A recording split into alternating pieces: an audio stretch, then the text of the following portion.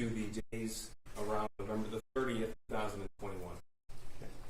When you retired, what was your rank? Detective Sergeant. And what unit were you assigned to? The Fugitive Apprehension Team. If you could, sir, please tell the jury what is the Fugitive Apprehension Team?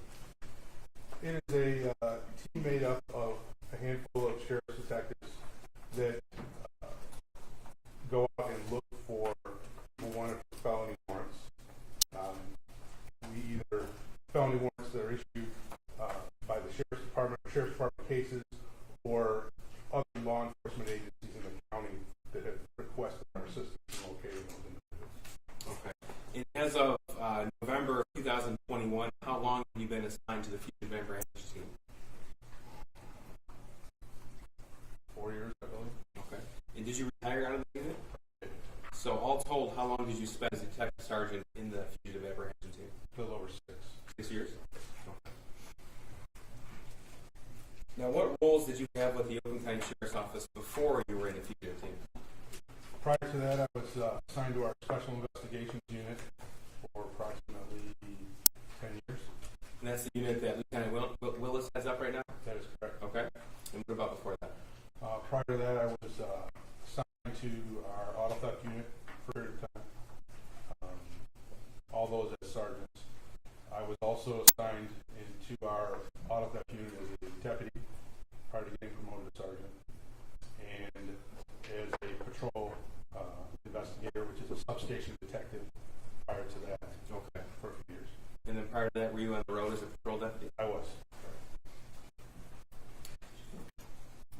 In your 6 years working with the Fugitive Apprehension Team, could you put a number on how many fugitives you saw? Hundreds. Okay. 700. That's probably a conservative number? Yes. Now, are you trained to locate someone who does not want to be found? Yes.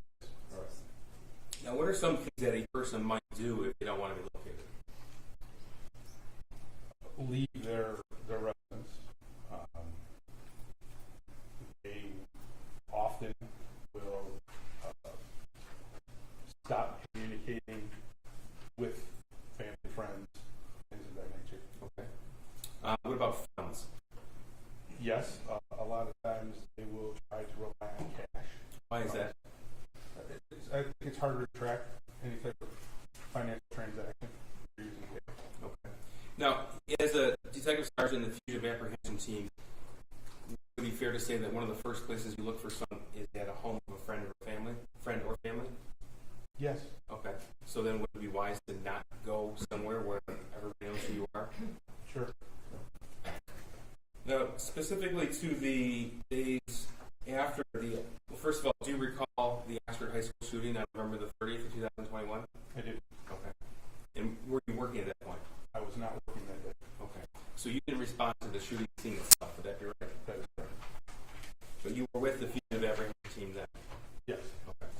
Now, in the day or days after the shooting, were you asked to locate James and Jennifer Crumbley? Yes. And do you recall who tasked you with that assignment? I believe Lieutenant Willis. Okay. Tim Willis right here at the table? Yes. Okay. Do you recall when you were given that assignment? I believe, not 100% positive, I believe it was the second of the summer. Okay. So the shooting was Tuesday the 30th, Wednesday the 1st would be the following day, then Thursday the 2nd. You think around that day? I believe it was that day. Okay. Now, what information did you have at your disposal when you were tasked with this assignment? We had their basic information and their address, things of vehicles that they drove, things of that. Okay. So, were you aware that their personal cell phones have been seized? I believe we were, yes. Okay. Were you aware that they had obtained track phones? I don't recall if I was aware of that initially. I believe we were, yes. Okay, that's fair. So, what's the first thing you do when what is the first thing you did when you were tasked with this assignment? Assign the different members of my team to go out and check addresses, start looking for vehicles, start checking local hotels, things of that nature. Okay, so when you say check addresses, what sort of addresses? Family addresses, friends, Okay. the home address. Now, did you or a member of your team, were you able to uncover information that they stayed at a hotel November the 3rd, 2021?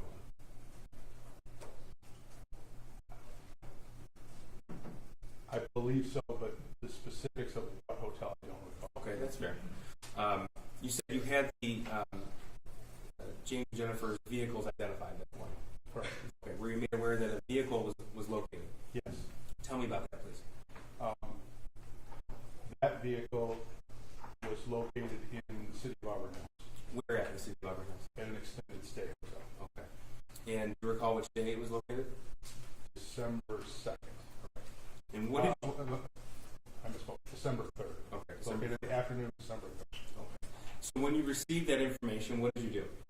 I had everybody respond to that area to set up surveillance on that vehicle, check the hotel to see if they were still registered guests there. Okay. And did you come to find out that they had been registered guests, but they left that morning? Yes. I'm not sure the exact date they left, but it very well could have been. Okay. It's fair to say that they left and they left that vehicle there. Is that correct? Okay. So did you have a team member sitting on that vehicle conducting surveillance? Yes. All right. Did they ever return to retrieve that vehicle? No. And do you recall the type of vehicle that was? I do not. If I said Kia, does that sound right to you? That does sound right. Okay. At that point in time, well, by that point in time, were you aware that they had obtained the track phones? Yes. Okay. Did you learn at that point in time that they had obtained another set of phones as well? I don't believe I knew that. Okay. So that would be new information to you? Yes. Now, at the time the Kia was found, you said it was the afternoon of December the 3rd. That would have been a Friday. You had detectives conducting surveillance? Correct. Okay. And tell us what happened next, please. Well, that was, we sat and watched the vehicle all afternoon and all evening. Of Friday the 3rd? Friday the 3rd. Okay. And it was later in the evening of Friday the 3rd that I was made aware that their other vehicle had been located. And where was that located? In the city of Detroit. Okay. Now, prior to discovering that their other vehicle was located in the city of Detroit, were you aware that James and Jennifer Crumbley had been formally charged at noon on Friday the 3rd? I was. Okay. And what did you do with that information? At that point, myself and one of the other detectives went to what we learned as their attorney's office and attempted to locate the vehicle that we had not found yet. And I spoke to their attorney. Okay. And why did you do that? Well, I wanted to make sure that she was aware that a warrant had been issued and introduce myself as the person that was looking for them and try to broker a safe, event-free surrender. Okay. And were you able to do that? I was not.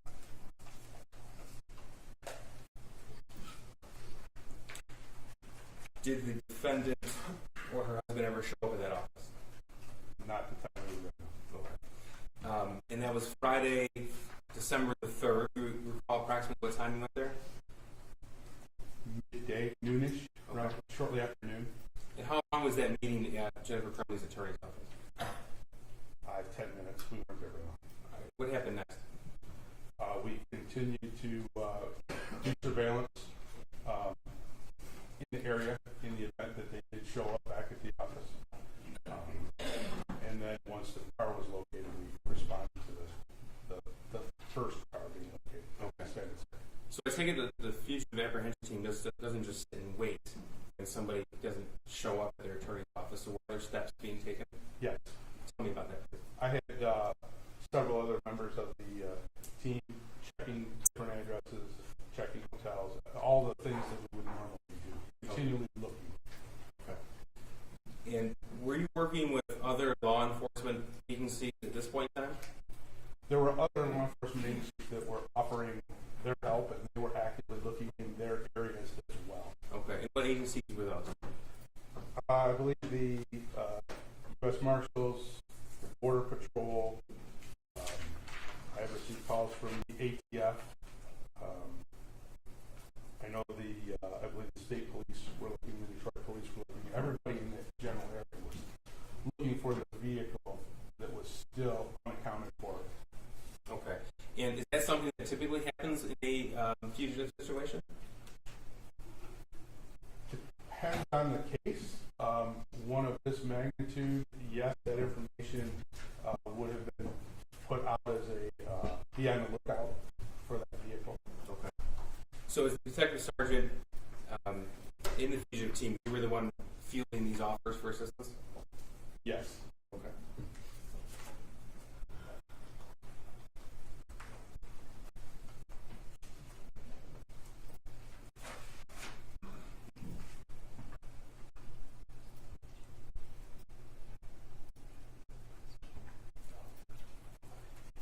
So, sir, at this point in time, you have been tasked with this assignment by Lieutenant Willis. Is that correct? Correct. So, who do you apprise of progress in a fugitive situation? In this particular case, I was apprising Lieutenant Willis and also Under Sheriff McCabe, Okay. who was calling me for regular updates. And that's wholly a law enforcement function. Would that be correct? Yes. Okay. As in the sheriff's office, or if the Border Patrol or FBI or ATF were working with you? Yes. Now, after you had the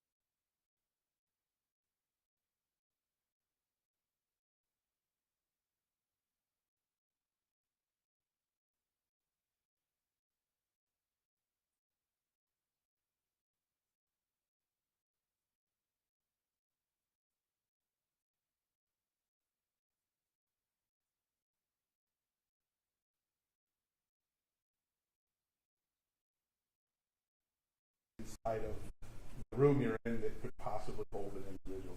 Okay. Is this a quiet endeavor or is noise made? It can be quite noisy. Okay. And it's quite noisy the night of December the 3rd, 2021? Yes, it was very good. So you had, I think you said 7 detectives at your disposal in your particular team? Yes. Okay. And there were other teams conducting searches at the same time? Yes. So each team was searching different areas of the building, would that be right? Yes, we searched. Each team kind of was responsible for a certain floor of the building. Okay. And were there police vehicles on the perimeter of this building? Yes. Can you give us an idea of how many police vehicles you saw? Dozens.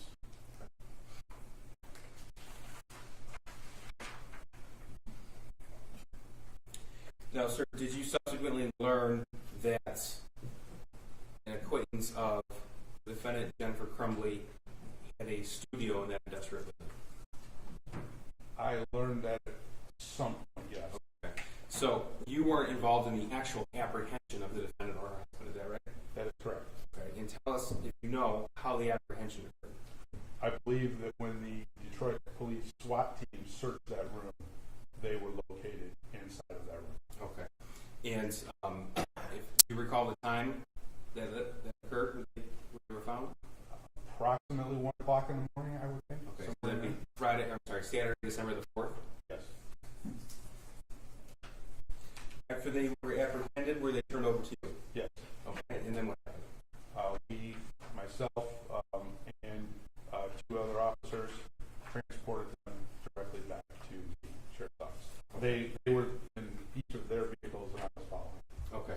And just so the record is clear, you see Jennifer Crumbley in court today. I do. Can you please point to describe something she's wearing today? Great. With record reflecting the vacation defendant. Record reflects the credit application of the defendant. I have nothing further. Thank you. Good morning, afternoon, good morning. You have obviously a lot of experience with law enforcement, correct? Yes.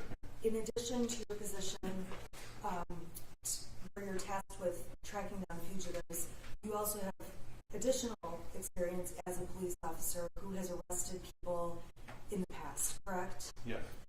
And there are different ways that a person accused of a crime can come into custody of the sheriff's department. Is that a fair statement? Yes. Okay, so if you see a crime take place, you can immediately go and arrest that person upon seeing a crime take place. Yes. You have the ability to go to the court, present facts, and ask the court to sign an arrest warrant. Is that correct? Yes. Now, if an arrest warrant is issued and outstanding, if a police officer were to pull someone over for a traffic stop that had a warrant, they could be taken into custody at that point. Yes. And that has happened before, where during a routine traffic stop, you see, oh my gosh, this person has a warrant. Yes. It's also possible when warrants are issued that there are arrangements, and you're not a part of this.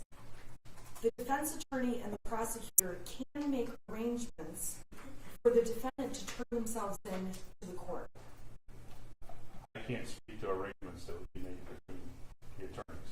It's possible, though, for arrangements to be made that you're not a part of making, correct? Yeah, I would have possibly, yes. There are people who, when they have an outstanding arrest warrant, show up to the court to get what's called arraigned on the warrant. Yes. Now, you testified, and I think at one point you said you were sort of watching the vehicle, the Kia, on December 2nd. Was that incorrect, or was it December 3rd? It was December 3rd. Okay, so on December 3rd, you began watching the Kia that was in the hotel parking lot at what time? Midday. I don't recall the exact time. So you began watching the vehicle, the Kia, midday, and you never saw either of the Crumbleys return to that Kia, correct? Correct. It was midday on the 3rd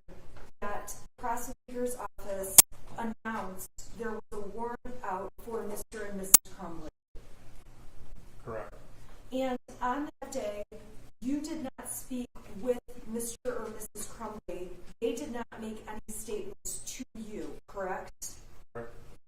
You testified that you stopped by an attorney's office. It's fair to say that was my office. That's correct. And we met very briefly, actually, in the hallway of my office. Correct. And during that meeting, I told you I'm trying to make arrangements for my client with the prosecutor. Judge, I have to object. Counsel can't be a lawyer and a witness. The court has talked about this as early as March of 2022. Right. I'll withdraw the question. If there were any arrangements being made between a lawyer and the prosecutor, you're not aware of those arrangements, correct? Correct. Do you pay attention if the lawyer files an appearance with the court, letting the court know Mrs. Crumbley has a lawyer? Not typically, no. So you would not be aware if Mrs. Crumbley had officially hired a lawyer and they filed an appearance saying, I'm representing Mrs. Crumbley. Normally, no. So that night, you testified that ultimately you ended up over in Detroit where the other vehicle of Mr. and Mrs. Crumbley was found. Correct. Now, when the other vehicle of Mr. and Mrs. Crumbley was found, you have no idea how that vehicle got to Detroit.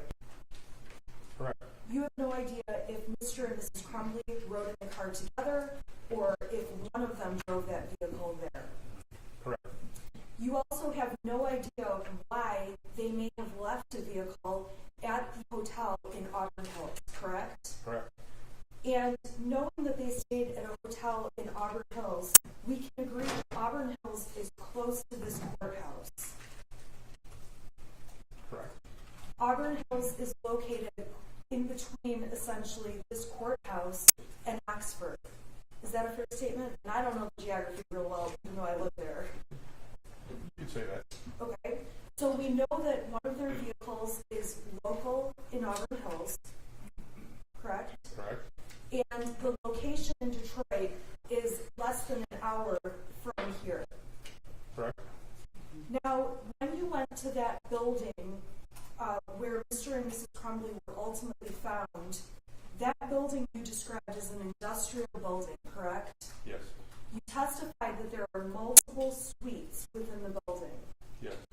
And it's fair to say there are several businesses that operate out of that building. Yes.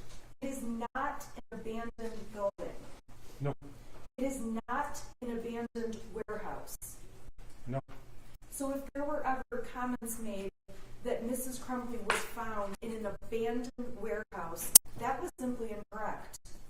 It was not an abandoned warehouse. Correct. Her testimony was that at approximately 1 o'clock a.m. on the 4th, so later that night, that was specifically when Mr. and Mrs. Crumbley were located in that building, correct? Correct. And to your knowledge, they were found in an art studio where a business had an operating art studio. I'm not sure what actually was in the studio. I never actually entered the studio. The portion of the building that Mr. and Mrs. Crumbley were in was not some abandoned, barred up area of the building that was vacant. Correct. So there was a business or something going on in that studio. I just want to make it clear that it wasn't something that was abandoned, where no one was going or using over time prior to that day. I don't know what took place in that studio. I never entered that studio, but I do not believe it was an abandoned studio. So they were ultimately apprehended around 1 o'clock in the morning. Correct. And do you have knowledge, and if you're not the right witness, please let me know, of what Mr. and Mrs. Crumbley were doing when they were apprehended at 1 o'clock in the morning? I have no idea. I was not in the room. Okay, thank you. Sure. Sir, the fugitive apprehension team, your function is to find the fugitive. Would that be right? That's correct. Okay. This is a law enforcement function. Yes. Okay. And you were given your directives by Lieutenant Tim Willis of the Special Investigations investigative unit. Yes, sir. He's the officer in charge of this investigation. Yes. Okay. Now, the rooms that you cleared, they weren't homes, apartments, or lofts, correct? No. No. Thank you. Nothing. You may sit down and work here. Can you have a quick bathroom? Sure. Okay. All right, for the jury.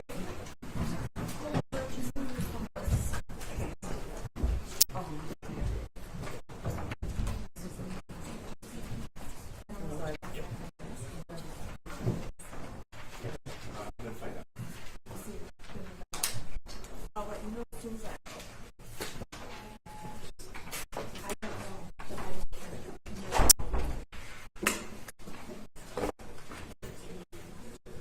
I don't know. Right, 10 minutes. Who's the next witness?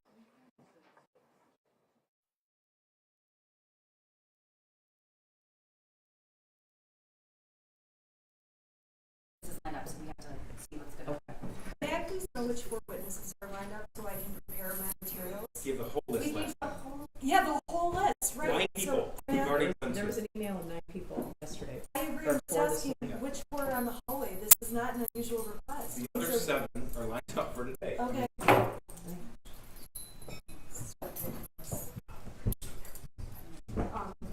I'm gonna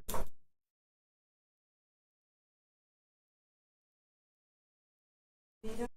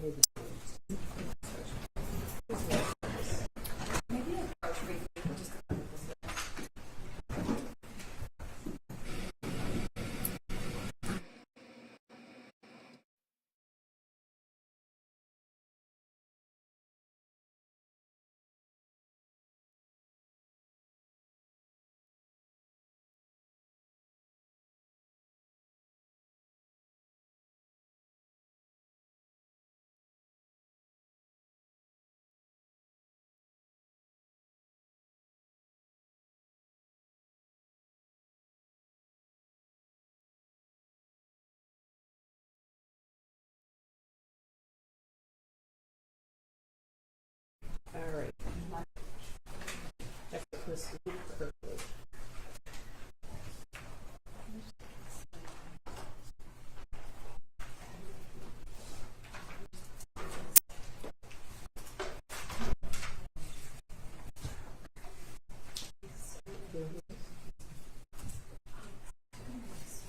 Oh, yeah.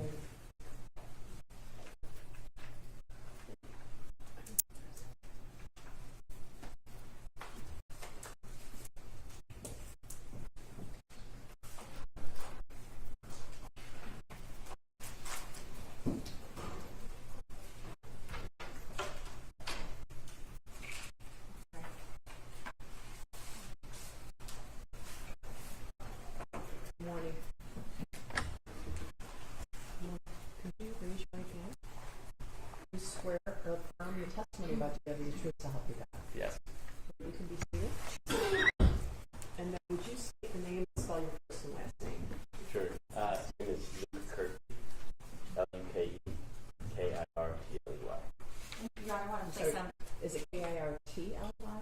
K-I-R-T-L-E-Y. Go ahead. I want to place on the record that Mr. Crumbley doesn't mean any disrespect. He has sensitivity to his eyes, so he's been given permission to have his, to wear his, hat. Yeah, that's fine. The jury doesn't think he's being disrespectful. Okay. May I call you Luke? Yes. Okay. Good morning. How are you? Good. How are you? Can you tell the jury what your occupation is, what you do for a living? Sure. I own a company called Coffee House in Detroit, and so we manufacture roast coffee and supply coffee to restaurants, hotels, and own a couple of cafes as well. All right. And when did you start that business? So I registered the business in about 2017, moved into Bellevue, I would say about 2 years after that. In our current spot, we were there since 2020. Okay. Just briefly, what do you need space for in your business? What are you doing in your actual brick and mortar? Sure. So as a parent, we have two spaces in the building. One space is the first floor, which is where we manufacture coffee. So we import it. We bring it in on trucks. We do all the roasting there, and packaging, everything like that. And our offices are down there as well. Then on the third floor, we just have storage. And the address of that building is what? 1111 Bellevue Street. All right. How long have you been a tenant there? So I've been in the current space since 2020. Maybe a year before that, I was in another space on the third floor. All right. Are there any conditions in your lease about what you can do with that building in terms of what you can use it for? Definitely. Yeah, I think there's general terms and conditions that you define within the lease. To my knowledge, what I've seen. Can you have a business that has people residing there overnight? No. At least in my specific lease, you're not allowed to sleep there at all. All right. Can you describe to the jury, aside from the address, about where that building is in Detroit? Sure. So it's generally when people ask me where my office is, I tell them it's right across from Belle Isle. I live in Detroit. We're about 2 blocks off of Jefferson, which is a pretty fairly main road. Jefferson and East Grand Boulevard. Specifically, this is Bellevue between Lafayette and St. Paul. Okay. And about how many other tenants, if you know approximately, are in that building? I would say in terms of leaseholders, maybe 10. Okay. Is there anything else significant about that building with regard to storage? Is there parking? So in general, where employees and tenants of the building are on the street, which is just free open parking, and then there's 2 parking lots. There's north or south, or east or west. But on one side of the building, there's a parking lot which is gated, like a little clicker to get in. Then on the other side, there's a strip of guest parking that they identify, and then the same thing, kind of like a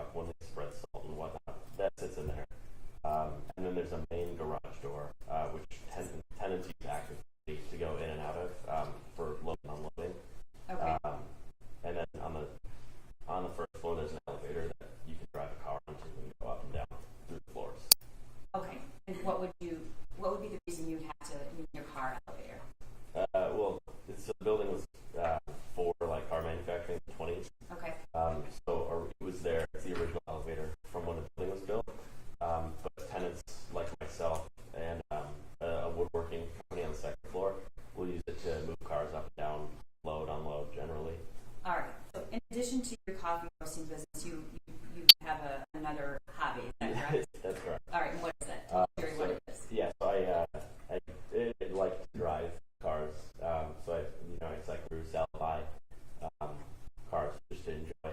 And so presumably we're getting at it on the third floor. I put cars up there now and then. We have one of the storage units as a garage door ourselves, so we can pull the car in there. So at any given time, how many cars do you have personally? 2 or 3. Okay. I want to take you back to November 30th of 2021. How many cars did you own at that time, if you can remember? I believe 2. It might have been 3, but as far as I know, it wasn't that many. All right. And did you have a reason? That was a Tuesday. Did you work that day during the day? Yes. And about what time did you leave? I'm not sure exactly. Being a business owner, I work really random hours, so sometimes late, sometimes early, but generally speaking, I get off around 6-ish. Okay. Talk to me about activity. Have you been there at night past 10 o'clock before? Yeah. What's the building occupied around that time? Do you have people that are still in the building working? Very rarely. So there's one tenant to my left, which is like a breed rare plants, to my knowledge. They are intermittently there late. It's a pattern, I would say, if anything, so they're just kind of there. And then there's a vinyl sign company as well. The owner's often there late, but not, I wouldn't say he makes like a particular habit of being there at a certain time. But generally speaking, when I go there, like cars around or anything, it's empty. Okay. Let's back up. The switching car things. Explain to Yeah, me, Jared, okay. what you. So I, at the time, I lived down the street, more or less than a mile away, and where I would park my car, I found it as a liability to park one of the cars there because it was like a nicer, lower mile car, because my other one had its mirror taken off on the street that I park on. So when I have when people refer to it as like a daily driver, that's what I let sit at the building while I, went and enjoyed my other car. Mm-hmm. And then I when mean, it was I time, personally relate to that, but I understand. when it was time to put it away, I went and got my worst car generally, and went to go park it on the street. And so I took the car. You have a beater? Yes, I a don't- beater. really Exactly follow right. it You here. should have seen the oil that came out of that thing. Anyways, so yeah, I had a beater, you could say. And then the other one was a little nicer, and I had plans to sell it, so I put it at the office to avoid something like that. Okay, so you decided to go take that car and basically switch cars. That's right. And you did that at what time, do you remember? Around 10 p.m., I would say. Okay. Did you live with anybody at the time? My girlfriend. Okay. So now fiance, is nice, but she's always like, "Oh, it's so late, just leave it, it's fine." But I'm just always like obsessed. So I'm like, "Oh yeah, no, I'm just gonna switch it really quick." Because you didn't want anything to happen to it. Correct. Okay. So when you went to the building around 10 o'clock that day, Mm-hmm. what, if anything, did you know about Jennifer Crumbley? So obviously, I was relatively in tune with what happened at the school. So I knew of that news, and I had heard through Facebook. I saw, I don't know what or who posted it. It was some type of like poster, that was like, "Hey, this is like car, this is like the situation, everything like that." What was on the poster? The car and the license plate, and presumably any photos or anything like that. Okay, so I need you to kind of be specific. When Yes. you say the car and photos, were there any people pictured in the photos? I believe so. And do you know who that was? Well, it was the two parents. Okay, the Crumbleys. Mhm. All right, and then there were pictures of cars. Yeah, there was a picture of, it was a stock photo of a Kia, and it was a newer Kia that I'd never seen before. So I kind of remember that, and then there was a license plate as well. Okay. What did the poster say along with? Were there any words? Yeah, I mean, I assumed it, years ago at the time, but I assumed it would have said wanted, and then additional information about the whereabouts, anything like that. But just really, to my knowledge, all I really remember are the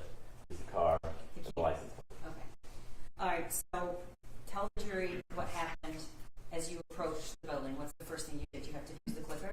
Yeah, so I used the clicker, and I don't know how far you want me to go, but I used the clicker, pulled my car into the parking lot where I normally park my car, and then at the time I noticed a car was parked in the back corner of the lot, like tucked away, but I didn't really pay any mind to it. We have cars, many tenants in the building with different cars, and employees leave cars every now and then, but I feel like I'm pretty in tune with who keeps their cars there and just generally observant.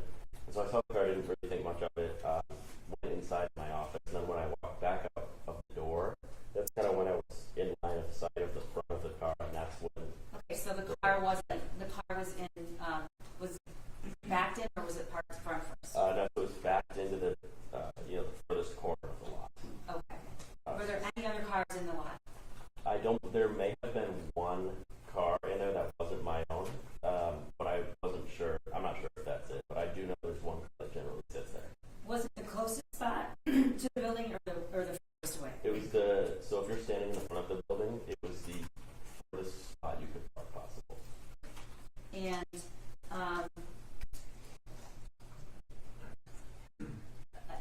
I'm sorry, I said November 30th. I apologize. It wasn't November 30th. I was asking, did you know what happened on November 30th? Yes. Okay. What was the day, though, that you went to the at 10 o'clock to switch the cars? I'm not sure off the top of my head. Whatever day. Was it a Friday? I'm not. Okay, if I told you it was December 3rd, do you have reason to believe that was incorrect? Not particularly. Okay. I remember it being very cold out. Okay. So. Okay. Thank you, Mr. Keith, for reminding me of that. So you came back out and you saw the car again? Yeah, so when I opened the door, the side door of the building and walked out, I was more in the line of sight with the front of the car since it was back into the spot. And what did you think, if anything? Really, I just thought it looked a little familiar, and it rung a bell. It was the car that I saw on the poster. How soon in time to the wanted poster, as you described it, did you see that car? It was the same day. Okay. All right, so what did you do now? So I saw the car, but obviously it was back in the day, which I thought was peculiar, just because it was a newer car and I hadn't seen it before. So I pulled up on my phone the poster I found it. And I think you're hearing people next door. Oh, okay. Sorry. Okay, so you pulled up the poster on your phone. so I found the poster, and I was doing this as I was walking to the car. And by the time I had the poster up, I turned my flashlight on and walked around the back of the car on the driver's side to the back, and then obviously put two and two together that was the plate that was on the poster. So the license plate, did the license plate match what was on the poster? Yes. Mm-hmm. Okay, and that's what happened. And then so I looked over and saw somebody sitting next to the car on a curb. So it's like a central curb. Saw sitting there On the driver's side? on the passenger side. Rear passenger side, there's like an elevated curb that you could sit on. It's probably 2 feet tall.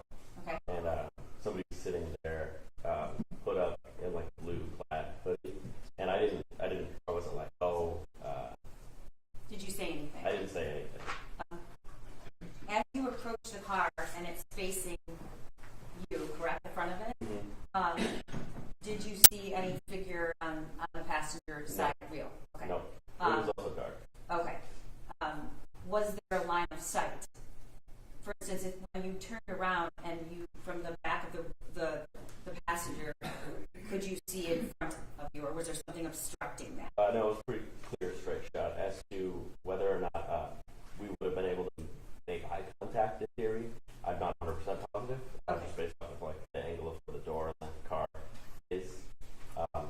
Would it be, if you were standing where that person was sitting, would you have been able to see somebody approaching the car? If I was standing, then yes. If I was sitting, I'm not 100% positive. Okay. So, did that figure in the hoodie move? No. Did that individual turn around and respond to your flashlight? No. Did that individual say anything? No. Did you notice anything else? Do you know what the individual was doing?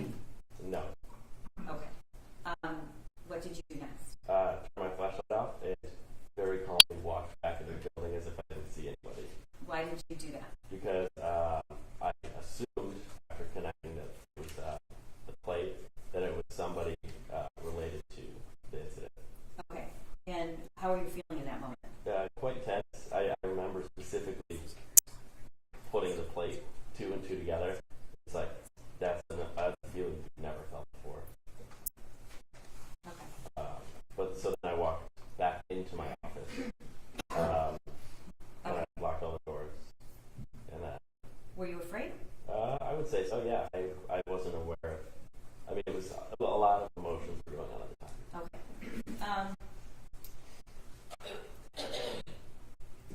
Is the building equipped with a CCTV?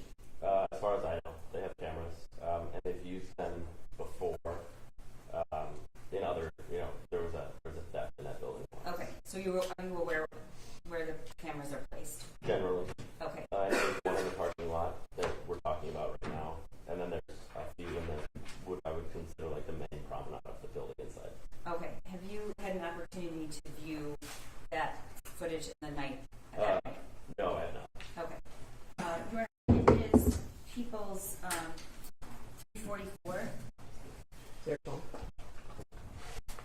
Oh, Your Honor, the defense stipulates to the admission of 344. Thank you. All right.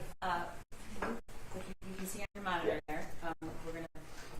What are we looking at? Okay, so this is a camera from the rear of the building. I actually didn't know that we had a camera here. Okay. There's another camera, which in this there's that trash like kind of receptacle back there in the top right corner. Okay. There's another camera there. All right. So, what's up in the right corner, top of the page? What is that? That's like a dumpster. Okay. So it's like a removable dumpster. And where, in relation to this photo, would the entrance or exit be? Right to the left of it. So if you are looking generally that is the gate that we're pulling to. Okay. So this is looking at the building.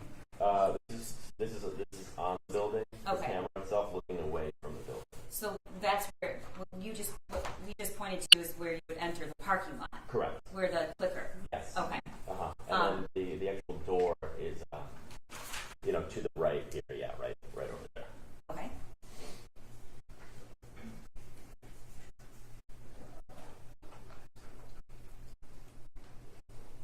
Okay. For the record, Your Honor, the timestamp is 22 minutes off. It seems to be a running theme with all surveillance. So that would be what time would one more year.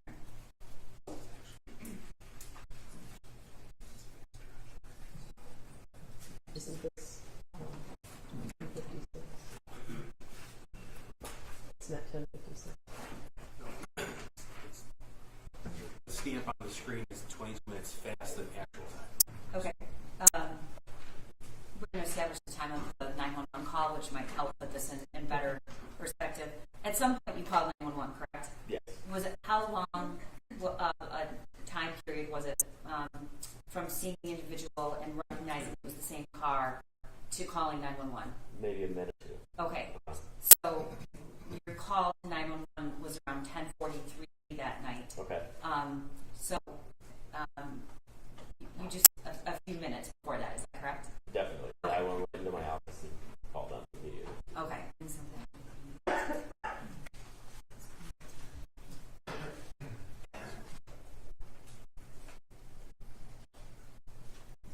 Okay. So I believe that's around 10:34 that this footage is from. But we can clear that up, and then we're going to play that.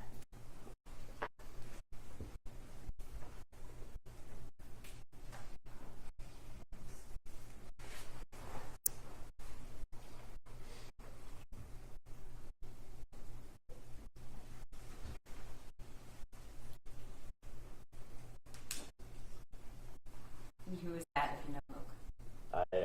One of them, presumably. I'm not 100% positive.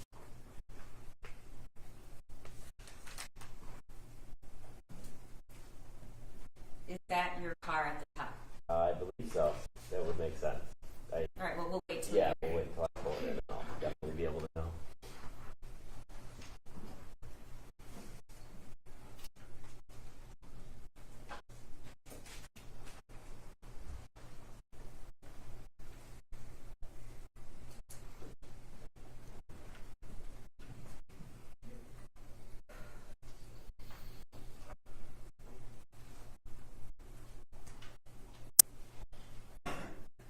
Yes, so that's the BMW that I have.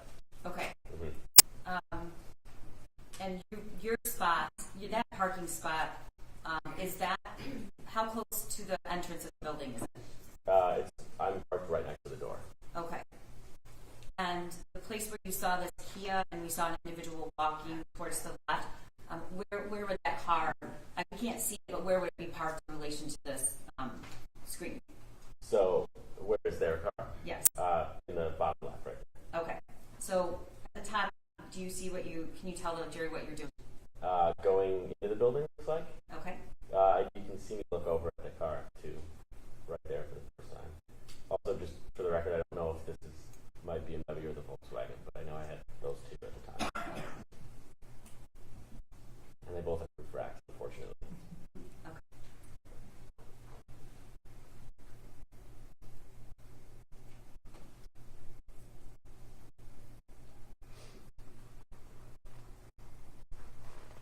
When you enter the building, then do you have to go into another door to get to your unit?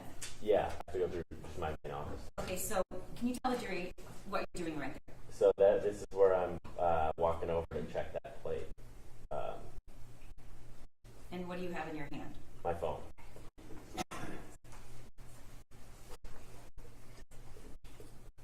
I've never seen this too.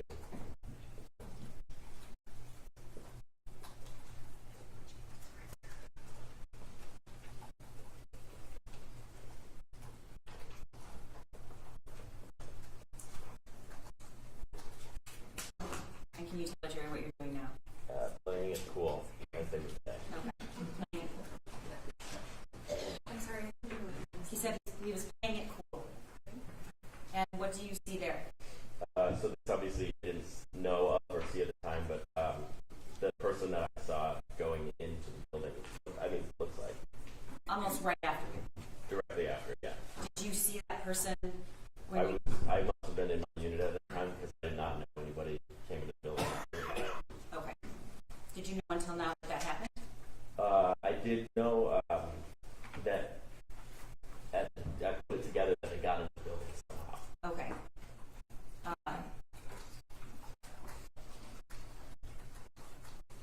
Okay, so there's a car at the top entering the parking lot.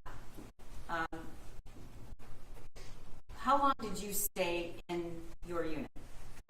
Until they arrived, and I came out of the front of the building. Okay. Which my door, the front door to my entrance is like right where they are, basically. Because this whole wall on the right side, all of those are, that's my whole unit. Okay. From basically, I would say the end of the other unit, the artist's unit, all the way down to the corner of the building. Okay, it might be a good time to talk about that. Do you know a person whose last name is Sephora? Yes. All right. How do you know him? I know he's kind of in the building. Have you ever spent time talking to him? Are you friends? No, I've we've waved to each other before, Okay. but more than that, nothing. I didn't know anything about him, and yeah, that was the extent of our relationship. Okay, and did you ever, around this time, was there anything significant about the hallway on the first floor? Is there anything left there?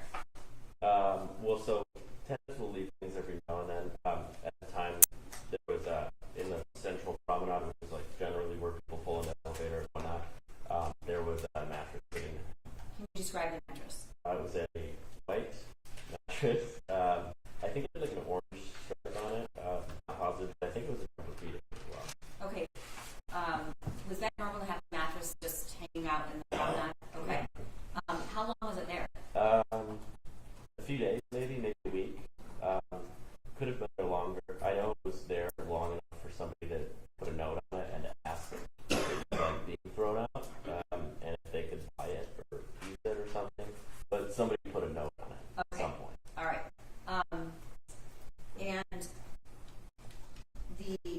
when you walked back into the building that night, at some point did you notice that that mattress was no longer in that promenade area? I probably didn't pay any particular mind to it, but it wasn't there.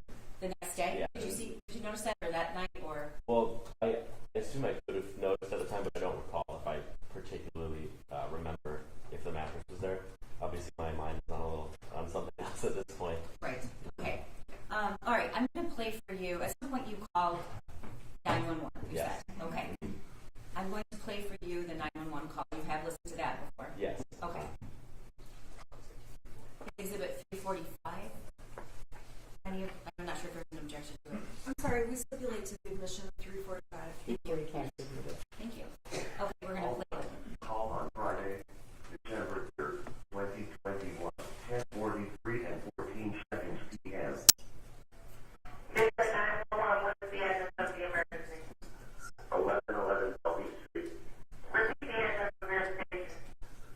1111 Bellevue Street. What's the front across street? Lafayette and Bellevue. Tell me exactly what happened. The people who, the parents of the shooter, that are running away from here. So I'm not sure what you're referring to. You have to be more specific. Tell me exactly what happened at the location we're going to have. Okay, so the Oakland shooter, the kid, has two parents that are on the run right now, and it says, Oakland County said, call if you see anything. And I just went to go park my car and switch it around at my office, and there was a key that looked like their car, and I walked around and checked their license plate, and it's their car, and the woman is here, that connects to the car, She the one is where? sitting next to her car in the parking lot. She's sitting next to her vehicle on the ground or in another vehicle? On the ground. On the ground. Okay, what kind of vehicle is this then? It's 2021 Kia, black Kia SUV in the parking lot. Was anyone inside of the vehicle? I don't know. You said you walked around the vehicle and looked inside. You didn't. I watched that to look at the license plate because I saw online that car was back. They had a plate number. What's that one? It's DQG 5203. Repeat that plate for me. DQG 5203. Okay. And the vehicle was parked beside in another result. Yes. Next to my car in the parking lot. I'm inside my office now. And the mother is sitting on the ground. What is she wearing? Yes. She's wearing a hoodie, but I don't know what kind. What color is the hoodie? I don't know. I think it was plaid, but I thought it was and I ran inside because I like my So you're not sure what color the hoodie was when you seen her sitting there? Yes. Okay. So what's your name? Luke. Okay, well, we're taking this in that area. Thank you. Okay, yeah, I can't believe it. They're here. Okay. That's it. Do you want me to stay on or am I? No, you're fine. Okay. All right. Yeah, they're here. It's crazy, but that's who the people are looking for. Okay, so they'll be there. Okay, thank you. Thanks. Bye. Okay, so that is the 911 call, Yeah. correct? Okay. And where were you when you made that call? So I was sitting in the corner of my office, which at the time was a great spot because it was kind of hidden away. It was You kind were of hiding? more or less. I really didn't know what was going to go on, so I sat in the back corner where we kind of like inventory all of our green coffee, the unroasted coffee, which shares a wall with the unit next door. So The art studio? yeah, Okay. at the time that was the most secure spot, but obviously it was next room over. All right. Are there windows on your unit that look out to the parking lot? Yeah, many. All right. Are there windows in the art studio that look out to the parking lot? Yes. Okay. How soon after you made that call did you hear sounds of law enforcement? Well, I saw the lights through the window, and that's when I came out. 5-ish minutes. All right. How many cars approached? It wasn't many. It was like one or two. All right. And what did you do? Met them out there and basically gave them the lowdown. Said the car in the corner is the one, and then I let them into the building, and they went because you can only access. I didn't have my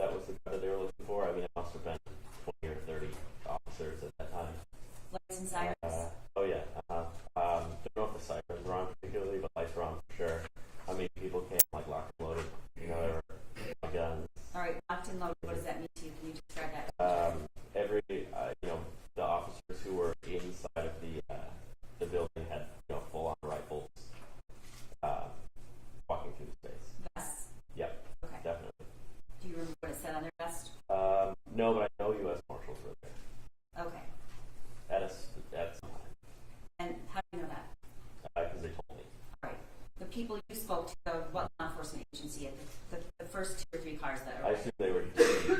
okay. At some point, did you go back into your unit? Yes, definitely. Yeah. That night, when was that?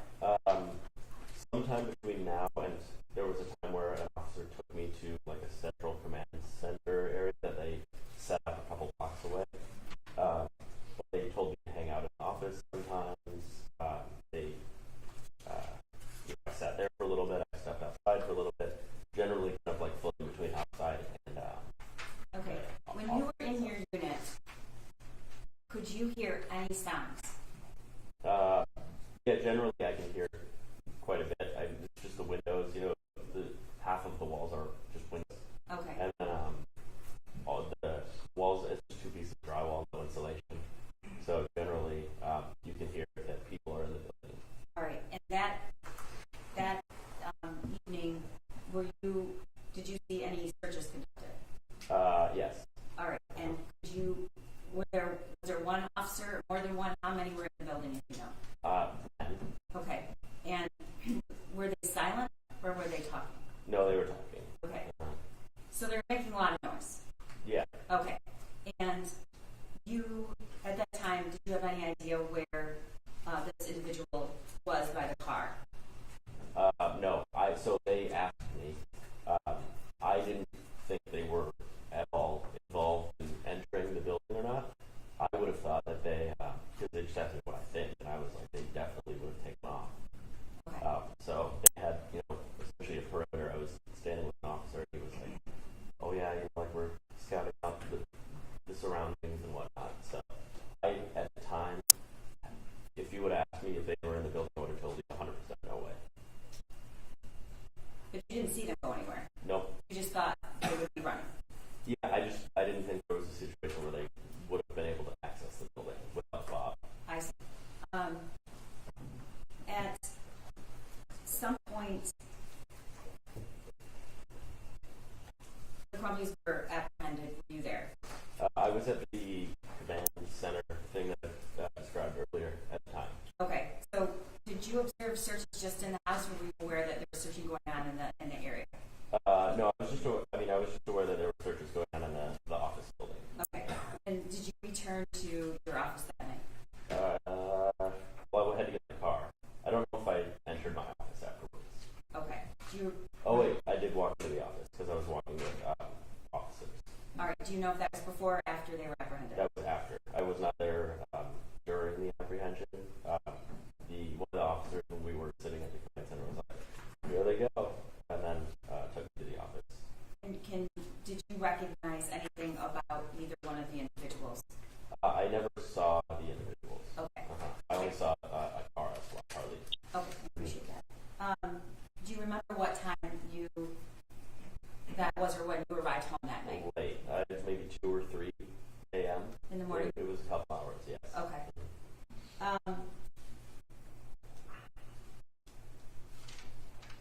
At some point, did that mattress reappear? Yes. So afterwards, I don't know if it was the same day or the following day, but the mattress was back into the hallway, and there was a bit of a tangle as to what happened with it after. Somebody had placed it in front of the artist's door at a time, and they got moved back to the center and kind of went back and forth because I don't know whose it was, but I assumed they didn't want it after what had happened. So I don't know where it is now. It was generally floating around the office building for a couple days afterwards. Okay. Thank you, Luke. Yep. Cross. Thank you. Good afternoon. Good afternoon. My name is Shannon. I'm going to ask you some questions. If I can use you in any way or ask a bad question, can you please let me know? Sure. Okay, thank you. I just want to go back. You're a tenant in the building. Your business is in that building. Is that correct? That's correct. And there are other businesses in that building. Yes. It is not in any way, shape, or form an abandoned building. That's correct. Now, you were testifying about how you have cars that you store in the building. Is that correct? Mm-hmm. Is that a yes? Yes. And I'm sorry, the judge is the court has to make a clear record of yes or no, so they can't record mm-hms. But I knew it. Okay.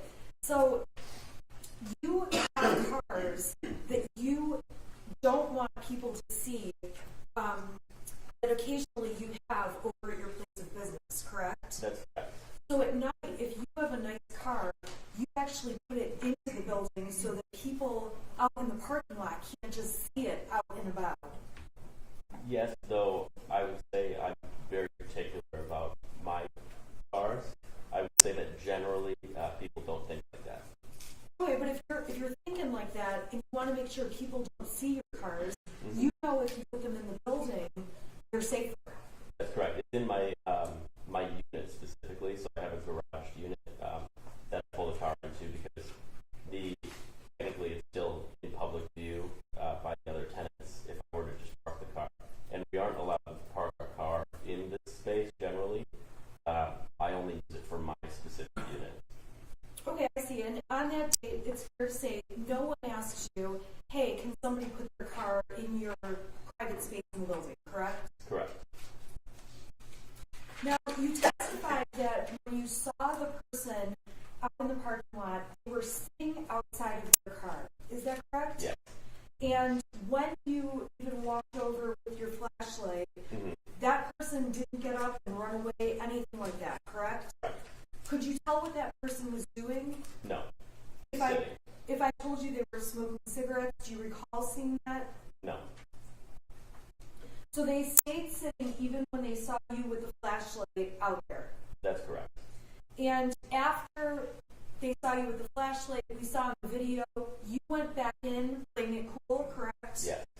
And that person appears to have walked back into the building as well. Yes. You weren't aware that they walked back in the building, but we can see now on the tape that that's what happened. Correct. And you testified that when you could see the person out by the car, they could also see you, correct? Not particularly. If they were sitting behind the car, like I mentioned, there's a chance they couldn't have met direct eye contact with me coming out of the building. So they may have seen you or may not have. Correct.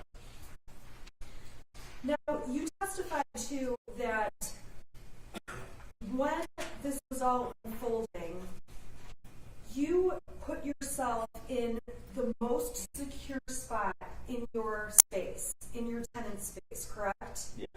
You went into your office and felt like you needed to hide out in the most safe place you could find. I wanted to be as far away from my doors as possible, given the instance somebody perhaps would enter or hear me or anything. And from what you knew about this case, there is this statewide manhunt for Mr. and Mrs. Crumbley. That's correct. And from what you knew, it appeared that law enforcement, the marshals, the border patrol, sheriff's department, law enforcement around the state are looking for the Crumbleys, correct? I would say my extent of who was looking for them was only to the actual poster that I saw. Okay. I wasn't particularly familiar with the gravity of the situation. You were familiar that it was important, though, because when you saw them, you obviously knew, I need to call 911 and That's make correct. sure to report this. Yes. And if anything, you were shocked that you ended up seeing their vehicle at your place of business. Yes.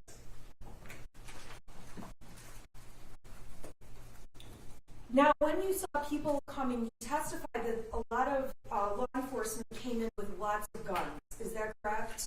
After identifying the car, After identifying the car, firstly, just an officer or two showed up. okay, so an officer or two showed up. Did they have guns? No. Okay, when were there lots of I guns? assume they did have a handgun, Yeah. as officers do. Though I wouldn't see the arrival of people with any rifles or anything like that until after that was confirmed. Okay, so after law enforcement got there is when you see law enforcement coming in with rifles, guns, vests, things like that. Yes. Now, the cameras you testified about on the outside of the building, there was one camera that you said, oh, I didn't even know we had a camera there. Do you recall testifying to that? Yes. There are many other cameras on the outside of the building that are visible to anyone in the parking lot, correct? Yes. I would say they're not, out there like you would be like, oh, look at those cameras. But there are cameras there. If you look around, you'll find them. So if you're in the parking lot and you look at the building, you can see that there's different cameras on the building. Yes. And there's a number of cameras on the building. There are, so including this one, there are two on that side of the parking lot, two small white cameras, and then perhaps one on the front. I don't know if there are any other outside of the building. To my knowledge, that's the extent of the cameras that I know. You testified testified that there was no way you could imagine you were pretty much 100% sure to yourself that Mr. and Mrs. Crumbley, while they may have been there, were not in the building, correct? That's correct. And you testified you would have thought they would have taken off and run, correct? Correct. If they were smarter criminals, they would have taken off and run. Your Honor, I'm not sure she wants to answer that, but it's not an appropriate question. He doesn't know how smart of this Excuse me, is. I'm going to just withdraw the question. Okay, well, that would cause him to speculate. So obviously you reported all of that. That's the extent of your involvement in the case, the 911 tape, correct? Yes. And then you worked with the prosecutor to prepare for your testimony today. More or less. I have no other further questions. Thank you. Briefly, we met one time at the office, is that correct? Yes, that's okay. correct. And I asked you what happened? Yes. Okay. Were you, when you were hiding in your office in that corner, Mm-hmm. were you hiding from law enforcement? No. Who were you hiding from? So I sat in that corner specifically because I thought it was the most far away from the windows.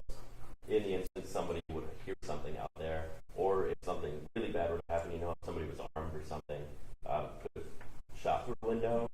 But when you saw law enforcement, I was already outside right when law enforcement arrived. right? So you weren't afraid of the law enforcement. No. Okay. Thank you. Can you please excuse your Honor? Yes, you can step down. Thank you. Please, Mr. Nicholas. We have Corporal David Shaw in the hallway. Corporal David Shaw.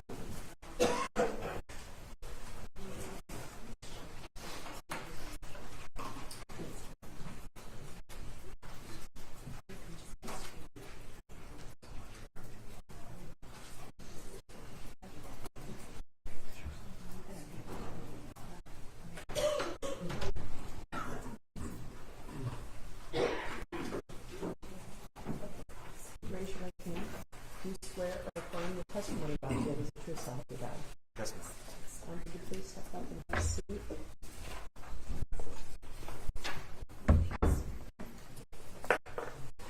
And then would you state your name for the record and spell your first and last name? My name is David Shaw, S-H-A-W. First name is David, D-A-V-I-D. Go ahead, prosecutor. Sir, I'm going to ask you to speak really as loud as you can, okay? Okay. How are you employed? I'm employed with the Detroit Police Department. Okay. And what do you do there? I'm assigned to the Special Response Team, which is the city's SWAT team. The SWAT team? Okay. How long have you been a police officer? For 13 years, And what's your rank right now? corporal. Corporal. Okay, so I'm not familiar with Detroit Police and their ranking structure. Tell me what that means. Corporal is essentially would be a field training officer or a trainer of other police officers. That's essentially it. Okay. And how long have you been assigned to the City of Detroit Special Response Team? For approximately 10 years. 10 years? Yes, sir. Okay. And where did you work prior to that? I worked on the Eastern District, which is like a Gunston and Gratiot. Okay, so would that be patrol officer? Correct. Okay. So tell us, very please, what are some of the responsibilities of a member of the Detroit Police Special Response Team? The Special Response Team serves hybrid search warrants, usually for homicide suspects or dangerous people, and then we also do barricaded gunmen, so get domestic violence and someone barricaded in the house. They don't want to come up with police officers, they'll call us and we respond to that. Okay. So you've had specific training when it comes to executing search warrants and arrest warrants? Correct. Okay. So how many, we would call this a raid. Would that be right? Fair? That's fair. Okay. I don't know words in your mouth, but I just want to make sure we're talking about the same thing. Yep. Okay. So how many times have you executed either a search warrant or an arrest warrant? I don't know the number off the top of my head. Give us the ballpark if you can. Probably hundreds. I know I have 173 barricaded gunmen incidents I've dealt with. 173 barricaded gunmen alone? Correct. Okay. So, and then on top of that, search warrants, I don't keep track of that off the top of my head, but I would say more than 200. Okay. So you've been doing this for a decade? Correct. And is this the routine practice of the Detroit Police Special Response Team? Okay. Now I want to direct your attention to Friday, December the 3rd, 2021, approximately 11:30 p.m. Okay. Do you recall that date and time? I do. Okay. And did you have occasion to be recalled to 1111 Bellevue in the city of Detroit? Yep. Got recalled for a search for a wanted fugitive. That was the recall we got. So that was the only information I got prior to getting there. Okay. Now, when I say recall, what does that mean? So our commander will call our lieutenant, who then text our sergeants, and we send out a text message to our whole team that says, come back to the base or respond to this particular address. In this case, it was respond to this area. And once I got there, it was giving more information at that time. Okay. So I take it 11:30 at night on that Friday night, you weren't in the office itself. Would that be correct? Yeah, that was Okay. So when you're recalled, you're always on call, but you're called to duty? Okay. So as a member of the special response team, is it fair to say that you're always on call? always on call. Always on call. Okay. So approximately what time did you arrive at that location? I'm usually pretty quick. That's roughly 20 minutes from my house, maybe 25 minutes before I got to that scene. Okay. So if you got the message about 11:30, would it be fair to say you arrived before midnight? Yeah. Okay. What type of building is at that location? There's a large, I want to call it maybe an industrial type building. If I showed you some pictures, would that help? So we have people's 348, 349, and 351 for this witness. 348, 351. 349 and 351. We have no objection to those. Right, 348. So 348, 349, And 351. 351, not 350. Correct. That's in this minute. Sir, on the screen in front of you, can you see the People's Admitted Exhibit 348? I do. Okay. And what am I looking at in this photograph here? Looks like an industrial building to me. Okay, so this is the address 1111 Bellevue in the city of Detroit? Is that yes? Oh, yes, sir. Sorry. And this is, I'm sorry, this is People's Admitted 349. This is the same building? Looks to be, yes, sir. Okay. And this is People's 351. Again, photograph of 1111 Bellevue. Okay. So when you arrived, sir, tell me what you saw, your initial observations. There's a ton of police cars initially. With this particular incident, there wasn't anywhere to set up on where a barricade gunman would be, so I kind of waited until we had more officers show up to the scene prior to making entry into the building. Okay. So let me stop you right there. You said a ton of officers are already in scene. Was that your team members or were other officers? There's other people. I couldn't tell you what agencies or what units were there, but it was more than just SRT. Okay, so it's more than Detroit Police Special Response. Was it also, more than just Detroit police officers as well? To be honest, I couldn't tell you. I didn't see any other city cars, but there was a lot of Detroit police cars, and as we started showing up, this was prior to making entry. Once we were in the building, multiple agencies, multiple tactical teams, or at least one of the tactical teams that we ended up running into while we were there. Okay. So, sir, tell me, you arrived a little before midnight, you said, and at that point, were your team members already there? No, I was the first one there. I talked with I believe it was the commander or the lieutenant that was on the scene already. He kind of gave me a rundown of what was going on. And we kind of formed a plan and waited for all the guys to get there before he made entry. Okay. So you were recalled from your home, you said? Okay. Were you wearing the uniform you're wearing today? No, sir. Tell me what you were wearing. It's essentially an unmarked uniform. It's a black tactical shirt, which allows me to apply patches to each shoulder, so I'm able to identify myself as a Detroit police officer. And I have a heavy vest on that says police across the chest. Heavy vest is what? It's a bulletproof ballistic vest with heavy plates on the inside for protection from firearms. Helmet, usually a mask at this time is pretty cold, so I usually do wear a face covering. Also have my badge on my rig that I use for my gun belt, and that's essentially everything's all black though, except for the police and white lettering across. Okay, and that's the standard uniform of the Detroit Police Special Response Team? Yes, sir. Okay. So once you that with the other team members, and a plan was organized. What happened next? We actually made entry into this building. There was a ton of officers there already. Give us an idea of how many. On the main floor, when we first went to the front door, there was roughly 20 people in there, just in the initial spot. Just in the main entryway? Yeah. Okay. And there were officers that were dressed kind of plain clothes. Some guys that maybe they're dressed like DFAT, which would be like jeans and a shirt, but a vest that identifies them as police. What's DFAT? The Detroit Fugitive Apprehension Team. Okay. And there was other officers there that looked to be like a tactical team. Okay. So you weren't the only special response team on the scene? I wouldn't say no. All right. And we've already heard testimony that this building had 3 floors to it. Is that accurate? Yep. Okay. So tell us, sir, what is the first thing that the Detroit Police Department Special Response Team did? So after making entry, we started searching the main floor kind of slowly. I know we did breach 1 or 2 doors on the initial entry. There's a room right to our right when we went into the door. We had to breach a double door, breach that one. Let me stop you right there. Breach, what does that mean? We used a ram, and a manual breach is you're breaking the door when you're defeating the locking mechanism. And that's what we did. So that was on the first floor of this building? Yes, sir. Okay, so who used the ram? Was it you or another member? It was another member. Okay.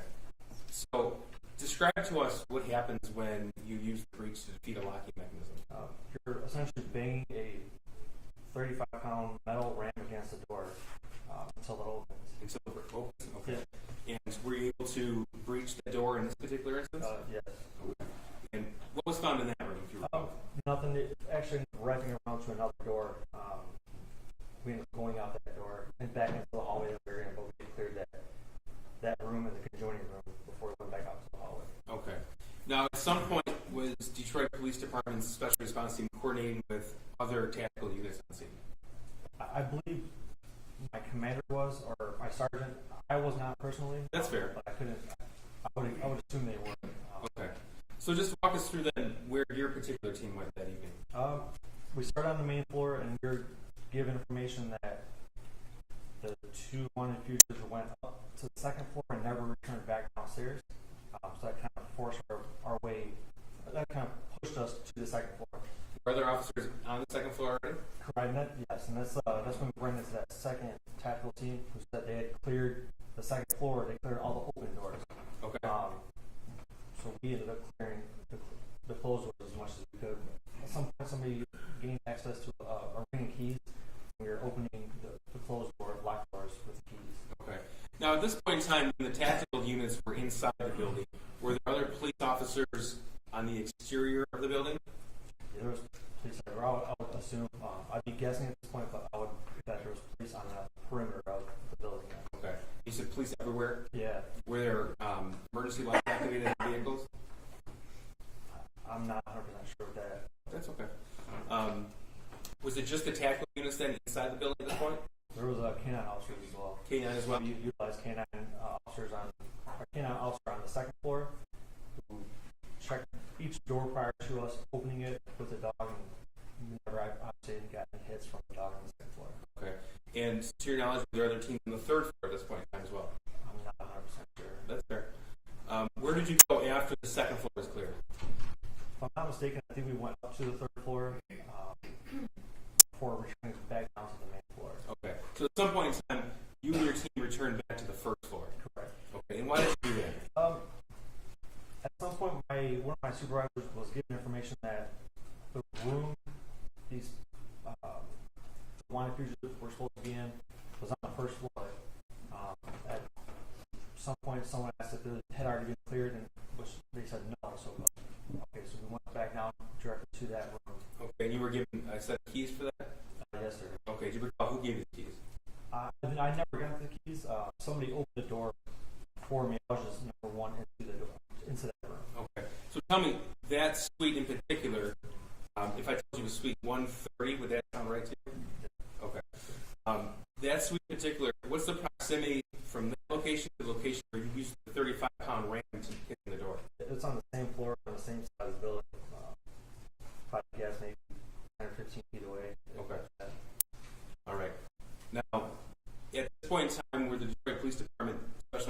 equipped with body worn cameras. Yes, sir. Okay. And to your knowledge, was it activated that night? Yes, sir. Now, how long would you say that your particular team was on this location from the time you arrived to the time that you entered Suite 130? I guess maybe an hour, hour and a half. Okay. 2 hours tops, but I'd be guessing at this point. That's okay. Just an estimate. That's what we're asking. And during that hour, hour and a half, up to 2 hours, were other tactical teams also clearing other rooms? Yes, sir.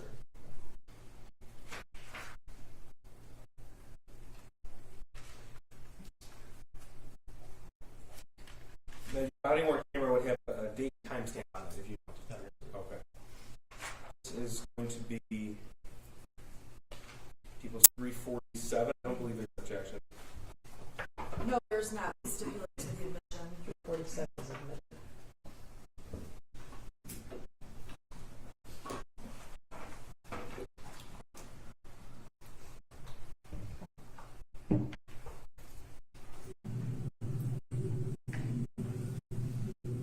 Let me just stop it for a second to confirm. This is December 4th, 2021 at 1:33 in the morning. Is that right? Yes, sir. Okay. And this is a camera from your body worn camera. Yes, sir. Okay, tell us quickly, where is that camera affixed on your uniform? I have a fix right on my chest, just underneath my magazine carriers. Okay. I have a lot of stuff here, but the space pretty much right underneath my right arm. We see a lot of stuff here. We're talking about the tactical vest you described? Yes, sir. Okay.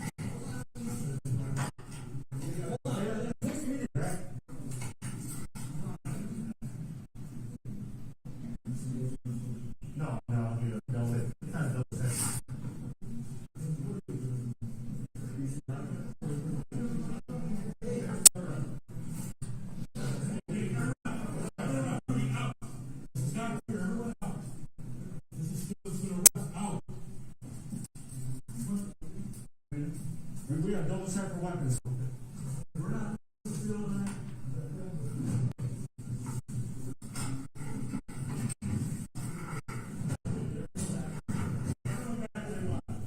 And sir, we overheard an officer say to double check for weapons. It's not the special response team's function to actually search for evidentiary items just for weapons.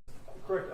At this point, it's more of a safety search. Before we let anybody into this room, we're going to make sure we know where weapons are and make sure they're secure before anybody else from the public or not from our team is in that room. Okay. And there were no weapons located in this search. I did not find any. Okay.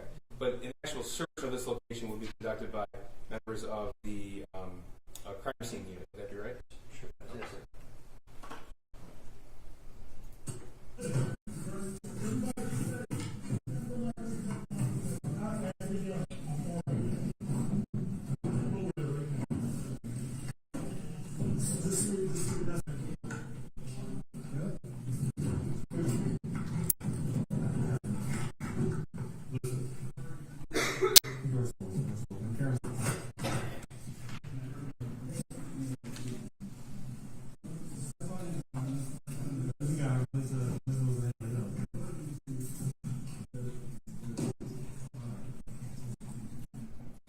Sir, I stopped at 1:37 and 1:37 a.m. 41 seconds. Where my cursor is, this is a window. Yes, sir. Okay, and those windows we saw on the photographs earlier admitted that face the parking lot. Yes, sir. Now, once did you even know the identities of the individuals, if you recall? I believe after, before we made entry, we were given information that we were looking for these particular people. Okay. So it's James and Jennifer Crumbley. Yes, sir. Okay, fair to say it was a Detroit Police Department law enforcement investigation. Okay, so you were given the information that the fugitives could have been there. Yes, sir. Once James and Jennifer Crumbley were taken from this location, were they turned over to members of Oakland County? Turned over to, I believe, our defect unit right at the door to this room. Okay. And that was that's when we as a team moved custody of those. All right, but that wouldn't have been your function would handle them after. Right now. Okay. Now, from the video, it depicts that they were found on a mattress on the floor of this suite. Is that correct? Yes, sir. Okay. You have testified that you used a ram to breach a door 10 or 15 feet away from the entry door to this suite? Yes, sir. Okay. And that was before that you made entry into this particular room? That was initially when we first made entry into this building, maybe an hour prior to that. Okay. And then this arrest occurred after teams, other tackle units, had already searched floors 2 and 3, as well as other rooms in floor 1? Yes, sir. Okay. And this is after all of those officers were on scene? Yes, sir. Now, in your experience in 10 years with special response, you said you've executed, if you could even ballpark, hundreds of arrest warrants. Was that right? Yes, sir. Okay. In your experience, have you caught anyone asleep before? Yes, sir. Okay. What was your impression if James and Jennifer Crumbley were asleep or not when you entered the room? Your Honor, I would object. This calls for speculation. The video speaks for itself, and really the appropriate person to ask is Mrs. Crumbley if she's asleep. Okay. I think the foundation's been laid that he's been on hundreds of these executions. He hasn't seen Mr. and Mrs. Crumbley sleep 100 times. Okay, well, I think you can describe exactly what you saw. I Certainly. mean, I close my eyes right now. I don't know if you'd know if I'm asleep or not. I mean, I probably am, but Go ahead, sir. but you don't know if someone's asleep just because their eyes are closed. I'm just asking this question. Are his eyes closed? Were their eyes closed? Were they moving or not moving? Like, you can ask those types of questions. Give us paint the picture for us what you perceived. As I made entry, I see two people laying on a mattress. If I'm not mistaken, they're facing each other, not moving, not making a sound. Okay. And that's after your entire team entered the suite. Okay. And after the door was breached 15 feet away. Yes, sir. Cross. Thank you.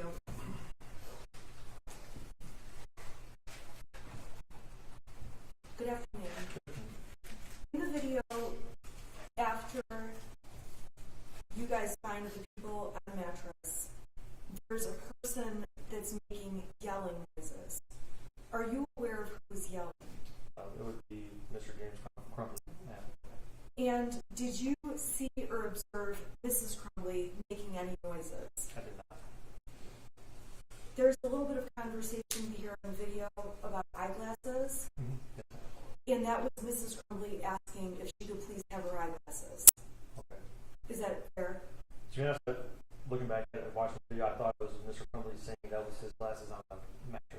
just watched the video, so I may be mistaken. Okay, I have no further questions. Thank you. You got, No, okay, you can step down when you're upstairs. The jury's lunches are here. So unless you have someone's super short.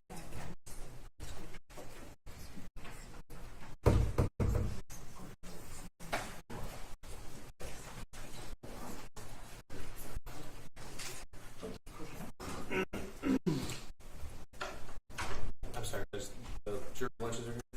Yeah, but if you have a super short witness, we take it now. If not, you can use witness. next No, week. but we could rest today, Judge. So Okay. we are going to meet with the remaining witnesses we have. We'll decide how many more we need to put on. So counsel has requested to know. I believe she should be prepared to begin her case today if she chooses to present one. Your Honor, I am going to present one, but I'm not prepared as I emailed Okay. court. Okay, you could be prepared to present your case, if any, tomorrow morning. If the prosecution rests, I want to reiterate that the defense doesn't have to do anything. Mrs. Smith and Mrs. Crumbley can sit here and play chess if they like, all right? They don't have to do anything, but if they choose to do so, you can do it tomorrow morning. Thank you. Pardon me, he left his phone. Oh, okay, all right. Okay, so, I'm gonna have you come back at 1:45. Okay, your lunch is up here. Please don't discuss the case with anyone, with each other. Don't Google anything. Don't go on the phone. Don't post anything. Don't read any news, and don't look at it in any TV about the case. Okay? All right, the jury.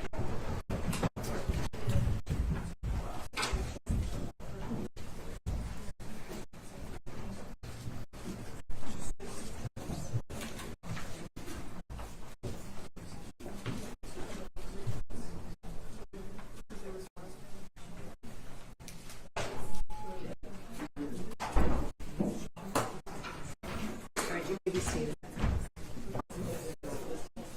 I have a question for you. Yes, Your Honor.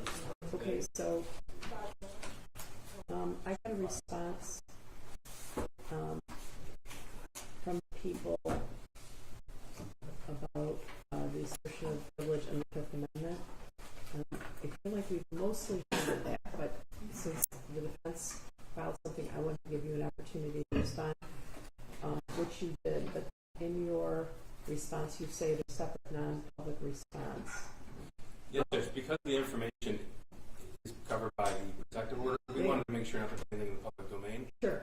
So if that has not been sent probably to the court, I'll confirm with her Oh, office. okay. That was my question. Of course, we don't want it to be made public, but your response references another response that we don't have yet. It might be there by now. Your Honor, I'll check. I have not, and it might be in my email right now. It What- probably is. Was that filed today? Just today. Within like an hour ago. Okay, so I need to review their response in whatever private document they submitted. I want to make sure the court received, there was a private document I submitted as I have. well as a public one. Okay, I have that. thank you. In fact, I would be happy to give you my copy. I've circled some things. If you would be so kind, I don't have a printer. Actually, we'll print you. Thank you. One. Thank you. Okay. Thank you. All right. So I'll see you here at 1:45. If in fact the prosecution rests today, then you would, if you plan to present evidence, it would be tomorrow morning. But based on your motion and the response, I don't know if I need to make any further rulings with regard to the privilege issue and the Fifth Amendment issue. So that's kind of what I was looking to see. Okay. I need to take a look at your response in order to evaluate that. I understand. I do too, but Okay. I may or may not. I have some ideas about what to do about that, but I wanted to see prosecutor's response first, and of course you can see that as Okay, well. that's understandable. Thank you. We'll put that for you. Thank you. I appreciate it. All right.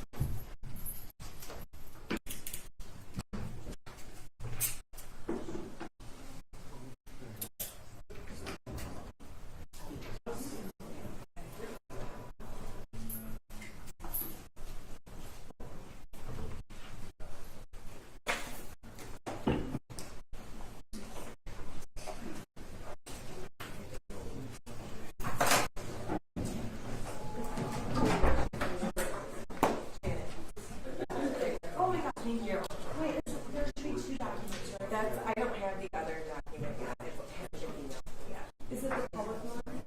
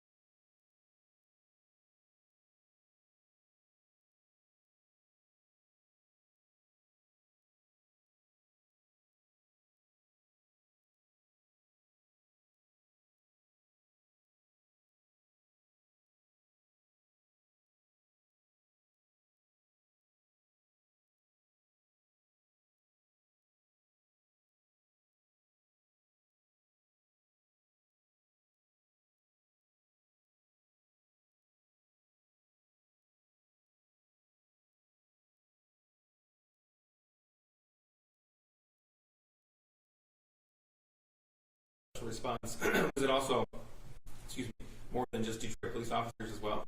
To be honest, I couldn't tell you. I didn't see any other city cars, but there was a lot of Detroit police cars, and it was, as we started showing up, this was prior to me getting entry. Once we were in the building, there's multiple agencies, multiple tactical teams, or at least one other tactical team that we ended up running into while we were there. Okay. So, sir, tell me, you arrived a little before midnight, you said, and at that point, were your team members already there?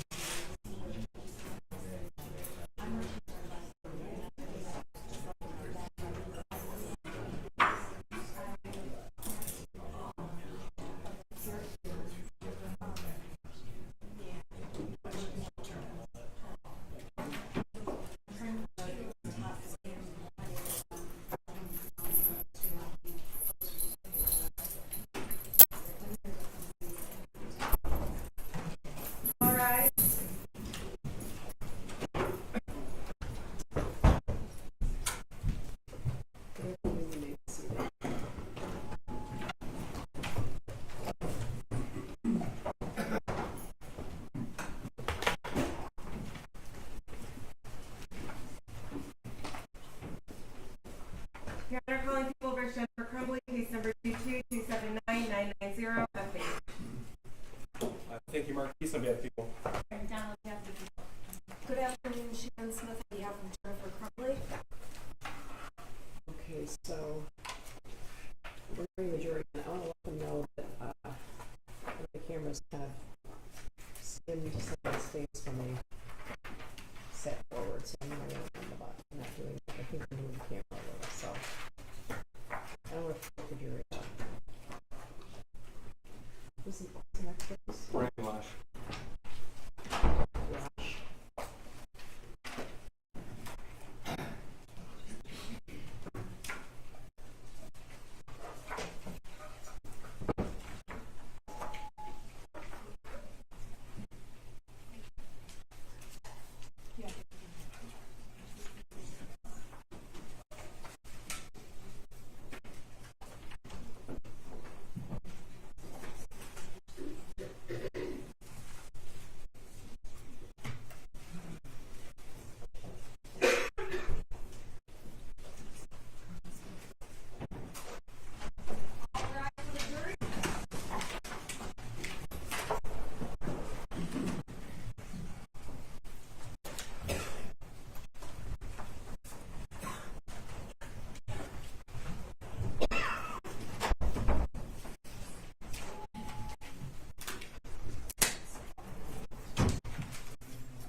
You may be seated.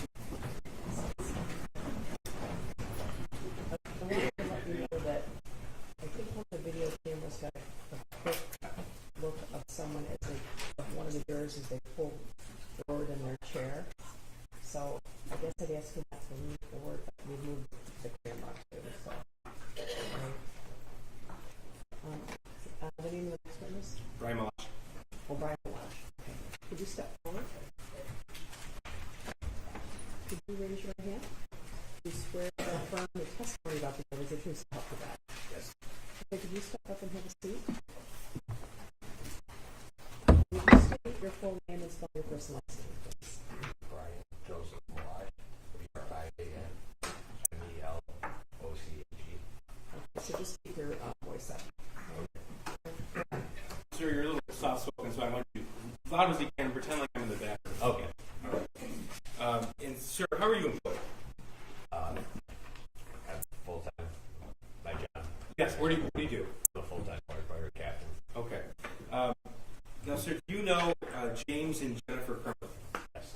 Not through your profession as a firefighter, but personally. Yes. Okay. Is Jennifer Crumbley in court today? Yes. Can you point her and describe something she's wearing today? Yes, great blazer. Okay. Would the record reflect identification of defendant? The record will slow you back. And again, please, nice and loud. I'm even having trouble here. Sorry. Okay. When did you first meet Jennifer Crumbley? High school. High school? Okay, Yes. so you went to high school together? Yes, sir. When did you first meet James Crumbley? And then moved back to Michigan. Okay. So in between the time you knew Jennifer Crumbley in high school from the time that they left the state and came back to Michigan, did you stay in touch with her? No, not until maybe Facebook years, a long time later.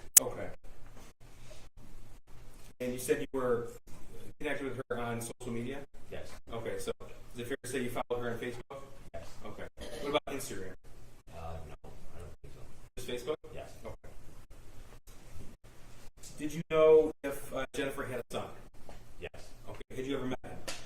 No. Did Jennifer ever talk to you about issues she was having with her son? No. Did she ever tell you about a friend of her son's? Yes. Okay. And tell me what she told you about that friend. That it was his friend, and then he went away. Okay. Went away or died? What did she tell you? Yeah, that's what he killed himself. Okay. That's what Jennifer told you? Yes. Did you come to learn later on that that wasn't true? Yes. Now, I want to direct your attention specifically to the days around November the 30th of 2021. That's the day of the Oxford High School shooting. Okay, do you recall that event? Yes. Okay. Is it fair to say that from the time period that Jennifer moved back to Michigan up until November the 30th, 2021, you two would communicate on a regular basis with each other? Yeah. Okay. In what method would you communicate? Would that be in person, text message, messaging app, or all three? All three. Okay. Did you save any of those messages between Jennifer, Crumbley, and yourself? No. The morning of November the 30th, 2021, do you recall receiving a message from Jennifer Crumbley? Yes. Tell me about that, please. It was, I don't know how it started in the beginning of the messages, but it ended up that she had to go to a meeting at the school.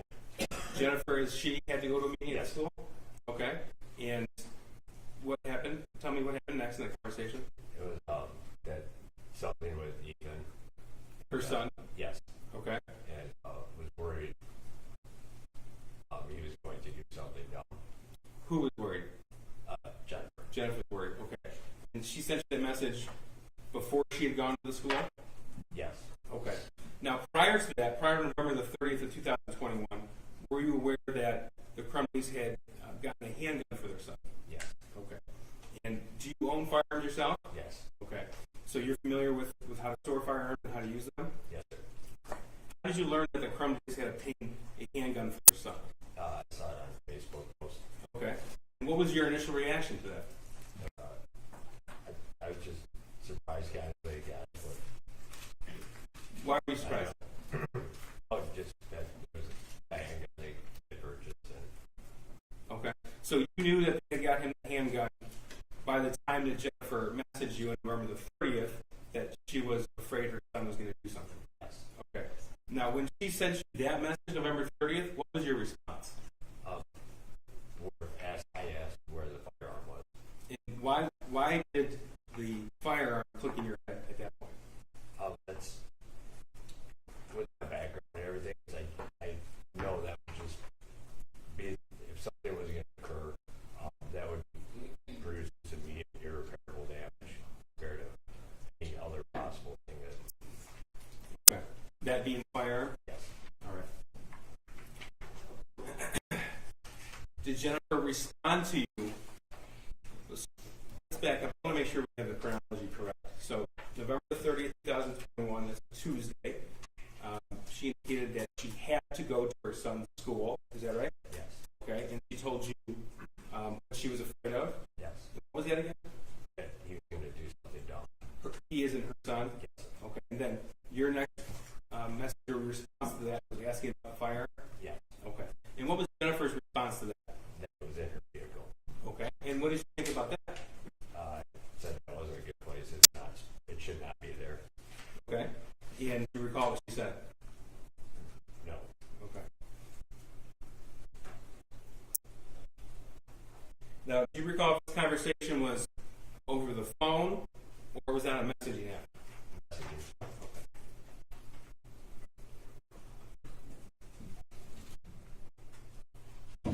Now, later that day, November the 30th, 2021, did you learn what had happened at the Oxford High School? Yes.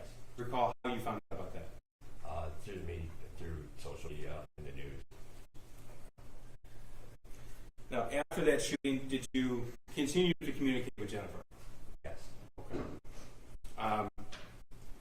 Now, we have already introduced evidence through an expert in computer forensics about how messages are saved and if one person deletes and one person doesn't. You told us that you had deleted those messages with Jennifer? Yes. The Facebook messages?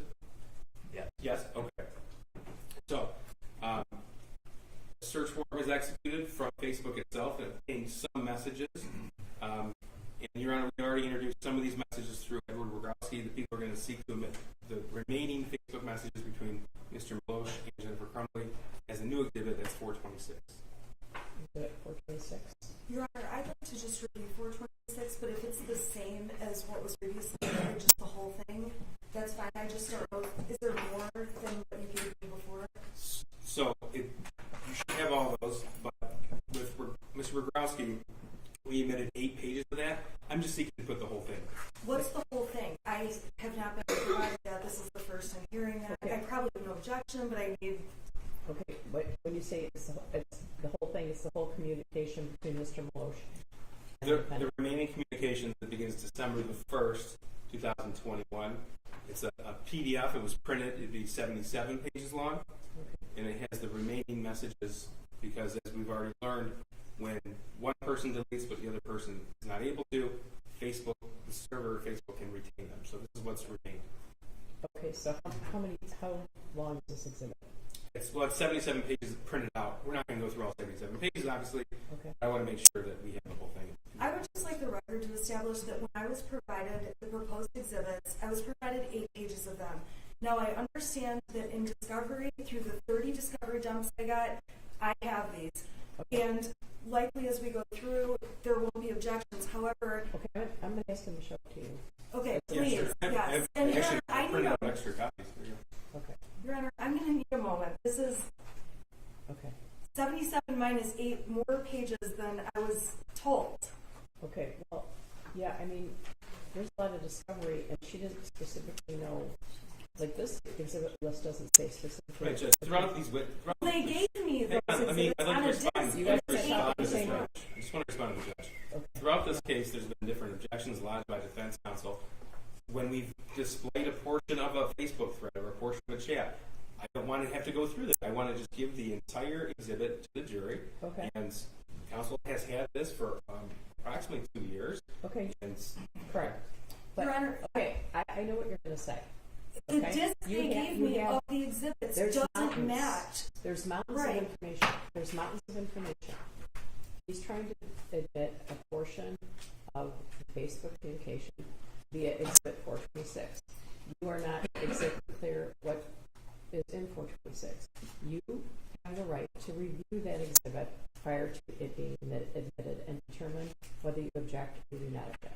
May I please have some time? I apologize. Yes. In Yes. all fairness, I understand there's mountains of discovery. I read it all, but I 2 know. years ago. Yes, I know. I was given actual copies of what the prosecution intended to use at trial, and it was 8 pages long. Today they're walking in with 77 pages. They actually gave me it on a hard drive. That's a different exhibit, right? Judge, these are Okay, conversations from but- her client. They're But clients. in addition, Okay, whoa, someone might have to type this someday. Okay, so there was another exhibit that was Facebook communication that might have been 8 pages long that was a different exhibit. Is that correct? Correct. Okay, what exhibit number is that? That is it's exhibit 151. 151. Okay. All right, And so Your this, Honor- this is, I'm going to let you look at it. I'm sorry, the point I'm making though is that they identified the 8 pages, they gave me those 8 pages, and as new exhibits have been added onto the exhibit list, they have been providing them to me in advance of a witness getting on the stand. This is last minute craziness, so I apologize. I have to take the jury's time now Okay, to that's review fine. something that they could have handed me. Judge, this is wholly inappropriate, especially in front of the jury. Okay, wait. I'd already explained why we're doing Wait. this. You said specifically in Exhibit 151, there's an order about exchanging exhibits. What your exhibits are different than what Discovery is. We've already identified that in compliance with the court scheduling order. We complied with discovery. This was turned over 2 years ago, and this is covered in the stipulation signed by counsel. I didn't say that you didn't comply with Discovery. If we put everything in Discovery into evidence, we'd be sitting here for another 5 weeks, right? Yes. But what is provided in Discovery is different than designating exhibits. You designated Exhibit 151 as Facebook messages from Jennifer Crumbley to Brian Malosh, and those are pages 51 to 58, correct? So that's been admitted as 151. Right. There's not a description of that exhibit, right? So in what way would she know exactly what that exhibit was comprised of? If she wants more time, I have no objection to reviewing this. Okay. Your Honor, the answer is they gave me a hard drive with each exhibit on it. Okay. I had a hard time opening some of those exhibits, but what's on the hard drive they gave me is the 8 pages in Exhibit 151. They did not include 77 pages. Okay. Did you designate which exhibit it was? Did you? Yes. 151 is a portion of the Facebook thread. I We did this with exhibits through Edward Borowski. That's why we made it 423. We went through the whole Okay, well, process. I have a list of exhibits, and it doesn't say that that limits. Again, I'm just trying to give full context, Judge. We've gone through this with multiple witnesses. Okay. This isn't a surprise. This evidence has been with defense. We have the witness who is the declarant, and then her client is the other. Your Honor, this is a surprise. Okay. And so to say this is not a surprise, it is a surprise. Okay, it's not- And this is a repeated Okay, done. pattern. Okay, I get it. You guys are repeating yourselves, all right? All of this information has been provided, but there's a lot of information. If someone wants to admit an exhibit, they have an exhibit, and the other side gets to review what the exhibit is and decide whether they object or not. Ms. Smith has objected to almost no exhibits here. They've all mostly been admitted, right? But the defense has a right to review what the prosecutor wants to present as an exhibit. It's not that they didn't have, everybody's had everything. There are boxes and boxes of things. But she has a right to review the exhibit. And rather have you sit here and have you go back and eat licorice and donuts and what else do we have back there? Cookies. I'm going to let you do that for 10 minutes while she reviews the exhibit. Okay? All right. All right, Secretary. Your Honor, I can just Hold on.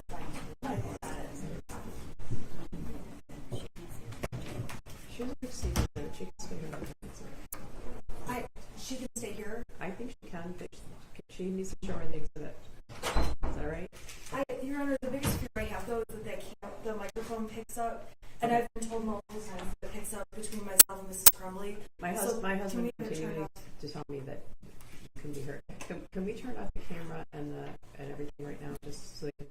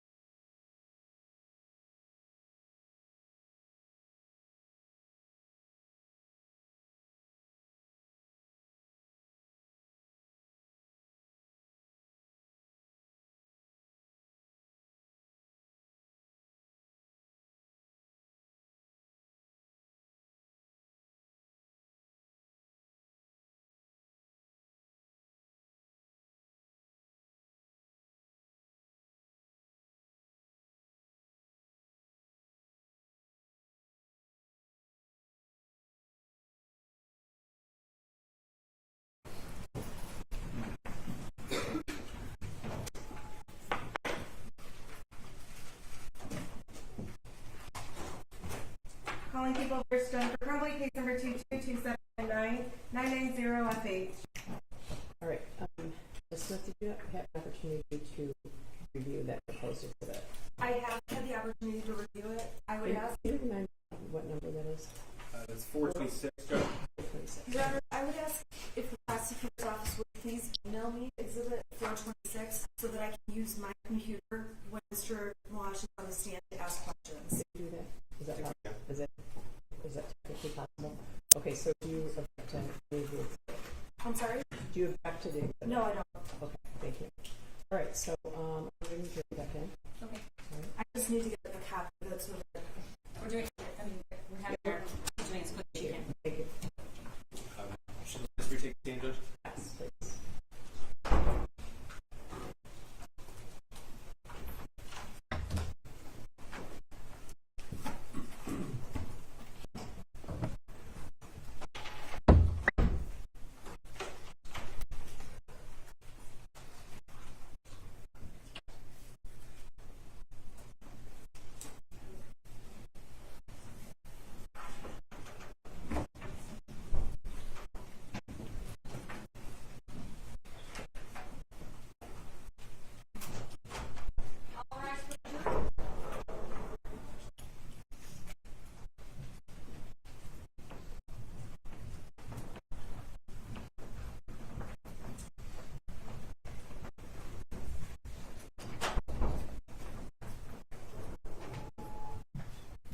I just wanted to make sure you got your 10,000 steps today.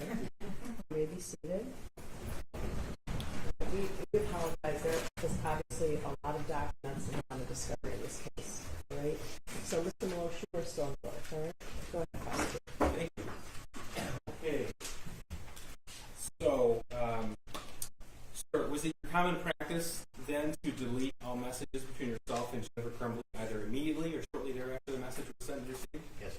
All right. So I'm going to show you what's been admitted as people's 426. You have a screen in front of you. Can you see that? Yes, sir. Okay. Now, this is information received from Facebook for a search warrant. It's printed out. It's 77 pages.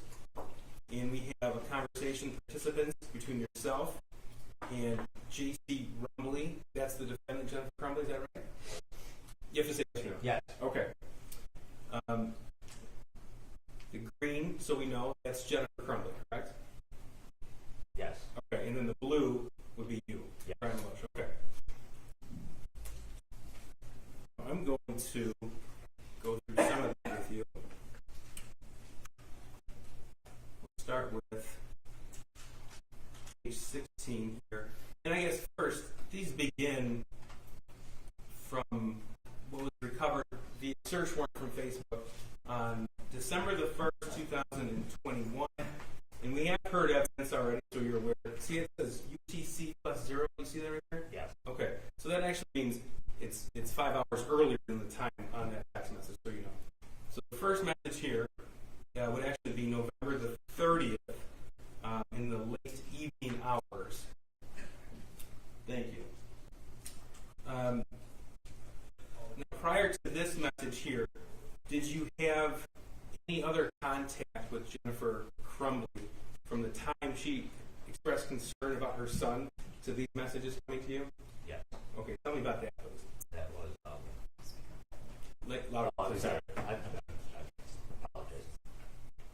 It was after the shooting occurred, and it was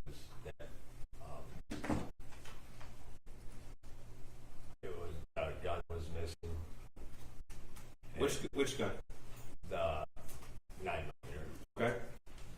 And I started calling 911. You told her to call 911? Yes. Okay, you told her before that you're a firefighter? Yes. So why was it important to you to tell her to call 911? Just to allow the first responders, the police, whatever, to identify that there's potential what's going on, if we're missing it, and something's going on. All right. Now, it's fair to say that the first message we have here that says 12/1/21 at 2:56 a.m. UTC 0, that's not the first message exchange between the two of you, correct? Correct. Okay. So just everything before that would have been deleted by both yourself and Jennifer Crumbley. Correct. All right.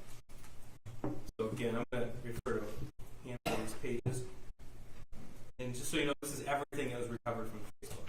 Okay, so this is page 16, exhibit 426. Your Honor, I apologize. Does the court have Wi-Fi? Because the file's so large, my hotspot's not going fast enough, and they just emailed it over to me, and I can't open it on my computer. Do you know if there's a password or if there's a... There's some at my department. Yeah, mine either. Mine either, thanks. I appreciate it, though, that the court is helping. Do I go to OCS? Judge, Ms. Nell sent it again with a reduced file size. Oh, okay. I'll try that. Thank you. I'm sorry, I just can't get it open. Yeah, okay. Okay, in the blue here, this is 12/1/21. This is shortly before midnight on November the 30th, 2021. And what did you write to her? I can't even keep up. None are threatening. Facebook pulls those down instantly. Okay, and that was in response to what? Sending screenshots showing what was going on and everybody that was commenting through their stuff or regarding them. Okay. That's page 16. Go to page 33. Jennifer Crumbley wrote what at just after midnight on December the 1st, 2021. I failed as a parent. I failed miserably. Your response was? You didn't do this. Okay. Now, is it fair to say at that point in time your information was received regarding the shooting from Jennifer Crumbley? At that point, Did you know all the facts? I'm sorry. Did you know all the facts? No. Okay. So throughout this text message or Facebook message conversation, there's messages from you expressing concern over Jennifer Crumbley, frustration by the fact that she's going to be charged, disbelief that she's going to be charged. Were those your opinions at that time? Yes. Okay. And I'm not asking you to agree or disagree. We just want the truth from you. So is that what you feel now? No. I've received more info. Okay. I'm going to move on now to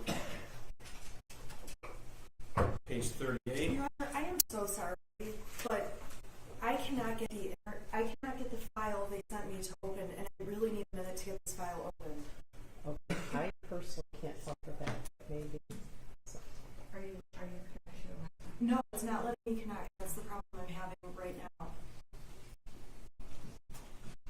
Okay, the join OC guest count. I just need to be able to have this open. It says I'm connected now. Let me try this again. The first file was too big.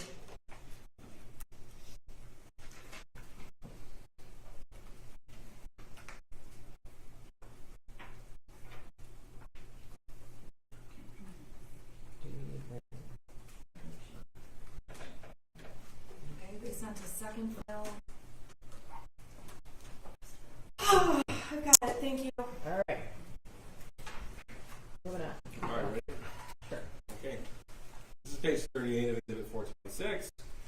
In the green, there are some screenshots sent, and then Jennifer wrote, seriously, question mark, exclamation mark, can't see my horses, question mark, exclamation mark, exclamation mark. And your response was what? No one knows how to handle any of this.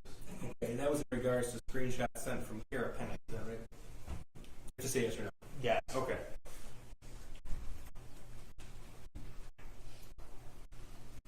Moving on to page 42.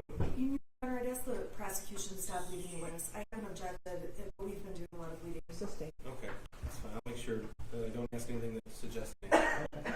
Okay, this is page 42.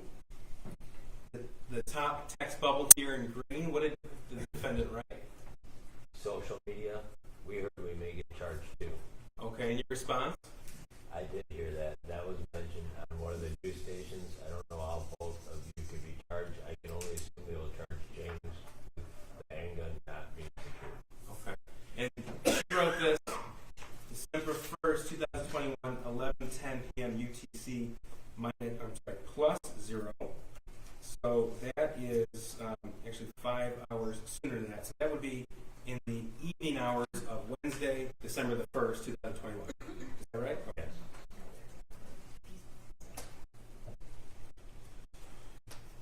All right. Also on page 42,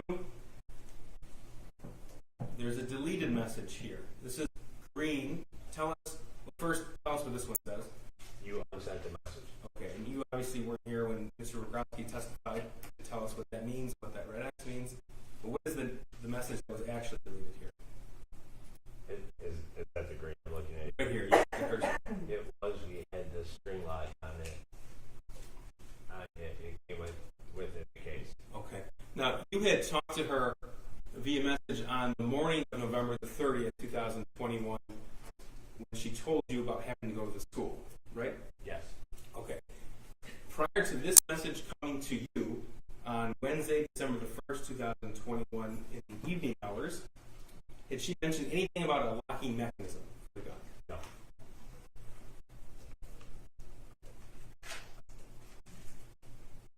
Moving on to page 43.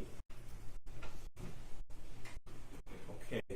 She wrote this December the 1st, 2021, 11:47 UTC 0. So roughly the same time as the deleted message we just referenced. What did she write? News articles are saying charging both parents. Okay. In your response?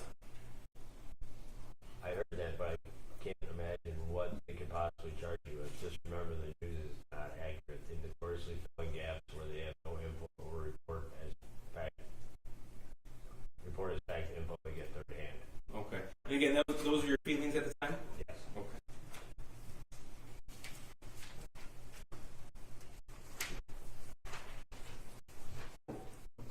Page. Well, what is the finish this page here for us? So after they get info third hand, what were the responses in Greek? It's coming from the prosecuting attorney. I need to retain a lawyer's staff. Okay. And now we're on page 44. Again, this was Wednesday, December the 1st, 2021, the evening hours. That's the day after the shooting, correct? Yes. Okay. Right. Now we have already admitted this portion of your Facebook message thread. Again, a deleted message. Can you read it for us? The unsent message, the one below that. Both. You just give us the. You unsent a message. Okay. And then what did she write that was actually deleted? Everything was secured, not loaded. Bullets stored away separately. OMG, OMG, OMG. Okay. And again, this is the conversation the first time I ever heard Jennifer Crumbley tell you anything about fire and being secure. Yes.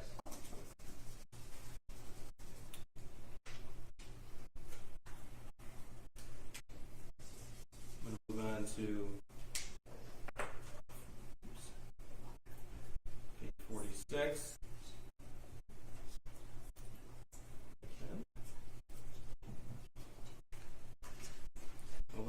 Here's 45 first. Another deleted message. What did Jennifer Crumbley write? No, I'll never be okay. I lost my son, and he's a murderer, and I'll forever have to live with the guilt of that. I'm not even sure life is worth living anymore. Okay, and that one was deleted as. Now the timestamp is Thursday, December the 2nd, 2021. Your Honor, 12. I'm sorry, I object to the prosecutor saying this one was deleted. The message that was unsent is not sent, but the next message was received. That's not the evidence, Judge. Edward Rogowski already testified to what this signifies. Yeah, he said, and you can both correct me if I'm wrong, that if you unsend a message, it can be retrieved. So the message below that is at the same time, 12:42:32. So the message below the you unsent a message is the retrieved message. That's deleted. Edward Rogowski testified with the red X. This term is signifying it was deleted. It was deleted, but retrieved from the extraction report, from the server itself. So you're saying that she deleted her message of how she lost her son? I'm not saying that. That's what Mr. Rogowski said. I'm just trying to understand. You're saying The expert computer guy. okay. So Okay. that's the testimony. You can unsend a message, but it can be retrieved, and those red dots are what note something that has been retrieved, Yes. right? Yep. That was deleted. Yep. Okay. I'm going to 46.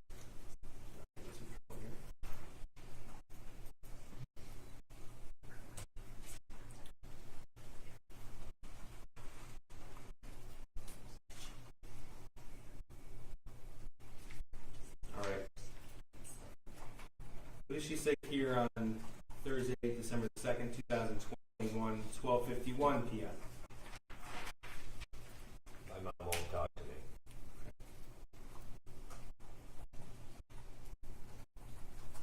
In your response? You have more than you know in our circle. No one is faulting you, and most feel really horrible for you. And then, did you write something else? Your mom won't. And then the next page, what did she say? She blames us. I'm gonna move on to page 39.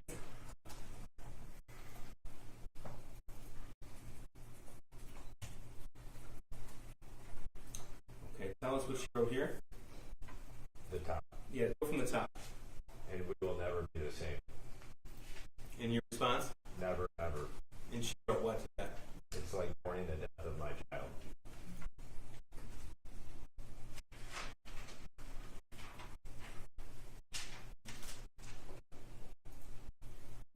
On page 50. Discussion about obtaining an attorney. Yes. Okay, what did she write? I know we're working on retaining one right now. Okay. And then what did she say regarding charges she might be facing? They're saying involuntary manslaughter. Okay, so that is Thursday, December the 2nd, 2021, 1:31 p.m. plus 0. So that's actually the morning of Thursday, December the 2nd. That's 50. Here's a deleted message. This was already admitted. Can you read this, please, what was deleted from Jennifer's phone? We're on the run again. Helicopters. Not sure where to message you. Move on to page 53. And she wrote something to you right here, December 2nd, 2021, 4:40 p.m. plus 0, so that's 11:40 a.m. on December the 2nd. What did she write to you? We just bought new phones with old numbers to take care of all of this shit. Okay. And the next message? Clear your cash. Okay. And then what was your response? Good move. What did you take that clear cache to mean? What does that mean? I'll just clear messages off, I guess. Off of a device? Yes.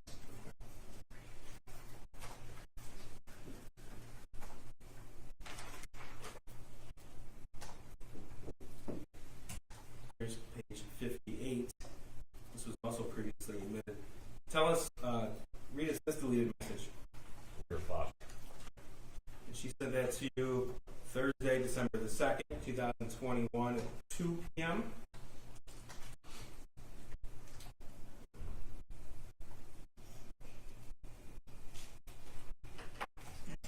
Here's page 61. She indicated she was an attorney.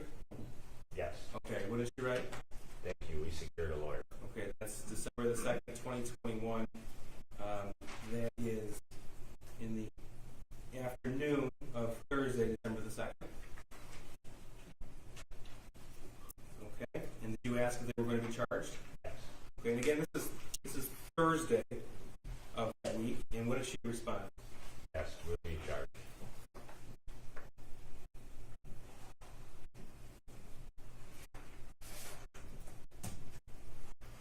Now, this is page 64. There are some photographs here that she sent to you. Have you seen these photographs before? Yes. Okay, and do you recall what they depict? Yes. Tell us about that. There's a gun and a person bleeding, and the thoughts won't stop.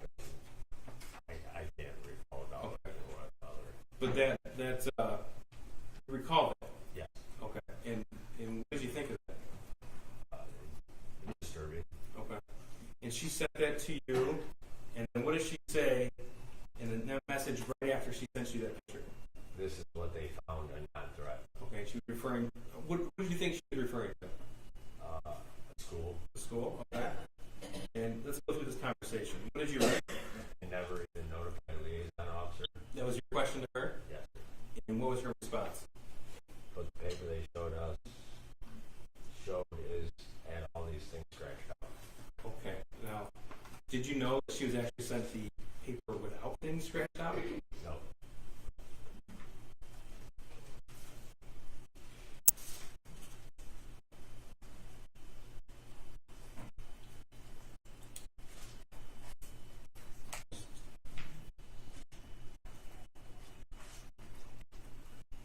All right.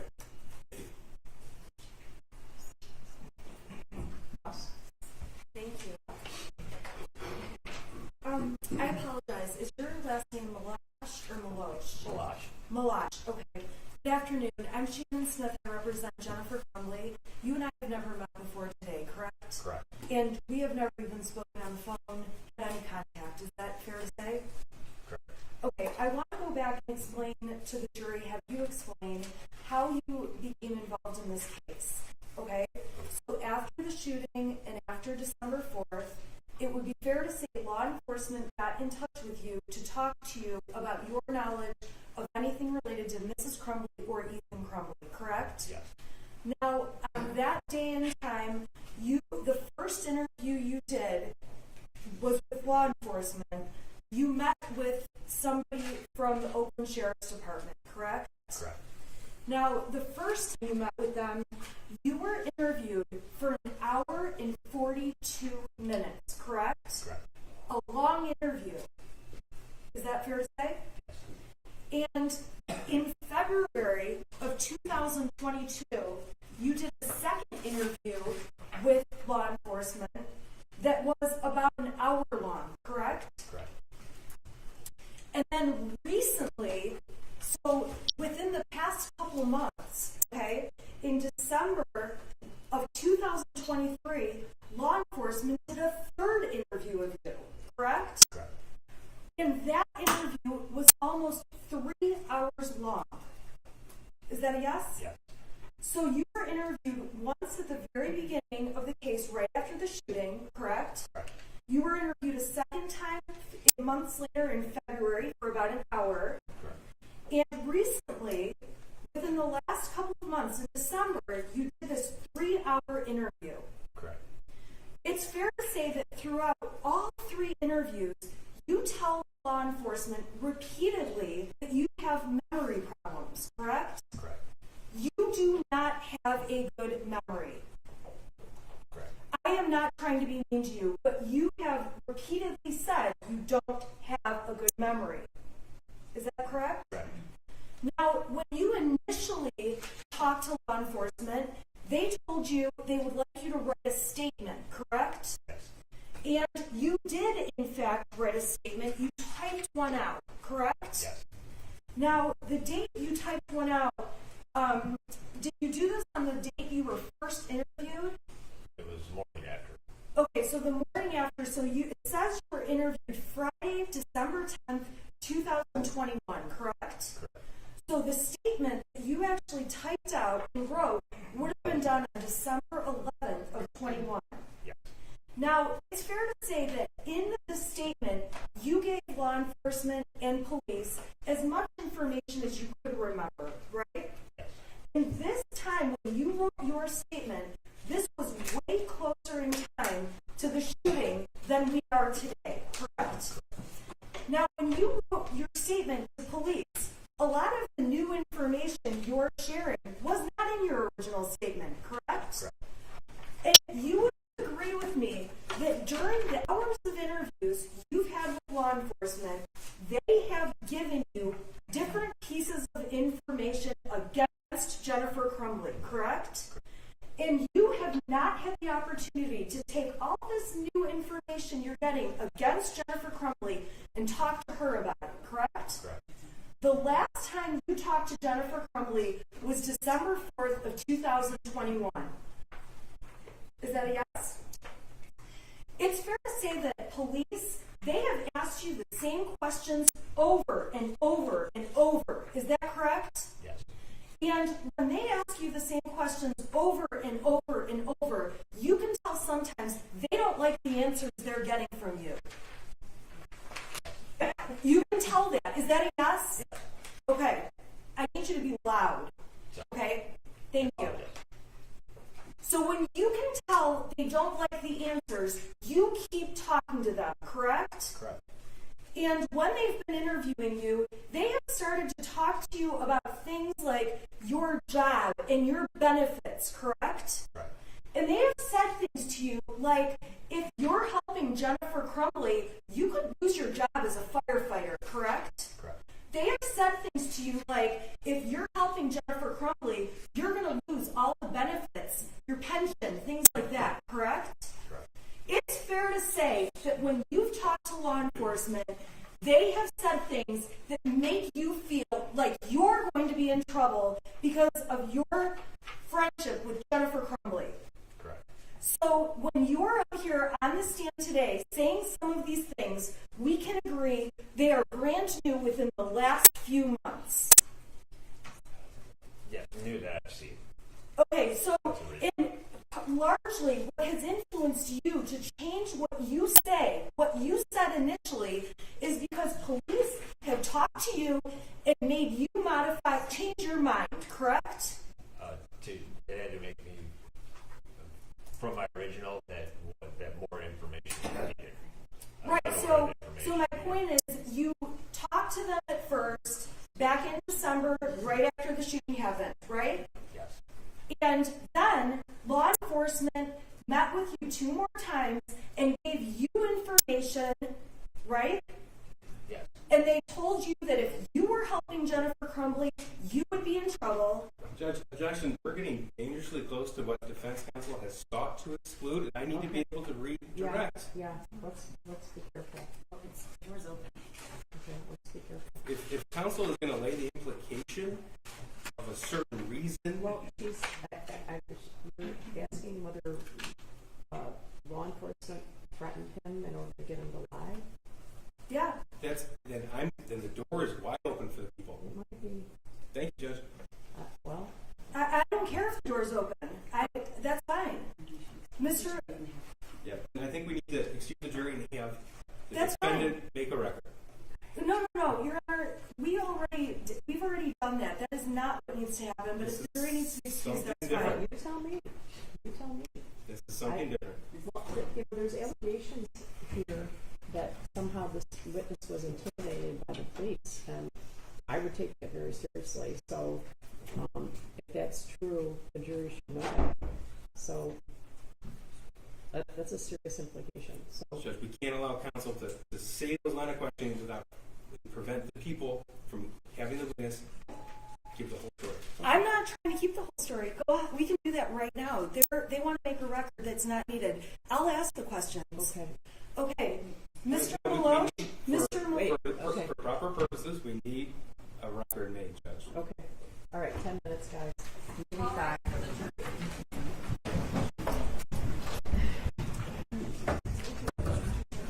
I'm sorry, Mr. Malone.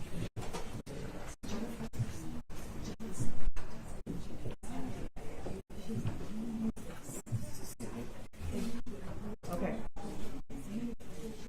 Okay, everybody be seated. I think I might ask you to step into the hallway just for a minute, okay? We'll be right with you. I know it's not a very comfortable position to be in. We're doing our best. Okay. You may be seated. Okay, so we had a motion to eliminate, when was that? November, March, when was it? 2022. And certain evidence was excluded, right? Yes, Judge. Specifically, counsel sought to exclude all evidence of extramarital affair. Okay. Now, Yeah. as an offer of proof, this witness, when asked, will testify that he didn't want that information out in the public domain. Now, I didn't ask him any of that information. Counsel is choosing to cross-examine him in a fashion which makes it appear that he has either been intimidated or willfully lied about statements made. He has a reason why certain statements have changed, Judge, and if counsel is going to be allowed to introduce this to the jury, we have to be allowed to rehabilitate him and show what actually happened. And if counsel does say the door is open, like she just said, first, I would like a record from Jennifer Crumbley herself that she acknowledges what this means. It is her decision in consultation with her attorney and is part of trial strategy. Well, credibility of a witness is always at issue, and so is a motive of a witness. And I did exclude that evidence at your request subject to later information that if indeed something having to do with their relationship lends itself to gross negligence or dereliction of duty, right? So I did grant that motion. So what is your position now? Because the jury can't be led to believe that they, waterboarded this guy to get him to talk or something, right? Your Honor, my position is that if the court has found I've opened the door, the court has found I've opened the door, and I would like to proceed with questioning. Oh, okay. I'm gonna put that right back in your lap, right? You're asking me. I'm asking you. Oh, I'm fine. I would like the door to be opened. I would like to be able to fully cross-examine this witness. Okay, could you raise your right hand? And Your Honor, I would object to the court inquiring, asking Mrs. Crumbley about this. This is trial strategy that's left to the attorney. Judge, no. We need to have a full record for appellate purposes. A record of what? Go ahead and Of the voir dire of the defendant, just the way the Facebook message was introduced, that it is in consultation with her attorney. She understands what this means. She understands that counsel cannot use that prior ruling to her advantage. She understands that at her behalf, counsel has sought to exclude certain things and was successful.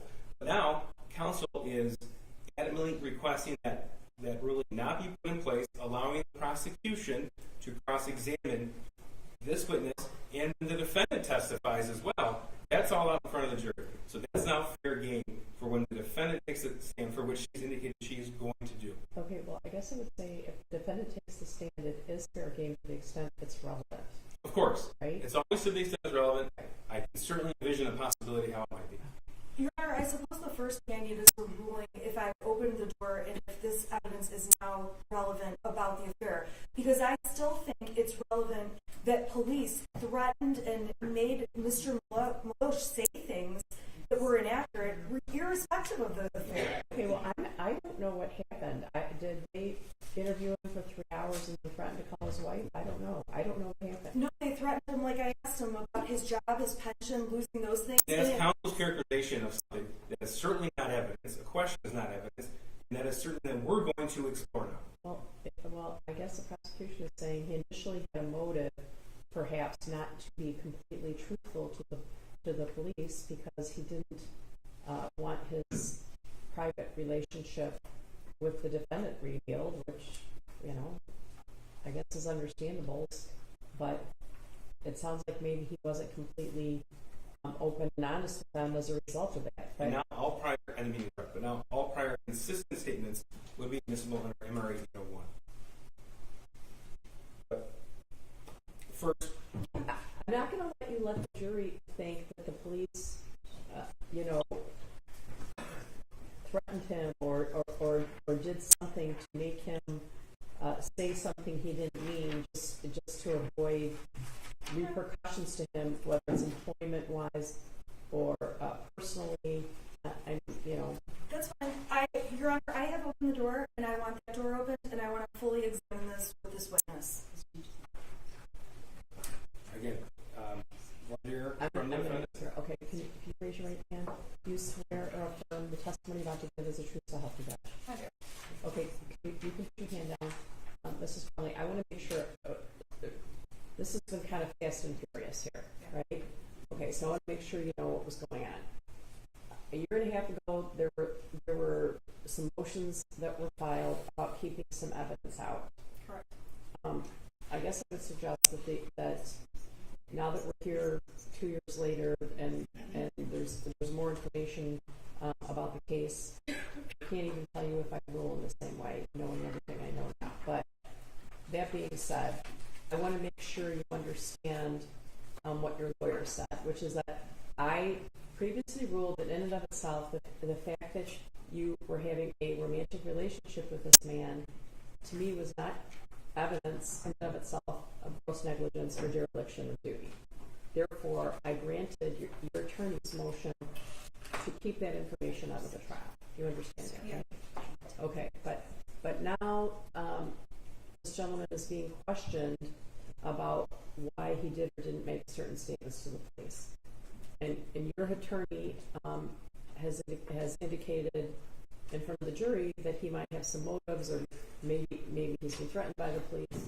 And she has said to me that she wishes to pursue that line of questioning. And I want to make sure that you are supportive of that. I trust her, so yes. Okay, so you understand that then we're going to crumple my order up about that and throw it in the trash and go forward. I do. You understand that? I do. And you agree? I guess, yes. Okay. Do anything? Judge, I think I should make a record so the defendant, and perhaps counsel knows for sure, it's not just an affair with one man that was uncovered. There's web searches now. There's trips during work hours. There's when she was on actual work trips with other individuals. It's not just this person. It changes the tenor of the entire I trial. don't think that that's appropriate. You're asking why this Judge, counsel has alleged that 2 investigators with 30 years of experience have committed basically a crime by intimidating a witness and lying to a witness. And it requires a strong and accurate response. This changes the entire case, Judge. I can't let that comment go without being corrected. Okay, well, I don't know any of this information. You're going to ask him, this witness, why he was protecting her, or why he didn't give full information to the police. We're not going to go off into Never Land and talk about trips or Trips with him, though. Trips with him when she said she was at work or using her son as an excuse to go somewhere. Trips with him in particular, Judge, that goes to the heart of gross negligence and failure to adhere to your parental duty. That is a part of the case that we moved past when the court issued the ruling. about that. Your Honor, lots of people have It was affairs excluded. and don't have children that shoot up a school. That's not true. Again, counsel's now seemingly asking for the same ruling that she No, had I'm not. achieved before. I'm not. I don't care. I don't Okay, care. I don't know what you're asking me to do, because I haven't seen any of this evidence. At the time that I granted motion to eliminate, I don't even think some of these things were known. So when you say you're opening the door or whatever's happening, I want to be clear on how far the door is open, because I also don't want to have this isn't a trial about she isn't charged with being immoral. Okay. Of course, but she is charged with failure to adhere to her I parental understand duty. that. Your I Honor, understand that. It's going to come out that they had an affair, okay? It is not because of the affair that Mr. Milosh changed his statement. The first time Mr. Milosh was interviewed, he told them about the affair. The second time he was interviewed, he told them more about the affair.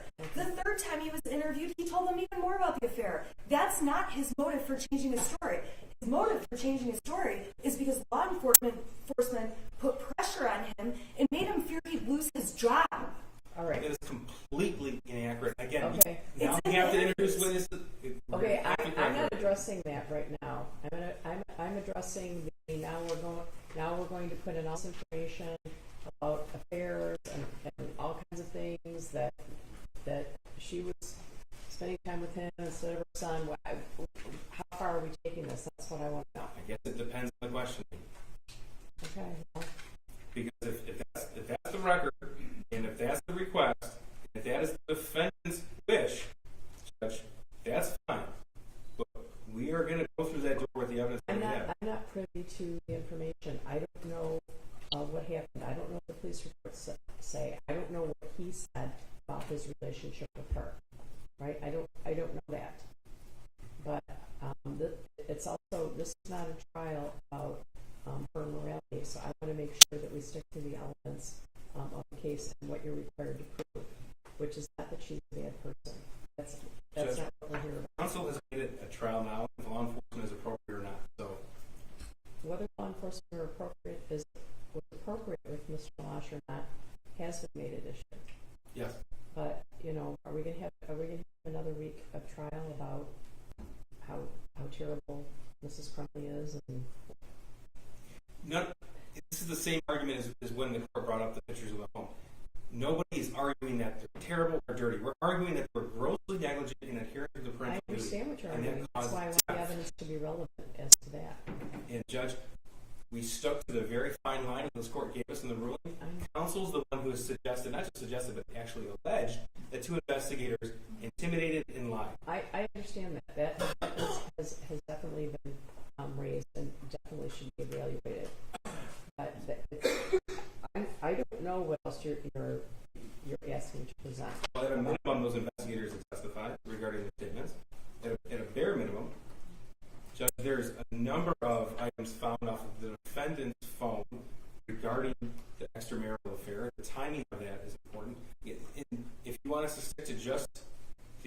what happened with Mr. Milosh, that's fine, but there is a vast amount of evidence to draw upon, and I'm uncomfortable at this point with the defendant saying, I guess, maybe. I think she needs to speak with her attorney, and I think that record needs to be made clear.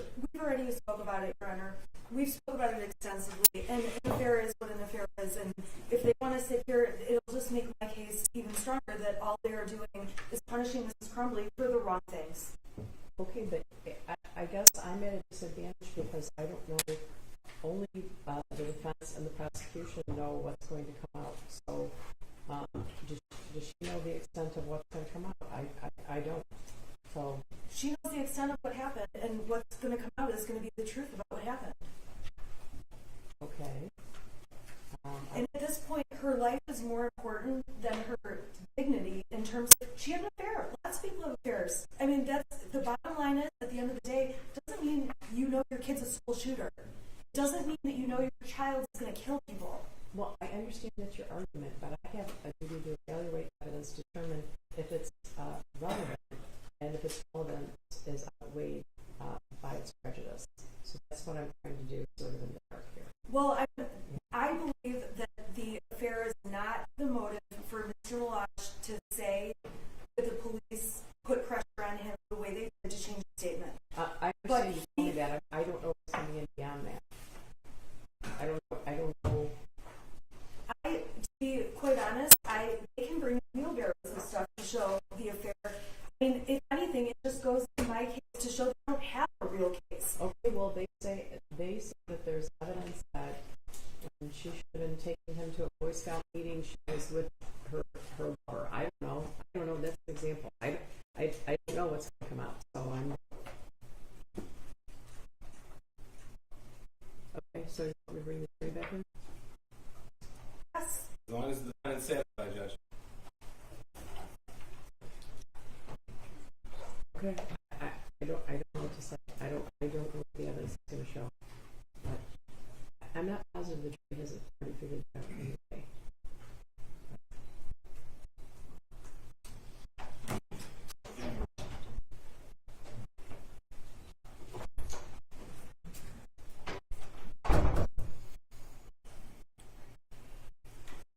Ready for the jury? Yes? All right.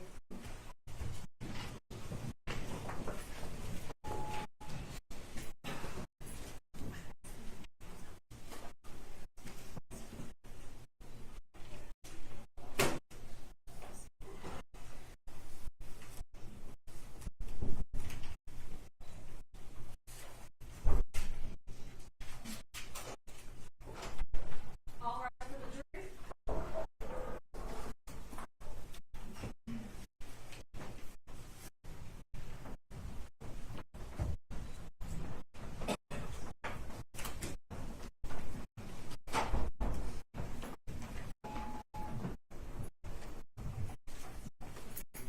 Maybe see it.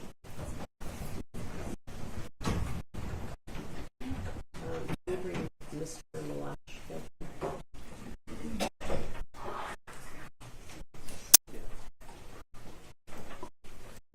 Please walk, please.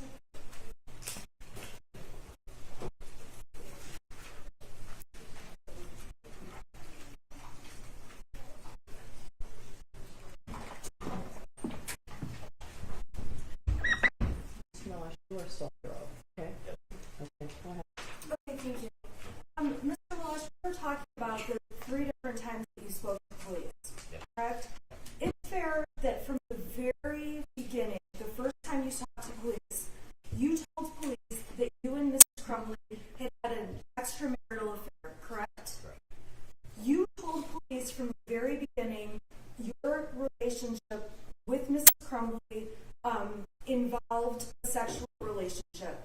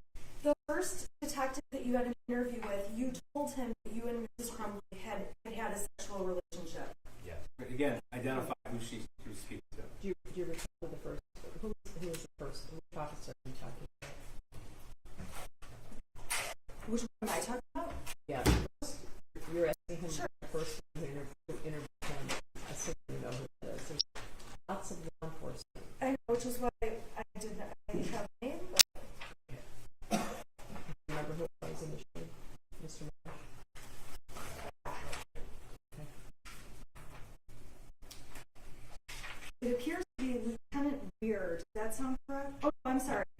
You talked to Brian Joseph the first time, correct? I don't. Okay.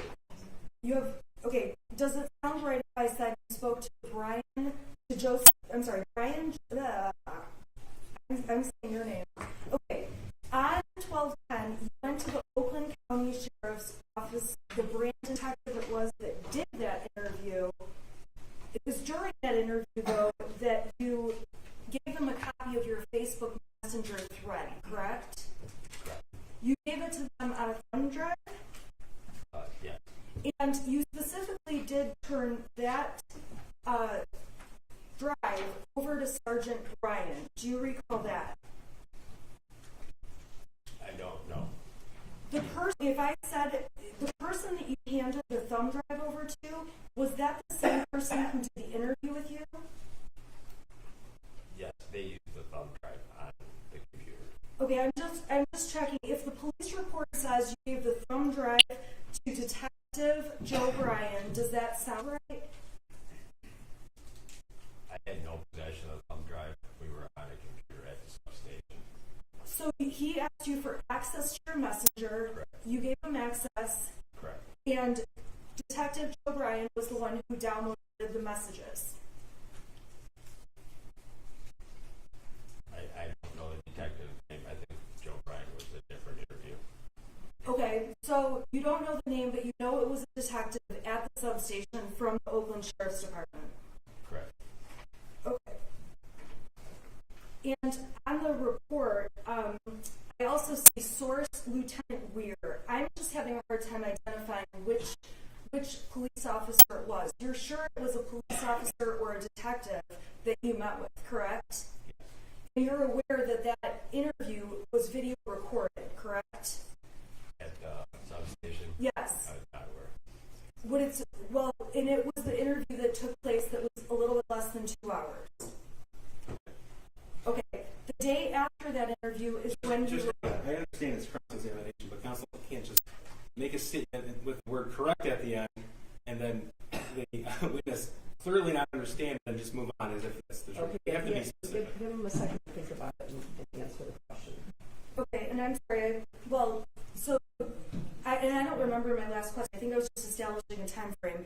You did the interview on Friday, December 10th, 2021. That was the first time. Is that true? Correct. Yes. Okay. And that was 1 week after the last time you had contact with Jennifer Crumbley. Yes. The first time when you spoke with the officer at the substation, you disclosed to them that you had knowledge about Jennifer Crumbley. Yes. And you said that you told them right away that you had had a sexual relationship with her. Yes. And the fact that you and Jennifer Crumbley had a sexual relationship is certainly something you did not want to be public, correct? Correct. You talked to the police again, we talked about in February for an hour. Was that also at a substation? The second interview? Yes. No, ma'am. That was at the building over here, part of the county complex. So you met them at the county complex and you had the second interview, which was just under an hour long. Correct. When you had that second interview, now that was in February of 2022, you told them again, you confirmed for them again, as much as you probably didn't want to, I had a sexual relationship with Jennifer Crumbley. Correct. In the third interview, back in December, just a couple months ago, they asked you again for more information, and you told them again you had a sexual relationship with Jennifer Crumbley. Right.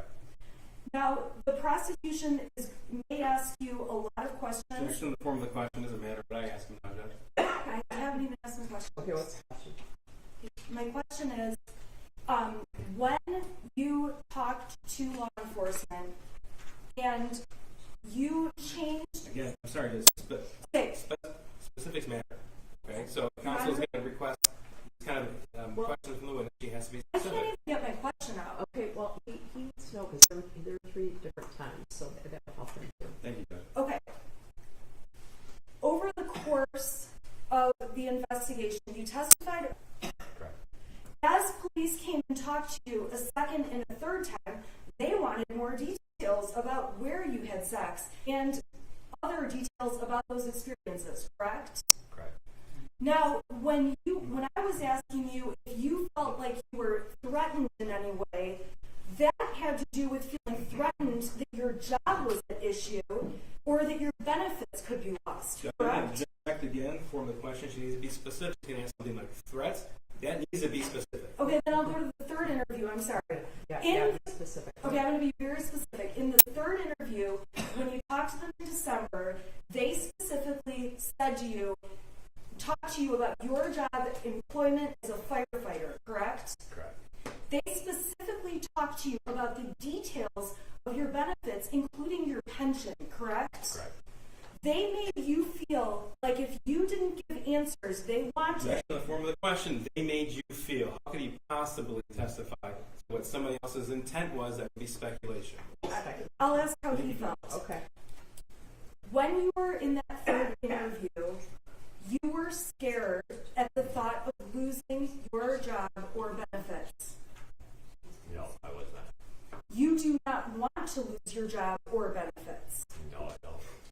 And when you were in that conversation with them, it was during that third interview that they asked you the same questions you had been asked many times before, correct? Correct. And they were saying very negative things about Jennifer Crumbley to you during that third interview. Just specific. Yeah. Objection in the form of the question. Yeah. Negative like what?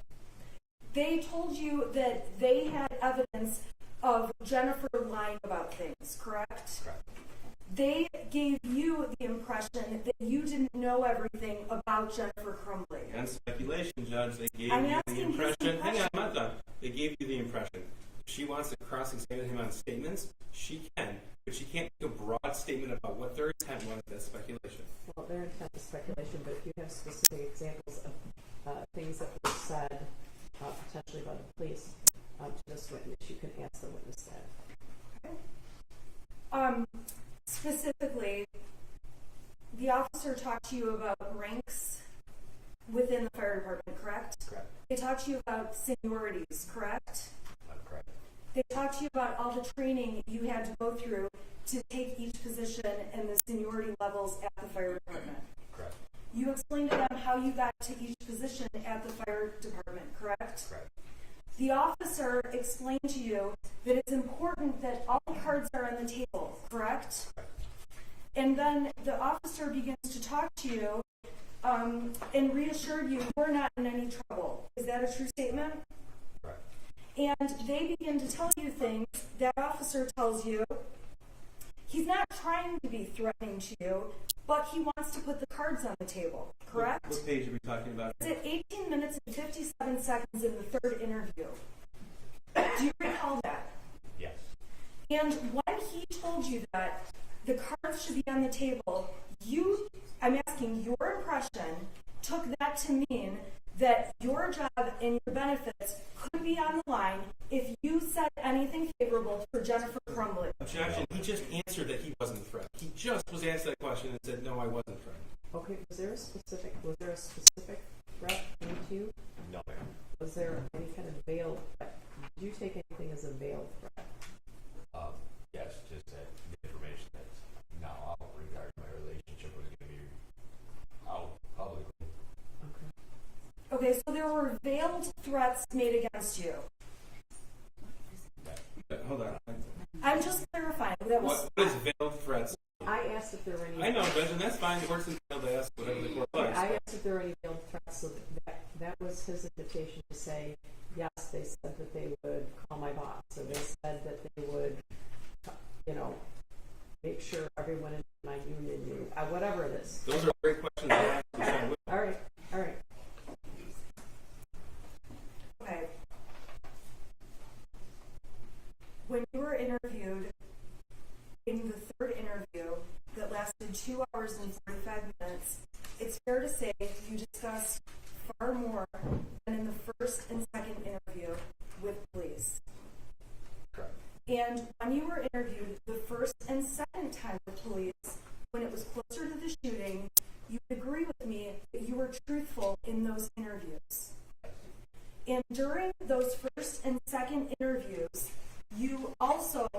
in between those two, wrote a statement that you typed out. Yeah. Okay, so some of the information that you're saying now is only from, and I'll go through specifically what I mean.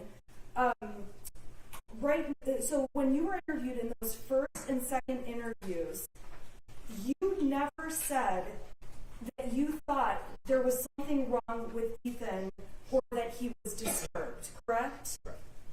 And today when you're on the stand, you're saying you believe he was disturbed or there was something wrong. Fair to say? Yes.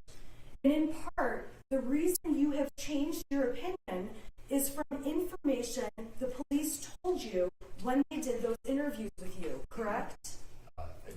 That and through the media and everything else, additional information I gained around the situation and people. So you got additional information from the police, which you don't know whether it's true or not, correct?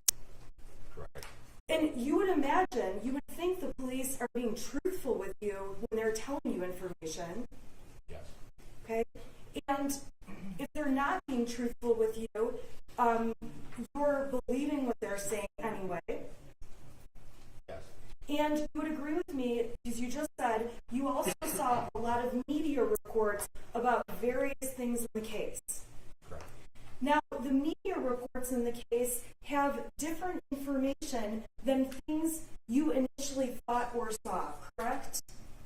Correct. So when you've seen the media reports and you have a police officer telling you that the evidence you didn't know, it has made you second guess what you knew back right after the shooting, correct?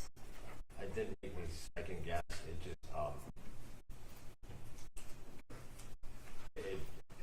some of it, because the timestamps allows me to recall stuff better.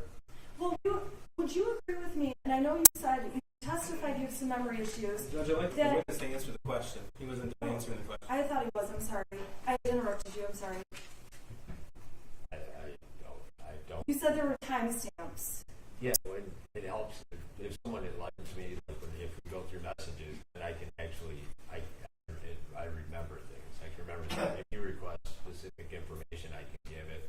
If someone just asks for something, I'll put out information, not knowing what they're looking for. The more specific something gets, the more accurately I can answer the question, or the more appropriately. I'm sorry.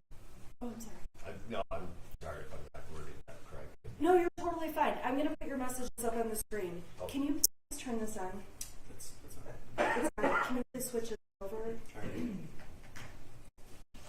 You might have to turn them. I have to get this. Is the screen on up there?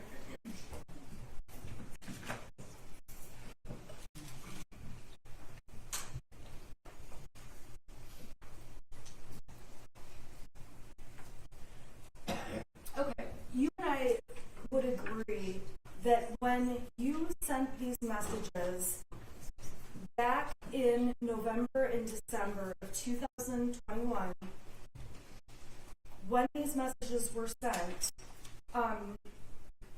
at that point you thought differently about the case than you do now. Correct. But the information you had at the time was information that you had personal knowledge about because you had just talked to Jennifer Crumbley and had just exchanged all these messages, correct? Correct. You would also agree with me that when somebody in the courtroom shows you one message without the context around it, sometimes it's difficult to remember all of what you were talking about, correct? It can be. So for example, the prosecution asked you,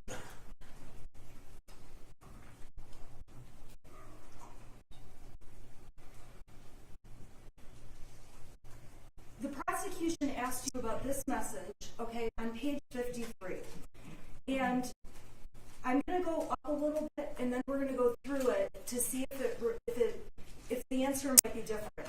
When you testified to the prosecutor, you recall testifying that Jennifer Crumbley, you believe, told you to delete all your messages, correct? I'm going to go down. I'm so sorry. I was just referring to what I read. Okay, so 53, they just put up this text says clear your cache, I don't know, how do you say that? Okay, they didn't show you the messages before it or after it, correct? Correct. Okay, so let's go up a little bit before it, okay? Prior to that conversation, so if we just go a little bit up in the messages, okay? Jennifer Crumbley says, and this is specifically on page 53, and I'll leave it still, I apologize. Jennifer Crumbley said, can you see if James's account is deactivated?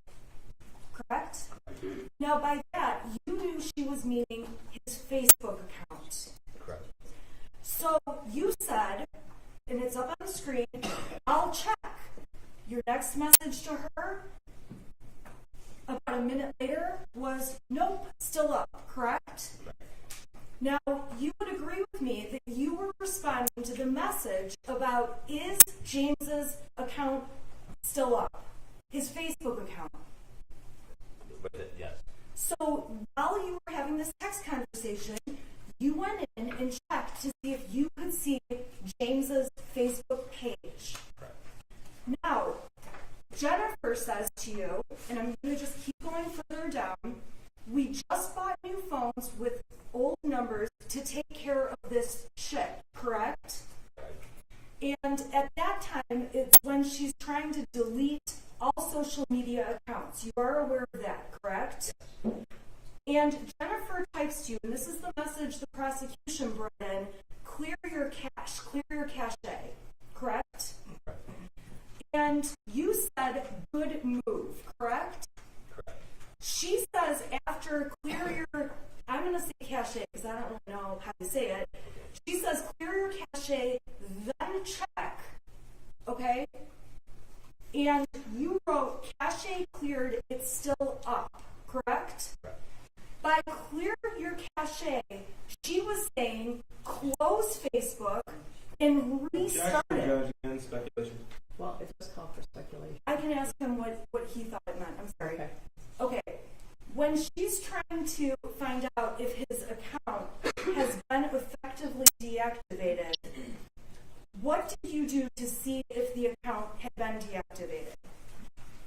What it says, I cleared my cache. It means that when Facebook cleared the cache, which keeps, I don't know the computer terminology, but it keeps track stuff or whatever. So it kind of would make it refresh. So I would get a fresh view. So you wanted to refresh it to get a fresh view to see if the open account was then closed. So this is not about deleting messages. This is about checking the status of a Facebook account. Objection, speculation.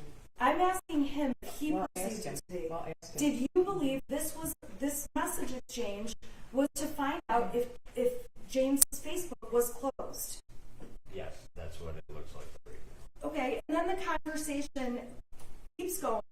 Jennifer Crumbley says he can't get into it and we're not deactive or hot deactive. Do you see that? Yes. And Jennifer writes WTF. Do you see that? Yes. And then you wrote, whatever you did, the second attempt to deactivate your account worked. Do you remember that? Yes. Okay, so looking at this now, then Jennifer says, so it's gone. And she says his, to specifically ask you, his Facebook account now is gone, correct? And you say, no, it's still up. Then you say his page is gone, right? Correct. Okay, so when we look at more context around that message, clear your cache, do you believe that the intent was to have you refresh to figure out if the Facebook account was active and had become deactivated? Yes. Thank you. All right. I am going to go through with you messages that were exchanged between yourself and Jennifer Crumbley back in November and December of last year, okay? They've been admitted and the prosecutor asked you about a few of the messages, okay? I will put the messages up on the screen, and if you need more context around what I'm showing you, I need you to tell me, okay? And I'm going to apologize in advance. Some of these are going to go out of order. I'm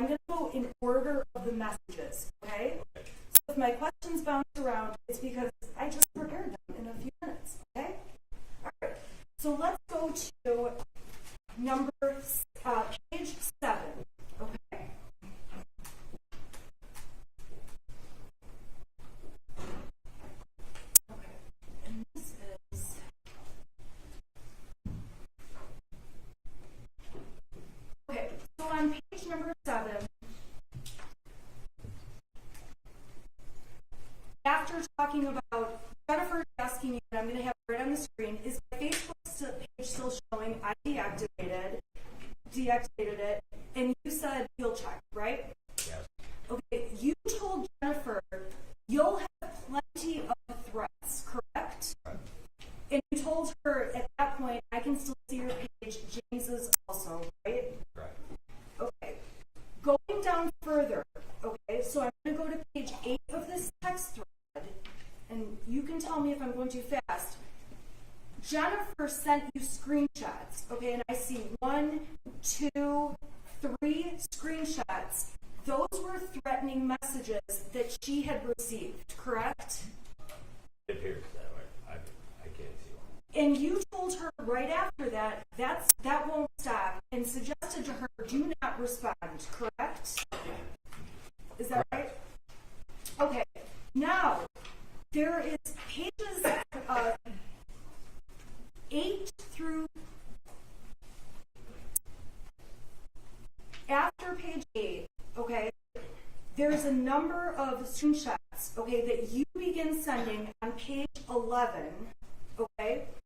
And so on page 11, you send 1, 2, 3 shots. Those are threats you found on her Facebook to make her aware of those, correct? Correct. Okay, so then we go on to page 12. There's 3 more screenshots you sent to Jennifer showing her 3 more threats. Then, going down, okay, and I think the jury is getting this, page 13, 14, 15, and 16 all contain more individual threats against Jennifer, correct? Correct. And it's fair to say at that point, you knew people were threatening her and her husband. Yes. On page 16, you say, I can't... Hold on, objection. If you can't even see them on the screen, how is this witness able to say correct to her affirmative question, this is a threat? The witness needs to say whether, one, he can read it. If he can't read it, does he remember it independently? Because that's important to know. Hunter, if I knew this was going And to even can counsel read it. Okay, yeah, ask the question, and yeah, ask him the question. Okay, my question is, those messages that you provided to Jennifer were to show Jennifer specific threats that you could see on her Facebook page, correct? I would say there were what was going on, bad things being said, anything like that along those lines. That just there were a lot of people saying horrible things. So some of them may not be a specific threat, but it's horrible things, correct? And overall, the things you are sending to Jennifer Crumbley, you, in your mind, want her to stay safe, correct? Correct. In the moment when you're sending her these texts, you are worried about her safety. Making her aware of what's going on Okay? in the community. And there was so much bad stuff, so many bad messages and threats and whatever else that you said to her, Objection I to the form can't. of the question, so much bad stuff, threats, whatever else. Yeah, Unless he has personal knowledge, that's no problem. yeah, Well, we ask him just the had question. him testify about the personal knowledge, so Okay, so you sign that, there's negative things in the press, there's negative text, there's negative Facebook posts, and you're sending some of them too. Yes. okay. And it got to the point where you told Jennifer you couldn't keep up. Yes. There were that many. Yes. And again, on page 17, and I'm not going to go through each one, but on 17 through 27, okay, so over the next 10 pages of screenshots, you're still sending, I called them bad messages, which is vague. Objection, she can't refer to them as anything. If you know, what are they? What are these? What are they, if you know? If there's screenshots that took off Facebook, it was things people were saying regarding them. But unless he has specific recollection, Judge, his testify about personal knowledge, basically. During that time, were you sending her screenshots of anything else? Thank you. Now, when you and Jennifer were talking, and if you need more context, let me know. I'm going to ask you about some specific things, but I've got the whole thread up, okay? Jennifer says to you, and I'm on page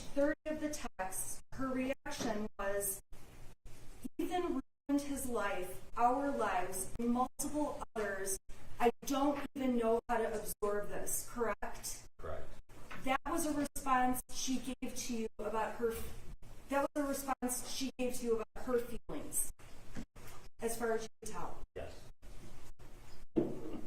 Now, going further down on page 31, she said to you, "I'm in panic business mode, and I need legal help stat." Correct? Correct. What was your impression? What is your belief?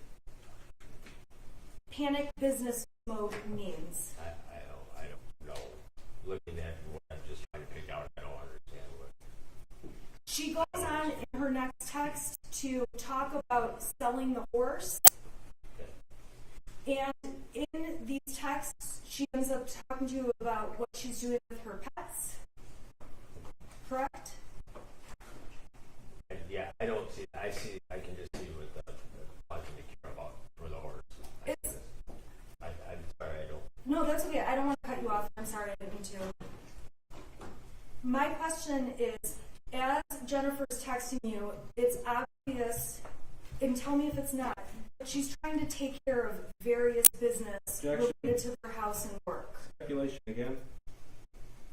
If you know, what was she doing and telling you about this? What I see right here is dealing with the horses. That's what I can see with this page up. Okay, we'll get to some of the other things later then. Now, when she mentioned getting an attorney, on page 32, you specifically asked her to defend you two or Ethan too, correct? Correct. And her response to you on page 32 was Ethan. Correct. Further, on page 32, Jennifer wrote to you, then there's the fact that the system failed. They should have never blown it off and made it seem of no concern and gave him the option to go back to class, correct? Correct. That does not say, I chose for him to go back to class. Correct. Jennifer Crumbley says it could have been prevented. Correct. Jennifer texts you or messages you, the whole conversation was very nonchalant. Oh, here's a list of counselors, but we don't see him as a threat. And we just agreed because he, capital letters, has never done anything wrong, correct? Correct. And when this text came in, you believed she was talking about the counseling meeting that you knew she had had at the school. Correct. And her description in this text is that they were nonchalant. Correct. And you know Jennifer Crumbley, you've dealt with her before, correct? Correct. In your opinion, knowing Jennifer, did she seem upset with the school? It appears, yes. She also goes on page 33 to say, I failed as a parent, I failed miserably, correct? Correct. Knowing Jennifer, did you believe she felt horrible? You wrote back to her in response to that comment, you didn't do this, correct? And on page 35, I'm scrolling down further, she lets you know, I'm scared, correct? Correct. And you say to her, I bet you literally need to disappear once you are free to do so. Yes? Why were you suggesting that she needed to disappear? Just because of the public, everybody knowing everything that's going on with their names and everything, you just can't be in the public once that your name's out like that. So not being in the public, you were suggesting to her, you need to disappear in terms of not have the public see where you are, things like that, correct?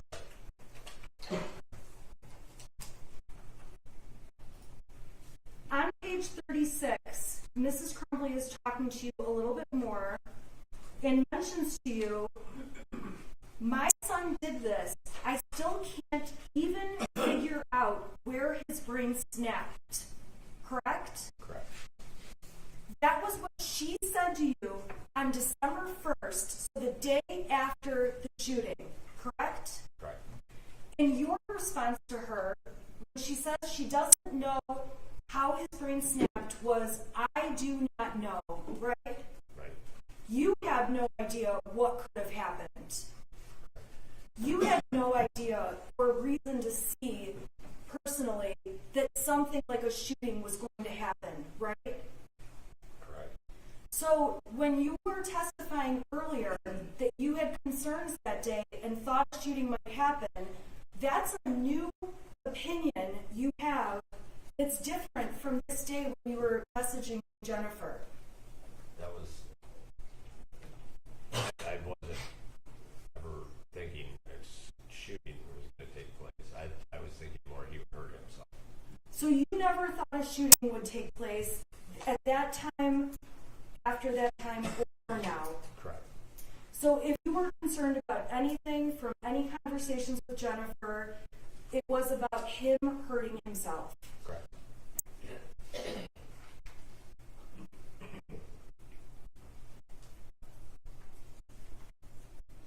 Jennifer goes on and she's talking to you further about her reaction to everything that happens. And on page 36, she tells you, I want to die. Is that fair? Yes. And on 36, you told her, be careful of anything you type on Messenger or text. It will all be subpoenaed and kept track of. The FBI is involved. They can access anything and everything, correct? Correct. And on that day, you were informing Jennifer, just know, everything you say, law enforcement can get. Correct. And you were sending that because that's what you believed. Correct. And this is an example of everything they could get, correct? Correct. And at no time did Jennifer say to you, delete certain messages or anything, correct? Correct. And she didn't say to you, oh God, I gotta go delete all these messages, right? Correct. In fact, she just keeps texting you through the next couple days through Facebook Messenger. Correct. Even after you gave her the advice, they're going to get it all. Yes? Yes. I'm going down to 39.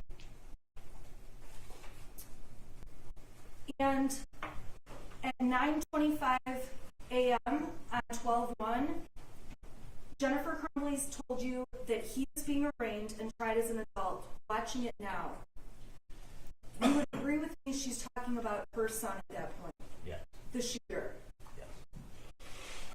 You told her you had just heard it and asked how she was doing. Correct. And her response at 9:26 was, I'm sick. Correct. And then I'm going down to page 40. I'm skipping a couple messages, but if you need me to go back, you can let me know.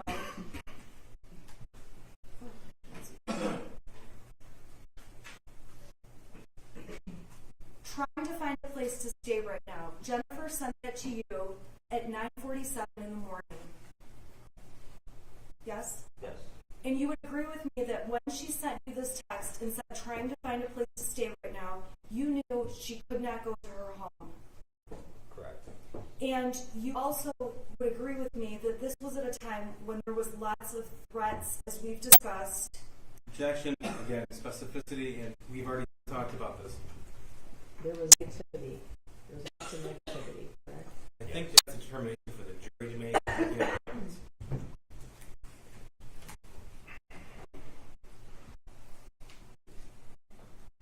Now, on page 41, you say to Jennifer, I'm glad you're safely out of the area. Jen, I can't even imagine being in your shoes. Why did you say those things? Going back to all the messages and everything, where something involving her family or something happened, and I can't imagine me in her shoes like that, bro. Now, going down, she's asking you if you've heard anything, any other rumors, correct? Yes. You're telling her, I haven't heard anything. And then she says to you on 12/1 at 11:10, we heard we may get charged too, correct? Correct. And your response at 11:12 was, that was mentioned on the news station. I don't know how both of you can be charged. I can only assume they will charge James with the handgun not being secured, correct? Correct. Now, at that point, there was a message that was unsent that said, it was, we had the string lock on it, came with the case, correct?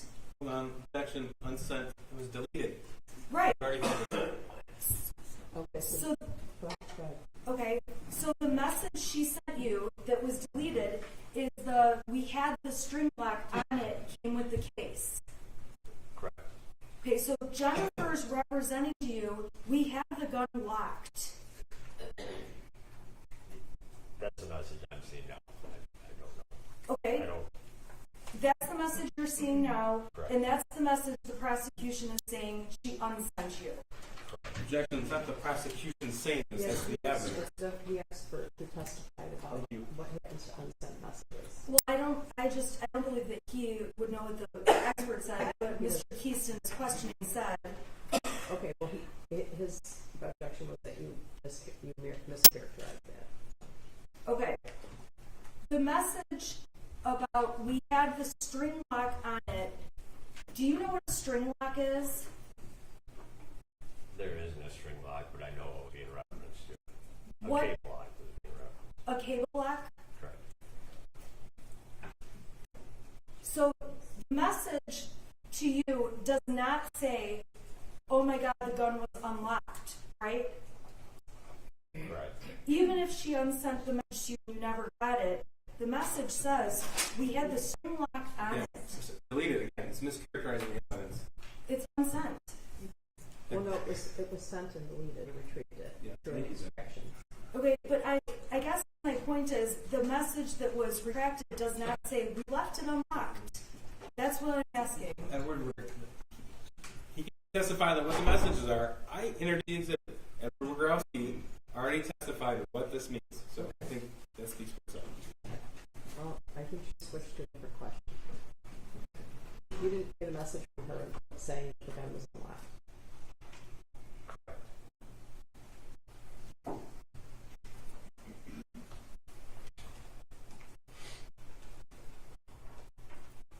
On page 44, there's another message that appears to be deleted. Deleted or unsent? Which word would you prefer me use? Deleted? It's not my word, retracted? Judge. I'm asking you just so Asking we the can avoid. counsel. Pick a word. I don't want to be addressed by Okay. counsel. Okay, ask the question. Okay, there's another message that was sent and then. Okay, there's another message that indicates it was unsent on page 44. It would have been a message that he received, right? So it would have been a message he received. Okay, so the message was everything was secured, not loaded, bullets stored away separately. Oh my God, oh my God, oh my God. Correct? Correct. Jennifer did not send you any messages that says we were careless with that weapon. Correct. She did not send you any messages like, oh my God, we left it unlocked and left the bullets in it, correct? Correct. Your understanding of what Jennifer says is secured, not loaded, bullets stored away separately, correct? Correct. And she is saying, OMG, OMG, OMG. You agree with me, that means, oh my God, oh my God, oh my God.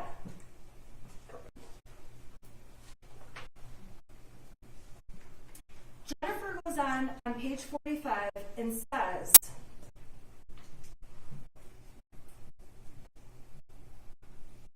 there's an unsent message at 12:42, okay? And so the next message has the unsent message, and it reads, Judge, I hate to keep doing this, but it's mischaracterizing the evidence. Yeah, it was sent to him and he received it and it was later deleted. I guess I'm not understanding this on something. Okay, so there's a message Jennifer Crumbley deleted But it was first sent, that was first sent. and then it was extracted. So it's extracted, it was ultimately deleted. That message says, oh, no, I'll never be okay. I lost my son, and he's a murderer, and I'll forever have to live with the guilt of that, correct? Correct. And she says, I'm not even sure life is worth living anymore. Correct? Jennifer Crumbley, at this point, from knowing her and receiving these texts, feels, from what you know of her as a person, you would believe she feels really, really, really awful. Speculation. Well, it's under speculation. I asked him from what he knows of her. Still speculation. Jennifer also texted you, messaged I you. think the jury can draw conclusions from that. I have nothing left to live for. B was it. And I take it to mean he was it. I have nothing to live for. He was it. Does that message make sense to you? Yeah, yeah. What is your understanding or belief about it?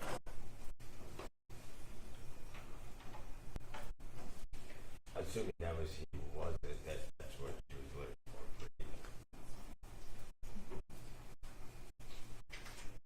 On page 48, so I'm going down a little bit further.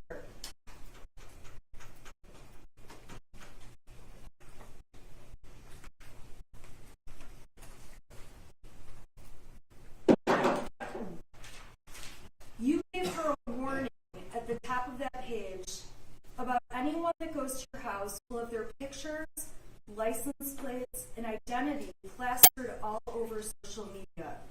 People have lost their minds and need to rein it in before they get into trouble, correct? Correct.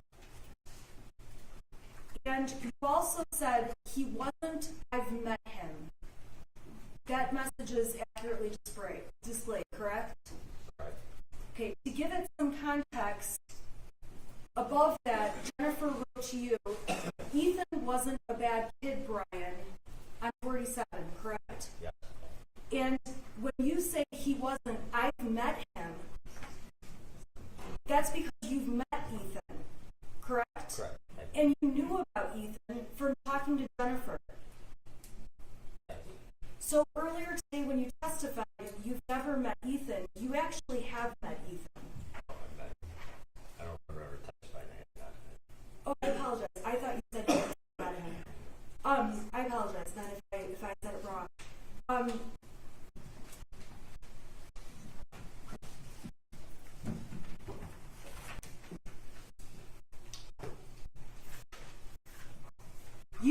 You continue on and say, I can't condone or justify what he did, but I do know that he wasn't a bad kid, correct? Correct. So, from what you know from Jennifer, prior to any of this, she had never complained to you that he was a bad kid. She had never complained to you that he had any kind of mental health issues or suspected mental health issues. Correct.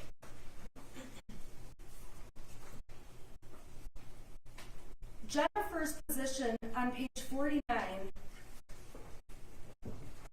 she says we will never be the same, and then her next text is, it's like mourning the death of my child, correct? Correct.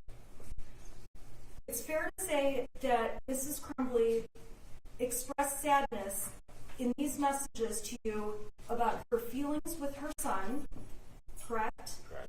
She expressed sadness about what happened to the victims and their families, correct? And the whole... Well, objection to the characterization of this evidence, Judge. You can read what's on the text. You can't testify to what Jennifer Crumbley was trying to express. Just the words. Did she ever state that? Like, did she ever state that in the text? This is what I'm reading here. I'm reading this here. I'm sorry. So these texts speak for themselves. Yep. Exactly. Okay, and I apologize that I have to go through these one by one. You gotta do your job. I didn't have these You before. I didn't know they were being used, now that I know they're being used, they have important information the jury needs. Okay. Okay. They're paying very close attention. On page 49,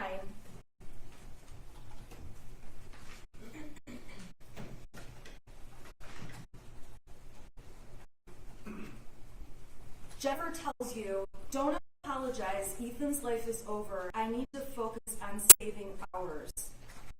Staying out of jail and not going into a financial hole, correct? Correct. And then she says to you, I really need my giving phone back. Knowing Jennifer, having texted her many times, she meant fucking phone, correct? Again, Judge, can't speculate. Well, he doesn't know. I don't. Okay. You respond to her, yes, you support her in this, yes, you really need to focus on you, capital letters. Nothing you do and no attorney is keeping him out of multiple life sentences. You need to get an attorney to defend yourself, correct? Correct. Then you say you don't know how or what they'll charge, but they will try. Correct. And she says she's working on retaining an attorney. Correct. Now, she mentions to you on the bottom of page 50, they're saying involuntary manslaughter, correct? Correct. This is on December 2nd at 1:30 in the afternoon. Or, you know, I'm sorry, 1:30. Is that correct? It's morning, isn't it? I believe that's it. Oh, I'm sorry, you're right. So it's at 1:30 in the morning. Jennifer says they're saying involuntary manslaughter. Yeah, the time is not correct. I'm sorry. The 1:31 p.m. is at UTC, right? So we're going back, so it's like 9 in the morning. I'm just trying to clarify so I don't lose Yeah, where I'm at. I'm sorry. I'm trying to put my time on. I have to be honest, I don't remember how that was, the plus or minus, but ultimately, this text was sent to you before official charges were announced. Yeah, it appears so. I don't. So the basis of knowledge that you're relying on is what you're hearing in media and what people are telling you, correct? Correct. It appears on page 51 that Jennifer deleted another message that she sent you and deleted that says, we're on the run again, helicopters, not sure where to, I'll message you, correct? Correct. Now, when Jennifer says to you, we're on the run, she also verbally told you, we're running away from the threats in the media. Objection. I don't believe there's any evidence that they had any verbal conversations. I didn't hear him testify to that yet. Well, let me back up and ask a different question. Okay. Did Jennifer say anything to you that they were on the run, running from police? Objection. Say. You have to be specific here. Yeah, did you talk to her on the phone? I don't recall. Okay. So, when she says helicopters, do you know what that means? And if you don't, that's okay. Yeah, I know what I got. Do you know why she typed that to you? No. I'm really not. Okay, that's okay. That's okay, thank you. On page 54, Jennifer says to you that she's deleting accounts and deactivating accounts. She talks to you about that again, correct? Yes. Now, on page 55, so going further down, we're on December 2nd, later that morning. I'm going in order in terms of your testimony. Does that sound fair? Yes. Okay. So going down more, on page 55, we can agree that Jennifer told you she just got into her email and there's so many death threats and hate. I literally just want to die. That's what Jennifer says to you. It says on here at 12/2/21 at 5:23 p.m. UTC +0, correct? Correct. This is before the charges against Mrs. Crumbley were announced. I believe so. I'm really having trouble with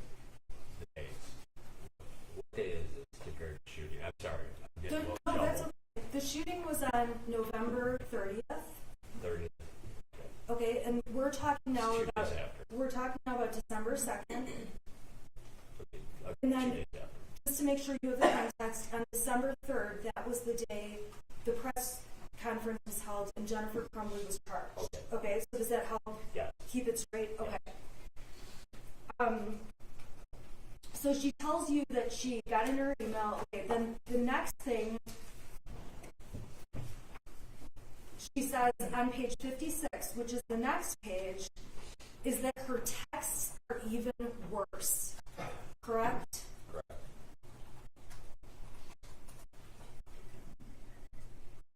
On 59 through 61, there are a variety of screenshots that we see here. Did you see those as I went through on page 57? Yeah, I don't know. I can't see what they are, but I see you showing a screenshot. That was going to be my question. And if you don't know, just tell me. Do you have any recollection of what those were? On page 59 through 61, you sent a variety more, it looks like screenshots. You don't remember what those specifically were, correct? Correct. Any messages that you were forwarding were negative towards Mrs. Crumbley. Is that fair? I don't know what these are. I can't see them. At that point in time, were you still seeing negativity on social media and in the public? I don't recall.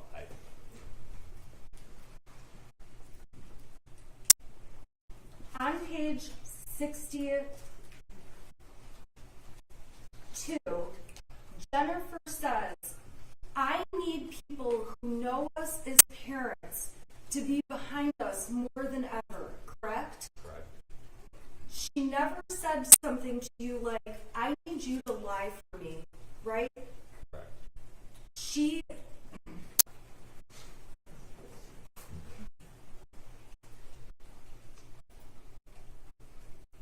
There's 3 more screenshots sent. Any idea about those? No idea. Not without seeing them. Okay, then on page 64, Mrs. Crumbley sends you some screenshots. Do you see those? Yes. Now, I do believe the next text after may refresh your memory on what the screenshots were. Jennifer Crumbley wrote, this is what they found, a non-threat.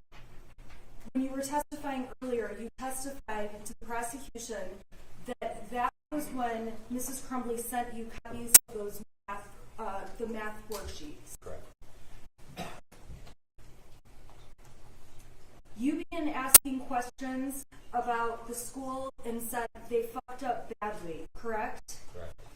And she tells you there was a paper they showed that had things scratched out. Yes, I see. Okay, and towards the bottom of the page, Jennifer Crumbley says, and this is on December 3rd at 12:17 UTC +0. No, counselor and dean were in the room. They have us counselors' names to call, but said they didn't see him as a threat and he could stay in school, which he wanted to do. His fucking backpack was with him. Why didn't they search it? That's the text you received from Jennifer Crumbley. Correct.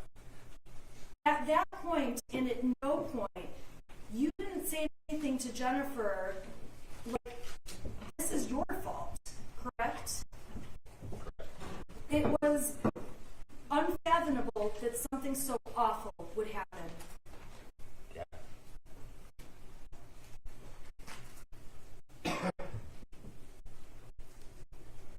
On page 66, Jennifer continues to tell you different things by messages, and she says no officer was notified, and apparently there were threats, and no one, not even us, notified, correct? Correct. And you said, I don't understand how the school was so nonchalant about this and prior threats, correct? Correct. You sent that text because your belief was there were prior threats that Mrs. Crumbley had never heard about.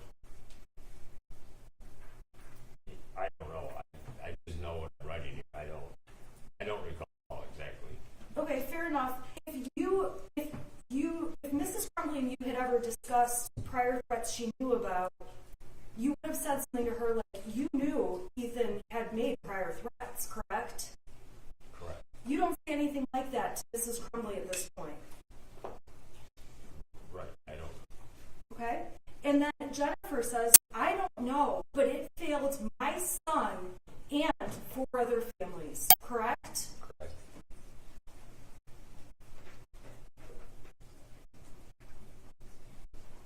And then she says, at the end of that page on 66, yes, but my child is alive, and he was responsible for, in capital lives, the loss of lives. I'm sick. Correct? Correct. On page 67, so I'm just going down further, he told you his eyes not right on his mugshot. That's not, in capital letters, my son. Is that correct? Correct. You responded, I said the same thing.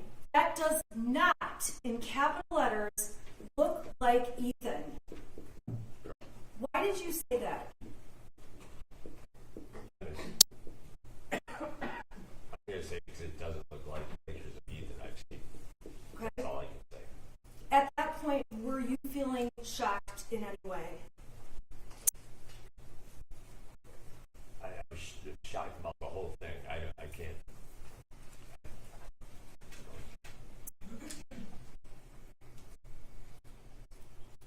Now, on 68,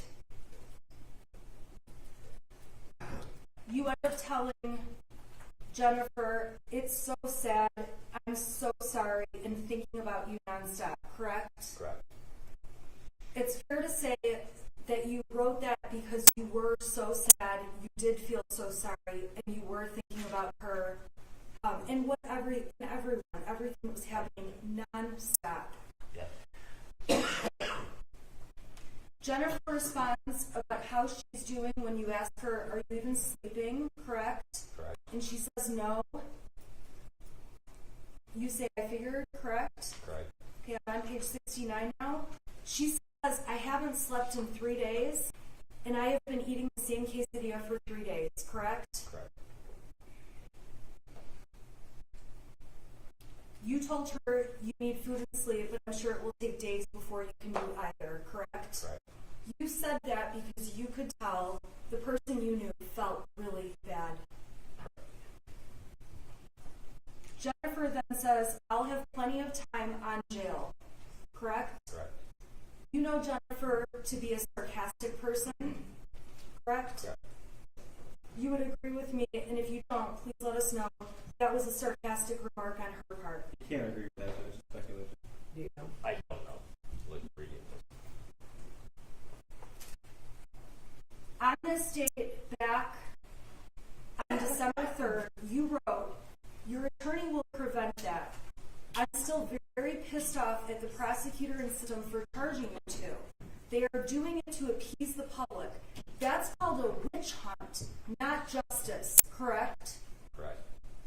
And to that, Jennifer replied, I'd rather die than go to jail, correct? Correct. Not the first time throughout this thread she said she wants to die. Correct.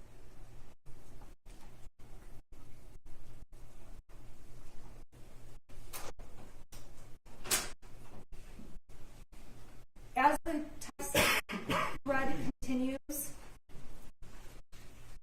on page 72, we're going down, but again, if you need me to slow down, let me know. Although we're going slow.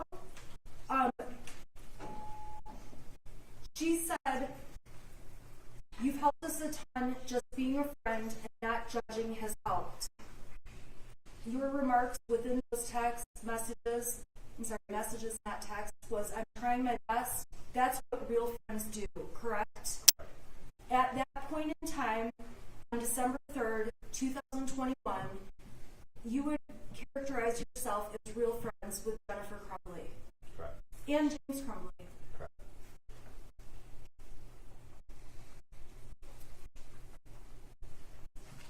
Following that, there's discussion about course horses, on 72, is that fair to say? Yes. Sarah sent me pics of the boys. You know, she's talking about animals. Right.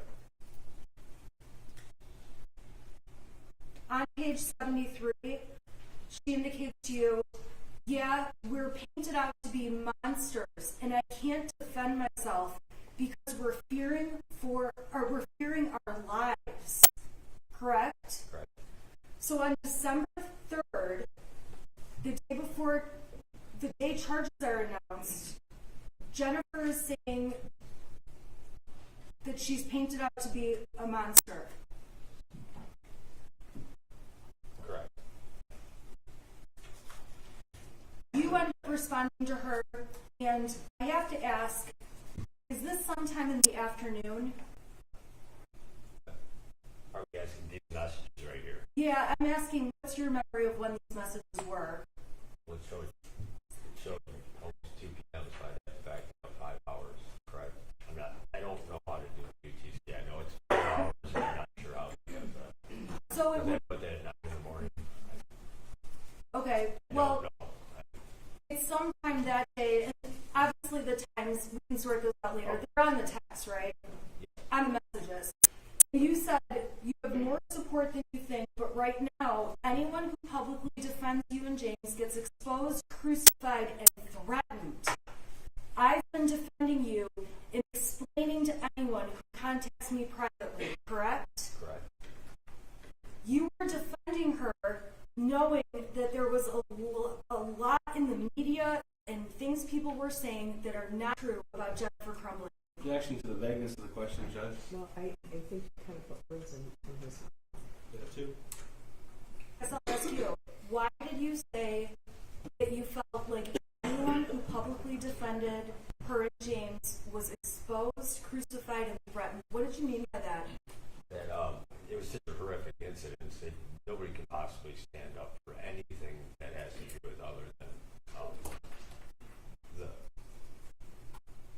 the loss of lives and anything. That's the only way you can say anything about that. You can't try doing anything any other way about that. So it's fair to say that you certainly didn't want to make public statements that you were friends with Jennifer, correct? Correct. And at that point, Jennifer says, I know, thank you, I don't want anyone in danger, correct? Correct. And further down, I'm on page, let's see here, 74. This is at December 3rd, 2021 at 2:36 p.m. UTC plus 0, so we'll calculate that out later. At that time, she says, not yet, waiting on my lawyer, correct? Right. Now, that was in response to your question, have they advised you of all charges? Have they issued warrants, right? Correct. So her response, not yet, waiting on my lawyer, that was the response she sent to you. And at that point, you wrote to her, follow his or her advice carefully. Do not fuck yourselves. Be careful. Jen and my thoughts are with you. Why were you telling her not to fuck herself? Just to make sure she followed legal counsel advice. And Not from to do anything else. from all of the messages you had with her or any communications, Jennifer Crumbley never said to you, I don't plan to follow my lawyer's advice, correct? Correct. Jennifer Crumbley never said, I'm going to lie about things.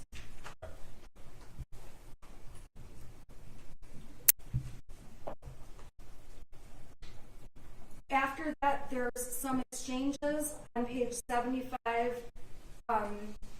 76 about reaching out to her, talking about money with Europe. Do you recall those messages? Yes. So at that point, you were trying to assist her in selling the horses. And ultimately, this is towards the end of the messages, end of your communication with Jennifer Crumbley, correct? I believe so. Okay. You she gave you lawyer's number, and then there's a phone number. If we need to do any type of legal sale of the horses that Kieran needs, I can't get into my house to get the papers, correct? Correct. You tell her I'll put it in my phone, meaning you'll put the lawyer's number in your phone. Is that right? Right. So at that point, you did save the number for the lawyer in your telephone. Is that a fair statement? I don't know. Okay. You said you were going to do that at 4:13 and 35 seconds UTC plus 0 at whatever time that is, correct? You told her I'll message her as soon as I get home.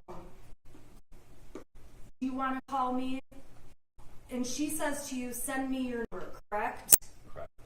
At that point,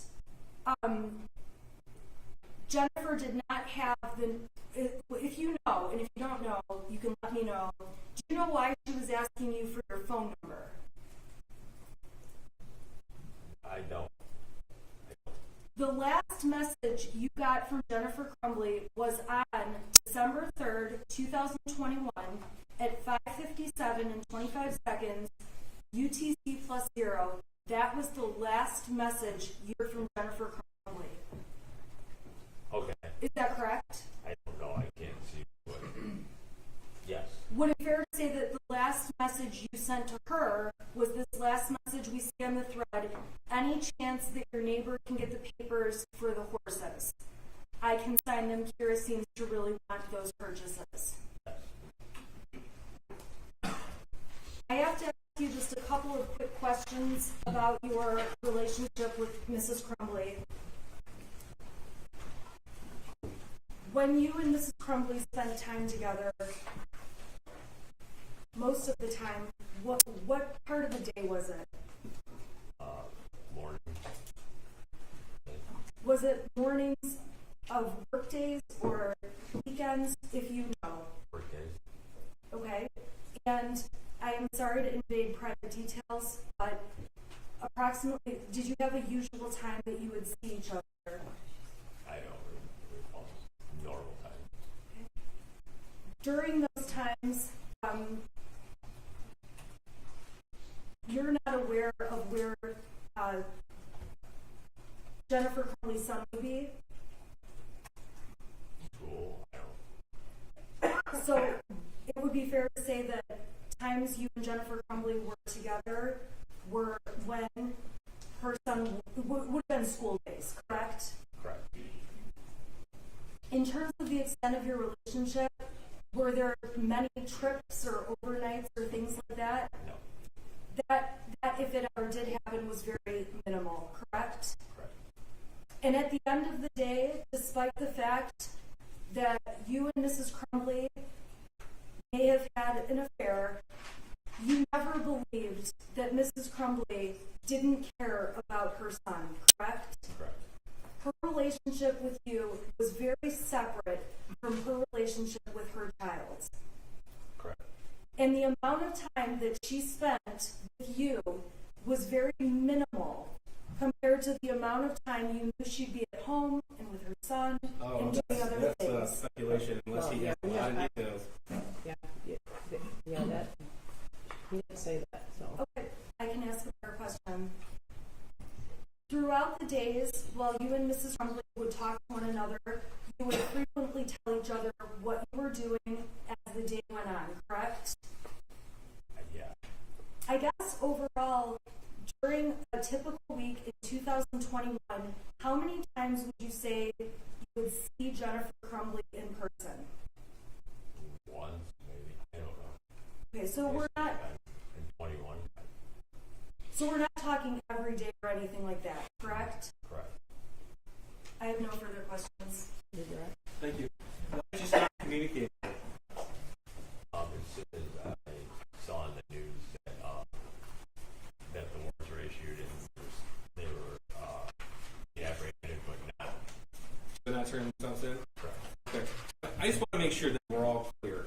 You're not accusing anyone in law enforcement of threatening you, are you? No. Okay. And in fact, when you interviewed with investigator Mike Thomas December of 2023, he actually referred to his brother.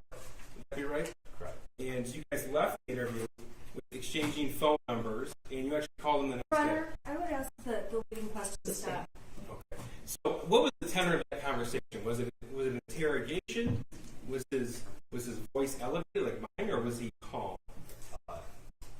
It went back and forth. It varied. Okay. Did you feel like you were being yelled at?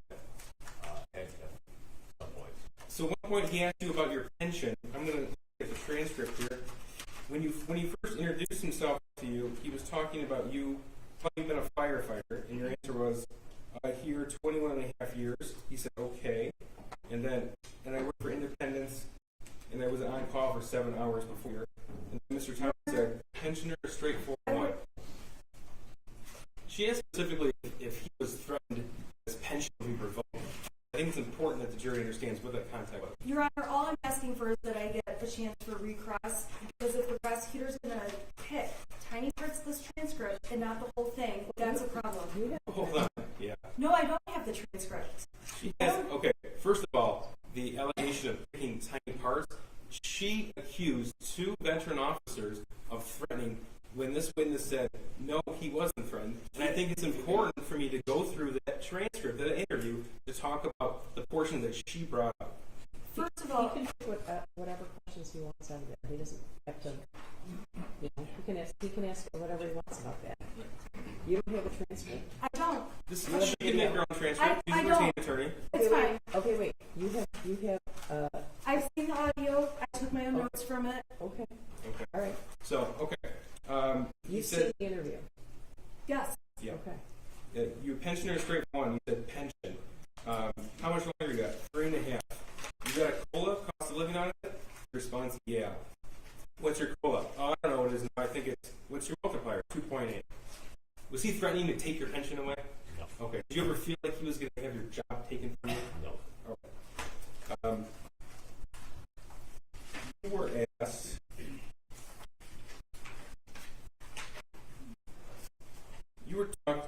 Mr. Thomas asked you about the importance for the truth. Now, as a veteran firefighter, are you surprised that law enforcement wanted to gather the truth? Okay. In fact, you agreed. Your Honor, I would ask objection to leading questions. Judge, You would I redirect. I am entitled to some leeway, especially in light of what counsel asked. not to leading questions. Okay, let's not ask leading questions. Okay, well, that didn't suggest the answer. I know you can do it, Mr. Peace. All right. Sir, you were interviewed by law enforcement? Yes. Yes? Okay. And in December of 2021 was the first interview? Yes. Okay. So you were asked specifically about certain things that were said in that interview. And you did tell the police in the interview that she said she was worried he might hurt himself or something like that. That was your type statement. Yes. Okay. And you repeated that again in December of 2023. Yes. Okay. And then you testified that today. That's never changed. Correct. All right. So the very first interview you had with law enforcement. Your Honor, objection to leading questions. I didn't even ask the question. Well, The last 3 were leading. he asked you, did you make this statement in your written, did you say this in your written statement? Yes. Did you put this statement, did you testify to this? Yes. So I don't think that was leading. Okay. You told the police in December of 2021 about an extramarital affair. That's leading. What did you tell the police about your relationship with Jennifer Clay? Correct. What did you tell the police? Extramarital. Okay. Did you give all the details? No. Okay. Did you tell the police how many times a week you would meet her? No. Okay. Did you tell the police about trips and specific times during the week? No. Okay. Why didn't you give all of those details in December of 2021? Because I don't want those made public. Okay. Are you happy about being here today? No. Okay. What was your thought in withholding some of that information? That it would protect people in my life, other people in my life, my family, my wife. I imagine you've had to have some conversations since that time. Yes. Did you know how Jennifer Crumbley parented? No. Okay. Was that ever a topic of conversation? But you do know that you met her in a Costco parking lot across the street from her employer. Is that right? Yes. Okay. And what happened, as counsel said, during the work days Correct. and during work hours? Correct. Okay. And you don't recall how often that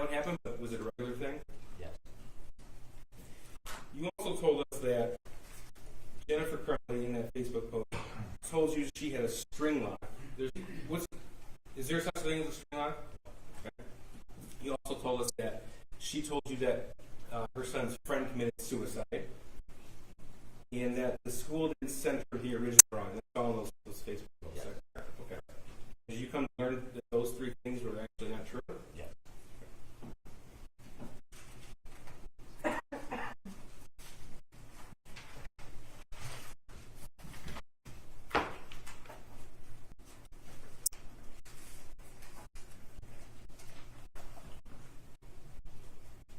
Now, did Jennifer ever tell you the details about that meeting with the school? Not that at all. Did she ever tell you anything about her son in the spring of 2021? Did she ever tell you anything specifically about March 9th, 17th, 20th, 21st of 2021? No. Did she ever tell you about anything with her son's life in April of 2021? No. Did she ever tell you anything about her life in June of 2021? No. Okay. Did she ever tell you that she didn't have to be at a meeting here today on November 30th, 2021? In fact, she was able to leave work to meet you when it pleased her. Yeah.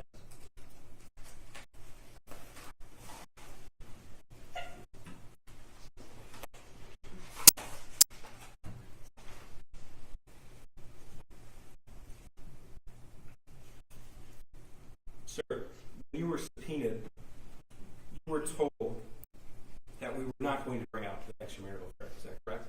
Your Honor, objection. As far as it goes with legal issues, that is not appropriate questions in front of the jury. Why is that not inappropriate? Because the prosecution's trying to allege that I'm doing that I've done something to put this witness in a bad spot when the evidence in this case requires the jury know all the information. I think his question is directed at the fact that Mr. Lash was probably taken off guard when he testified today. Isn't that what your question is about? Yes, Judge. Yeah. You didn't know you were going to ask those things. No. Okay. Jennifer wrote to you that she felt like she failed as a parent That was it. in the messages, yeah. She didn't tell you any of the specificity, any of the details regarding that. No. So she didn't tell you anything about the background of her son and her husband. No. Again, I just want to make something crystal clear. In the interviews you had with law enforcement, nobody ever told you that you would be fired, correct? No one ever told you that you had the risk of being fired. What were you told to do when you came to court today? And tell the truth. Okay, and have you told the truth? Yes. And you have nothing for it. Your Honor, may I have two questions? Yes. Okay, Mr. Malash, it's fair to say you testified earlier you have memory issues. Yeah. Describe those memory issues for this jury. Judge, that's an ask and answer. It's beyond the scope of my redirect. And unless we go through all the prior consistent statements. I'll withdraw that question.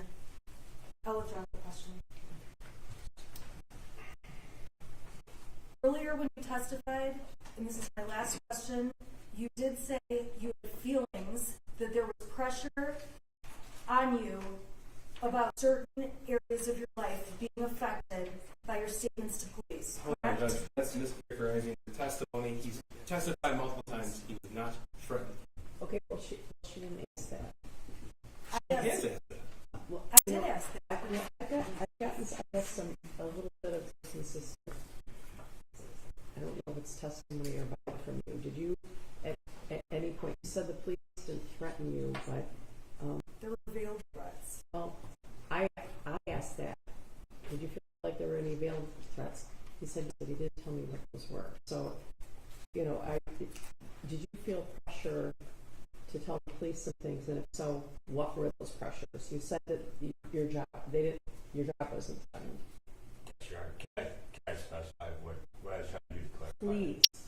I tried to clarify. I felt I was guarding myself in my statements, and being the investigator was pushing it and inferring that this would all get out, which it has now, with what was going on. He didn't threaten my job. He was asking questions that were professionally related.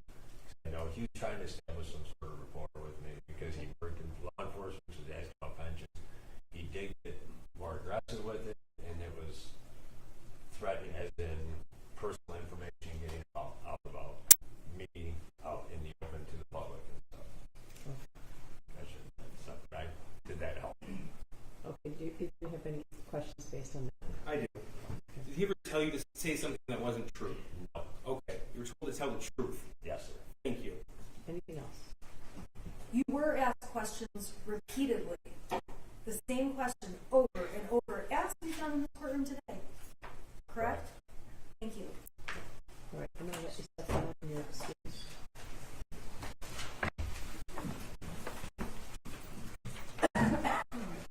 Okay, tell me what we're doing next. You have a witness, right? You guys need a break? How long is this witness? Okay.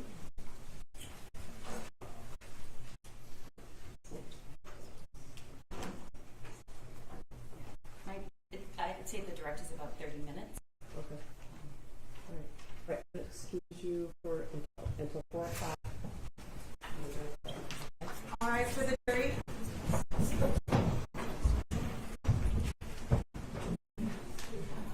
Judge, we read the motion to the jury.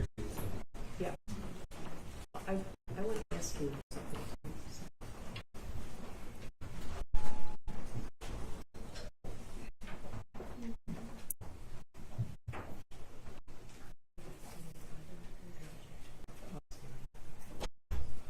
You may be seated. Um, Before the trial started, there were some issues raised about privileged records of the shooter and Fifth Amendment rights of the shooter. And I've had some filings from Becca's lawyers, from the lawyer for the shooter, and also by Ms. Smith. So she filed something, and I know that you responded today to it. I guess I feel like I've ruled on those issues, but I wanted to give you guys as much opportunity as possible because, as we've established, there is not a lot of law in this area, and I personally not found any law that would allow me to pierce a privilege possessed by the shooter. But that being said, I think you filed a response, and then there was maybe a confidential attachment to that maybe was directed at some of the contents of the privileged documents. I have not received that. That's the long and short of it, as I have not received that. So if I haven't read something else, so. One moment.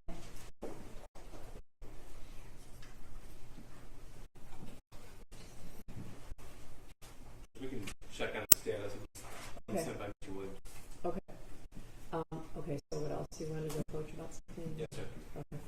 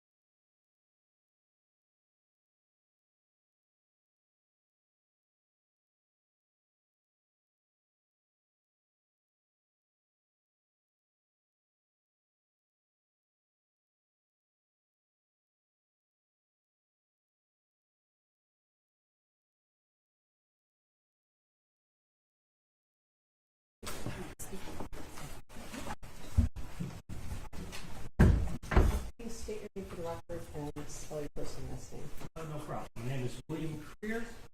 William's common spelling. Creer spelled C-R-E-E-R. Go ahead.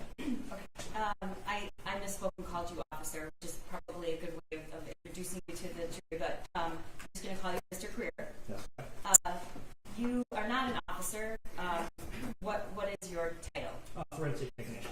And who do you work for? Detroit, City of Detroit Police Department. Okay, can you explain to the jury how you work for the City of Detroit Department, but you're not an officer? I'm a crimes investigator. They send me out to the scenes, I collect the evidence, I take the pictures, package the evidence, and I testify in court. And how long have you been doing that? 20 years. So is your title forensic lab tech? No, just forensic technician. Okay. There's a difference. Lab techs are actually the people that test the evidence I collect. I just go collect the evidence. Okay, you don't work in the lab. No. Okay. So is it correct to say that you're a civilian working for the police department? Yes. All right. I want to direct your attention to December 3rd of 2021. Do you remember that day? Yes, ma'am. Were you working? Yes, ma'am. Were you at some point dispatched to a building with the address of 1111 Bellevue in Detroit? Yes, ma'am. And were you made aware there was a search warrant being executed at this location? Yes, it was. Okay, how many times have you, roughly, can you estimate, gone to a crime scene and collected evidence? A lot. Okay. Would actually number more than 1,000. Okay. Did you go with anybody, or were you by yourself? I have a partner. Okay, and what was your partner's name? Forensic technician Stephanie Sparks. What were your initial thoughts as you headed to the location? When my partner and I were heading to the location, it was just a normal search warrant, collect a picture, take pictures, collect the evidence. And then when we arrived at the scene location, we saw media cameras. And that's when we figured, okay, this is going to be a little bit more than a normal search warrant. Okay. Who did you speak to when you arrived on scene? Lieutenant Hall. And why Lieutenant Hall? Because he was the highest ranking officer at the scene when we arrived. And when we got to over the radio, he was the one that dispatched the officer dispatched the request for the scene process. Okay. And what did he ask you to do? When we arrived at the scene, we went into the building, and that's when we were made aware that this was regarding the Crumbley case, and how we were going to execute the search warrant. Okay. Is it correct to say that you processed the scene? Is that how you would describe what you do? That's exactly how it was described. Okay. And when you process the scene in some crime scenes, does that mean something, the method in which you perform those duties, does it differ depending on what the law enforcement wants you to do, or is it the same every time? We work hand in hand with law enforcement officer in charge. He goes in or has already secured the scene with the other officers. By the time we arrive, they have an idea of evidence they want collected. When we arrive, we do a walkthrough with the officer in charge or the detective or the highest ranking officer on that particular scene. We do our walkthrough. He points out evidence that's important to be collected. While we're doing our walkthrough, my partner or who I'm working with that day will point out items that we believe might want to be collected. And then at that point, we start taking pictures, documenting the scene, and collecting the evidence. Okay, so do you only collect evidence they point out you need to collect this, or do you determine based on your own experience what you should collect, and how do you do you ever collect anything that's not visible when you first walk in and law enforcement directs you to? After we do the walkthrough with the investigator, and then if they give us permission or we want to do a more thorough search, we see things that we might want to look at a little bit more thoroughly, then we will do additional searches. Okay, so the items that you find, does that lead you to the other parts of the scene that you want to search, or do you search only what the law enforcement tells you to? Again, depending on how things in this particular thing, we use this particular thing. Yes, please. They had already initiated their search. They had already found items they wanted. They, at this point, said, hey, if there's any additional items you do see or want to go over,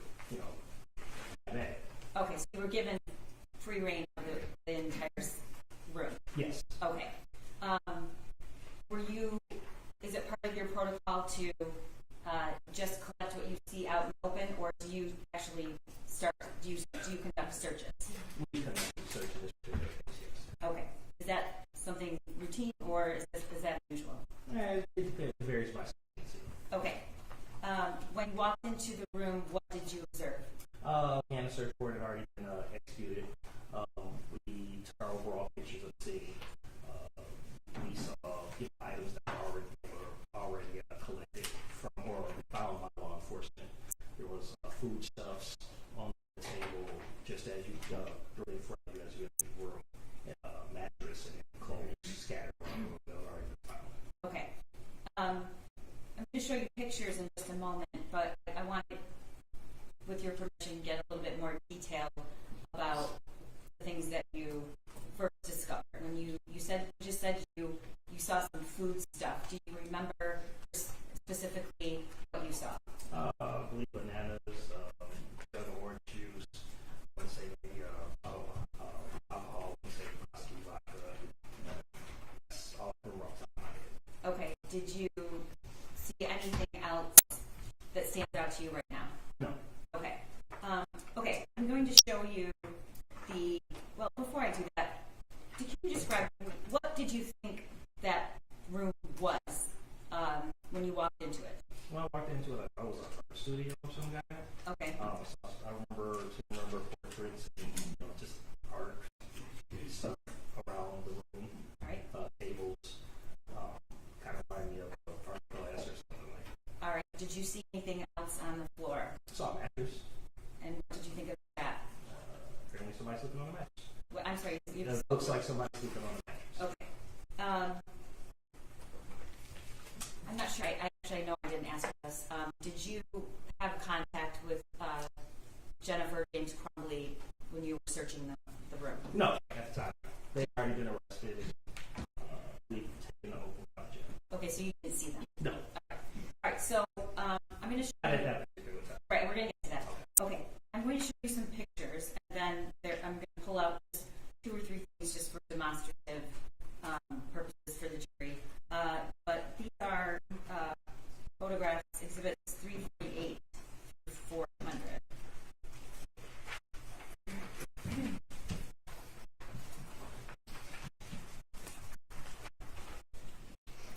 I'm sorry, 348 through 400. So, on the exhibit list, they're listed from 348 and The 348, the description. 350 were previously admitted, but 50 did not. I'm just checking. We have no questions on this. Thank you. Okay. All right, so can you tell the jury, I'm going to just go through the pictures, and you can, if you will, just describe what we're looking at. That's the same location. I'm sorry, Mr. Cooper, about what time did you arrive on scene? Around 2:40? a.m.? Yes, ma'am. Okay. Were you just working the night shift, or were you at home, or where were you when you On the side of midnight. Okay. All right, so this is what? That would be the scene, the crime scene location. It should be on your monitor, is it? Oh, yes. Okay, great. I'm just so used to it. Yeah. All right. That's the scene on Bellevue. That's another angle of the scene on Bellevue. Okay. Can you go back one? Can you see the windows of the art studio that you searched in that photo? I don't recall. Okay. Next photo. Does this look familiar to you? Yes, ma'am. Can you tell the jury what this is? Those are the reporters that we saw when we were pulling up, and we asked them to move to take pictures. Okay. Was that something common that you encountered? Yes. Okay. Next. What is that? Again, we're at the crime scene location, the exterior shot. Okay. Next. That would be the vehicle we're also allowed to, requested to photograph. Okay. So did you take these photos? No, my partner took these photos. Were you there when she took them? Yes, I was. Okay. What is that? If you zoom in, you see cigarette butts that we were requested to collect. Okay. And what are we looking at? Looking at more cigarette butts were requested to collect. Did you know why you were requested to collect those? Because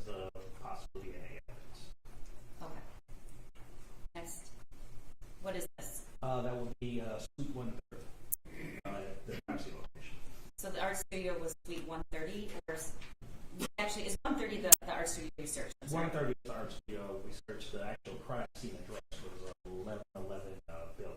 So the building was 1111 Bellevue. Yes. Okay. And our studio was what? 130. Okay. What is this? That's inside suite 130. Right in the next picture. Again, we're inside suite 130. These are overall shots of the entire room, so you get an idea of the items in the room and the room in general. Where, in relation to the door to the studio, is there one door or more than one door? There was just one door in and out of this room. Okay. Where in relation, in this photo, where's the door? The door is, from this angle, the door is directly behind and to the left. Okay. And next. Again, we're kind of circling the room for overall shots. Okay. Again, the door is behind it, pointing behind it to the right. Okay. What is this? Again, we're taking overall the room. The door is directly behind us, and we're taking a shot across the room. Do you see a mattress in this photo? No, but if you go back, I believe you can see the mattress there, bottom of the screen. The two drawers are on top of the mattress. Okay. Right. And next photo. Again, that's the shot from across the room. The door in and out of the room is directly behind the part of the photos. Okay. And the next one is 360. This is just a different view. Different. Is that the mattress there in the right bottom corner? Yes, ma'am. Okay. Did you put those shelf drawers? Are those drawers? I believe they're drawers, and they were already there at the time of the rough. Okay. And 361. And then you have a better photo of the mattress and the drawers. And the next. Okay, what is this? Now we're circling around your photo of the mattress, flat object, and whatever cover that the mattress is resting on. Okay, in a minute we're going to get to the actual items individually, photos. But did you take pictures of those individually at some point? I would have to go through pictures to make sure we did. Okay. And what's your recollection? What is that? You said it's an item. Is it a blanket? Is it a piece of clothing? Is it something else? This is a clothing, a plaid shirt. Okay. 364. What is this? Again, we're circling the room. As you see at the top right-hand corner, that's the table with the food items on it. You see the orange juice at the top right corner and bottle of Coke. Bottom left, or rather, bottom left corner of the room, got a Snipes clothing bag. Okay, right next to the orange juice, that circular object on the counter there. What is that? Right next to the table, yeah. There. Oh, those are solo cups Okay. And or plastic cups. 365. What is this? Those are photos of the clothes that was inside the Snipes bag. Okay, can you tell the jury what those are? A few pairs of socks, a sweatshirt, and again, you have the plaid item, the baseball cap that was in the previous pictures. Okay, and are the socks attached to anything? They're attached to, just like you would buy them from the store, paper that make the socks again. So they're new. There's also the receipt in the picture, just by the sweatshirt. Okay. And I think there's a closer photo of the actual receipt, which we'll get to. 366. What is that? This will be, again, by mattress. Between the mattress and the shelf is a pink shirt. Okay. And 367. And there's a picture of the pink shirt. So, did you or somebody else take it and lay it out like that? Yes. Okay. 368. What is this? This is another shirt. Where was that from? Can't quite remember off the top. Okay. Do you need to see, did you write a report? I did write a report. Or would that refresh your recollection? It would, thank you.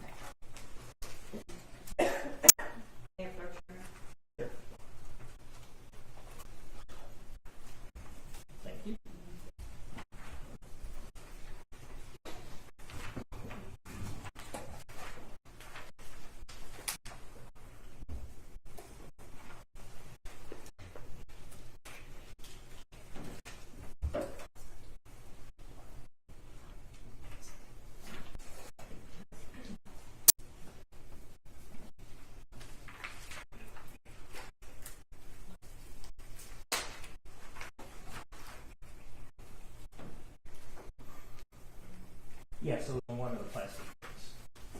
Okay, that shirt was in a plastic bin? Yes. Okay, I think if we proceed through the photos, that this will make a little bit more sense. Okay, is that a plastic bin? That is one of the plastic bins. Okay. How many total plastic bins did you find items of interest in this search? I believe 2 plastic bins were during the interest of the search. Okay, were they in the same place or were 2 different places? They were 2 different places. Okay, where was that plastic bin? That plastic bin was along the north wall of the room, under the table with food items on it. Under the table, right there. And so, correct me if I'm wrong. Is the mattress on the other side of this table? The mattress is on the other side of the table, yes. Okay.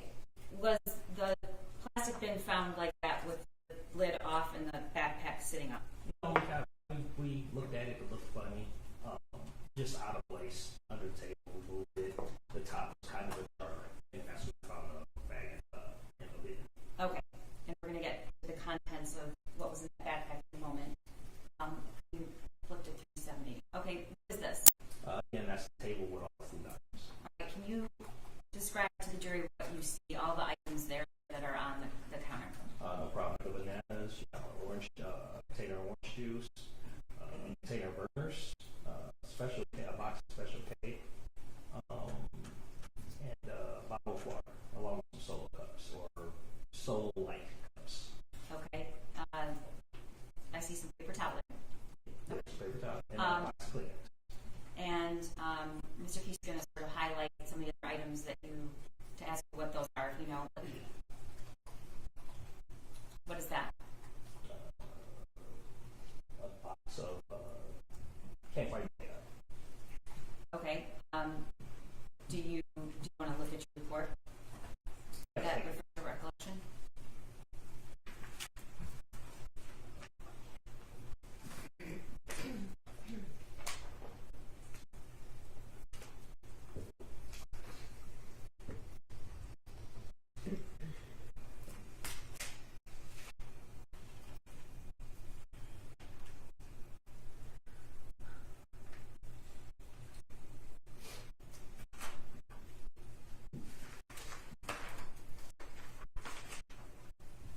My report says food stuff items.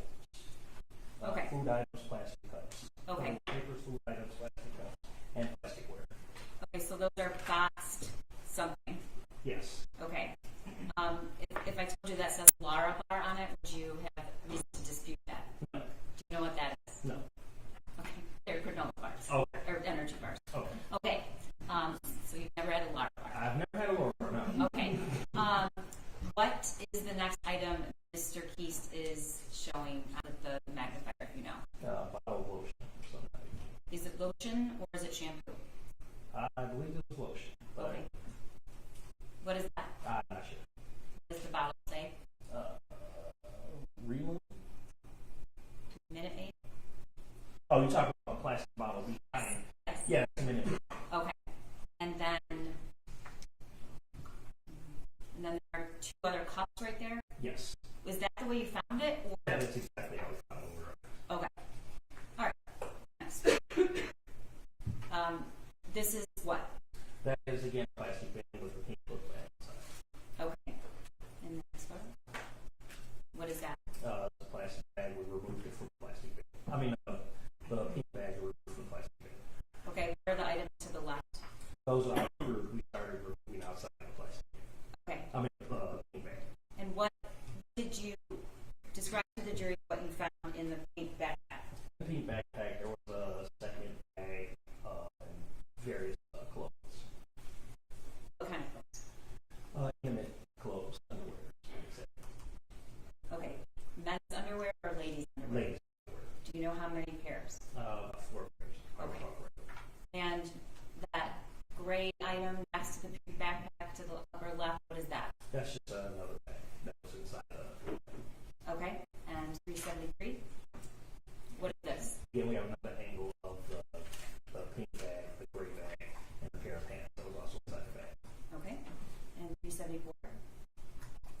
We have another angle of the pink bag and a pair of dark colored pants. Okay. The green bag underneath the pants, found in the, yes. Is that found in the backpack? Yes. What did it have inside of it? No problem. Okay, I'll hand it to you in a minute. Okay. Next slide. Again, we have a picture of the brand of pants, the fact that they're stretch, and the size. On the tag, I'll give it a false. Okay. And the next slide. What's this? Again, we have more of the intimate items, intimate clothing items, and a plastic bag with, That's a business card? yes, Okay. And what's next to it? several pills inside the container. I believe they're caffeine pills. All right. And the next picture? Again, we have a closer picture of the business card and the pills. Okay. And then 378. What is this? It was an ointment container and an injectable medication or something. And where was it found? It was all that was in a plastic bag. It was inside the pink book bag. Okay.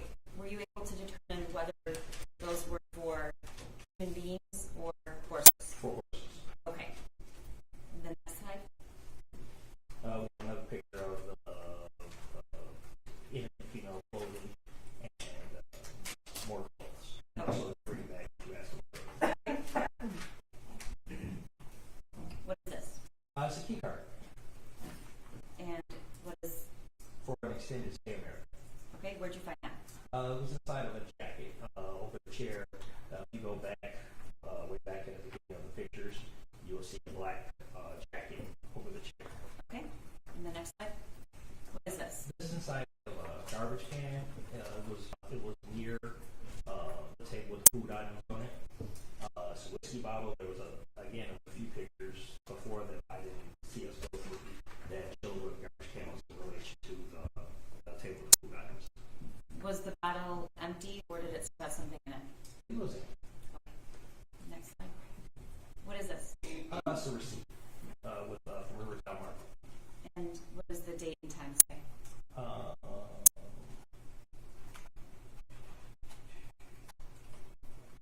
I'm not sure it shows it in that. Yeah, I'm not sure it shows it. Okay. All right. The next. Okay. What is this? It is a bag of ice, and there's also I can't remember what fruit that's in. If I said avocado, would you? It's avocado. Okay. So you said there were just 2 bins. Is this the second bin? Yes. Okay. Where'd you find this? It was, if I remember correctly, this bin was going to be alongside the. We're going to go back and show a picture of the whole room again when we go through each thing. But this was in the room that night. Right? Yes. Okay. Was the ice? Can you go back to the receipt? What is? Can you read if we close? A close up what the items on that receipt were? Bagged ice, a Larabar, 2 Larabars actually, a Robitussin, Clo Cup, Pantene, a nut tray, orange juice, Diet Coke, paid a deposit of probably Diet Coke, organic bananas, extra large avocados, and ice nuts. Okay. When you, what is the ice sitting in? It's sitting in a metal tray. Okay, a receipt later says lasagna pan. If you know, would you call it? You don't know. Do you? I would call it a metal tray. Okay. Similar to what if you have family gathering, you're cooking for family, you have lasagna, you make a large dish of lasagna or cake. Got it. Was the ice melted or was it still intact? It was melted. Okay. Next picture. What is this? It is a receipt. I believe it's the bottom half of the receipt. What's the date and time? 12/3/21. 4:09 p.m. Okay, and that's looks like it's for how much? If you can see, does it say No, I'm not seeing. up at the top? Sold items, $1.04. Okay, and it's to the state of Michigan. Yes. Okay. What is this? Photograph the mattress. We went through. The item at the bottom of the screen. What is that? It's a blue solo type cup. Plastic cup. Was there anything in it? No. All right, and 386. What is this? That's another plastic bin. Okay, so were there 2 plastic bins or 3 plastic bins? There were multiple plastic bins in Okay. the room. The items that you found, were they in one, two, or three plastic bins? 2 plastic Okay, so there's the one that the backpack was in. which was under the table. Okay, and then what's the other one? That second plastic bin was with ice that was melted. Okay, And you have this third plastic bin that actually, which I would say the second plastic bin, which actually has items that are important to this. okay, so you weren't counting the one with ice? No. Okay. All right. Where was this located? This will be alongside the west wall. So was it next to the mattress? No. The mattress, again, as you come into the room, you have the table that has food items on it. Then you have the bed. As you work your way further west in the room, you have that wall that you took, as we go through the earlier pictures, have a picture with the paint swatches or whatever. All right. Well, I don't mean to interrupt you, but we'll show you a picture. Okay. So was this next to the other bin with the backpack? No. Okay. About how many feet away from that bin was this one? I can't call it off my head, but about more than 8 feet. Okay. And what was inside this bin? It was the purse. Was this securely latched? Yes. If you can go back to the further picture, you can see how it was more firmly latched. Okay. And did you pull that bag out? Yes, we took the picture in sequence so you can see us remove it and open up the actual plastic, the plastic bin and then actually pull it out first. Okay. And the next slide. Is that the bag that was in the bin? Yes, ma'am. And this is your protocol? Is that, I don't want to put words in your mouth. How do you approach the photos in terms of sequence? Well, as we go through the purse or any kind of item, if there's any kind of item, we open up the purse, we take a full photo of how the items are in the purse and collected. And then we start pulling out the items and kind of setting them up, showing the items individually that was inside the purse, bag, whatever. Okay. Let's go to the next slide and we'll go through all of the items. You actually take each item out of the purse and photograph it? Yes. Okay. What are we seeing there? Those are 2 envelopes with cash inside. Okay, and $390? Well, I'm sorry, what's underneath the envelopes? That is the tabulation return. Whenever we do a crime scene, there's an officer there that takes notes on all the items we collect from the crime scene. Okay. Look closely at that search warrant tabulation. Who's Peschke? Do you know who that is? No. Okay. If I told you it was an Oakland County sheriff, would you say that this was the search warrant for that room? Yes. Okay. Is it? Okay.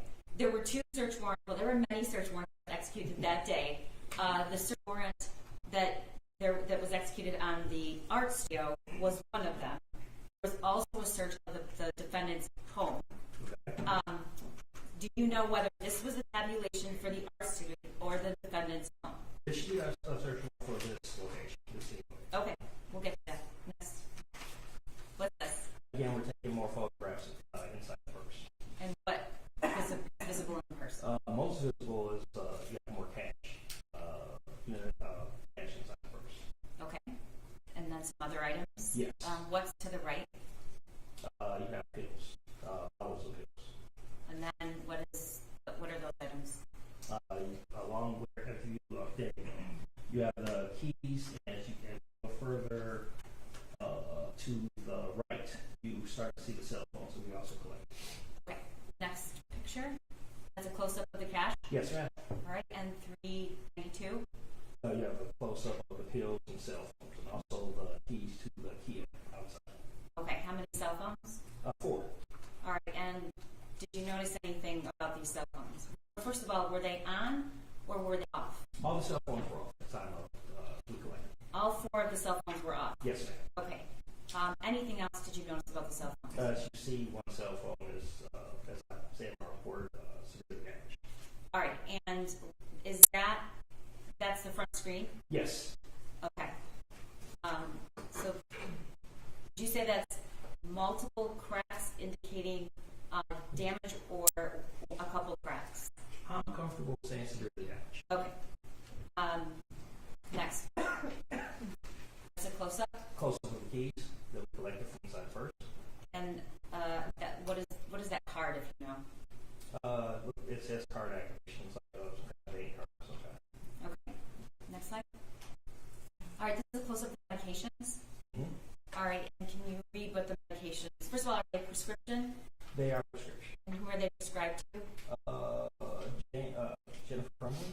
All right, and do you know what each prescription bottle is for? Yeah, 2 bottles of Adderall, and in the bottle I can't quite make it out. Okay. I'm gonna close up there. What is that? Alprazolam. All right. Do you know what that is? No, Okay. If I told you it was Xanax, do you have any reasons to believe that? I would have it just. No. Okay. All right. Next. Give me a photos of the cell phones. Okay. And the next one. What is that? That's when we started pulling out the cash account. Is that your protocol? You lay out all of the bills? Yes. Okay. 397. That's We'll continue to count the money as we find it. okay. And we're still counting money. And we're still counting. That last photo. All right. Did you count all the money? Yes, we counted all the money. What was the total in cash that was in the purse? $6,617. Okay. 400. What is this? It's another photo of the receipt. I believe that's the top section of the receipt from earlier. And what is the date and time? 12/3/21. 4:37 p.m. Can you read the items on the receipt? No problem.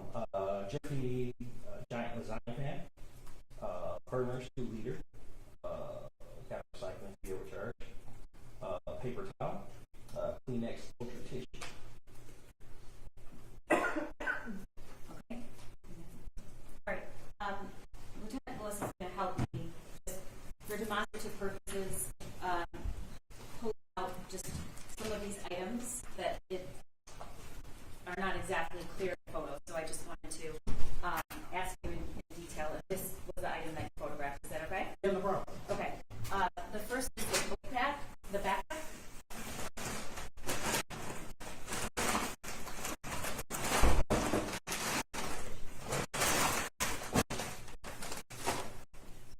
Yes, it does appear to be the photograph.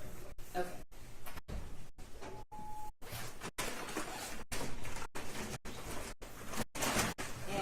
And that's where the packet is with the horse medication. It looks like, was this in the backpack? It was in the back. Okay, and then the clothing items were also in there. Yes, ma'am. Okay. And then the next, That's 427 for the record. 427.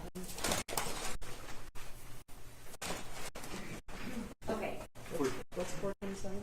For demonstrative purposes, the backpack. So it's identified for the record. do you recognize these items? Yes, that's those are items that were by the there. Okay, so are those clothing or are they blankets? They appear to be blankets. Okay. Are those also 427? Yes, Judge.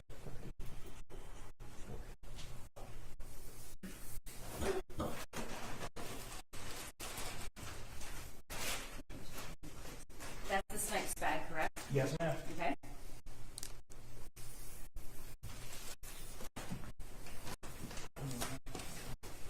Those are the socks.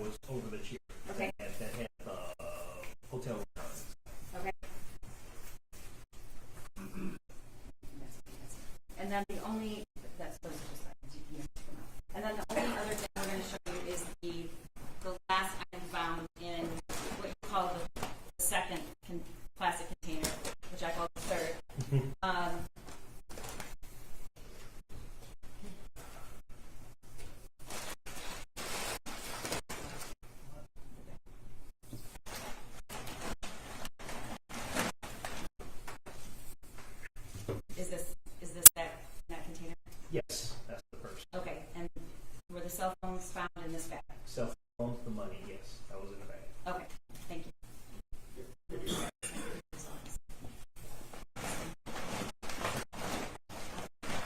All right.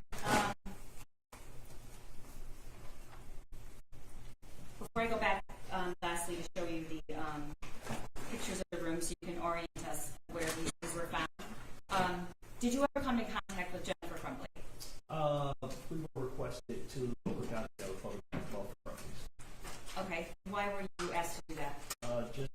We were just requested to take pictures if there is any injuries regarding that arrest. Because the request was not only for the search warrant, but if you look at our report, the process was to process the scene of a search warrant and arrest at the address at 1111 Bellevue Street. Okay. Do you see Jennifer Crumbley in the courtroom today? Yes, I do. Can you point her out and describe something she's wearing? She's right here, and she's wearing a blue jacket, or a suit jacket. May the record reflect that he's properly identified the defendant. Okay, lastly, I just want to take you to the initial photos of you that you took to the room to try to point out where exactly you found each of these plastic bins.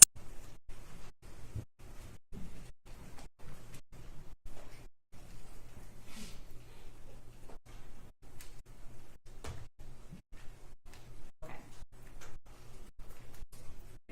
Is this a good photo to show us? Yes. Okay. Back one more. Yeah, we go. Right there. The first bin is going to be to the just to the right of the food, the table with the food items on the floor, and it was kind of under the table. That was the item that had the book bag in it, if I remember correctly. Okay. And the mattress is on the other side of the table? Exactly. Okay. Where was the ice and the avocado found? Ice and avocado was still more out in the open, still in that same area of the first bin. Okay. Was the second plastic bin that contained the purse with cell phones and the cash, where was that?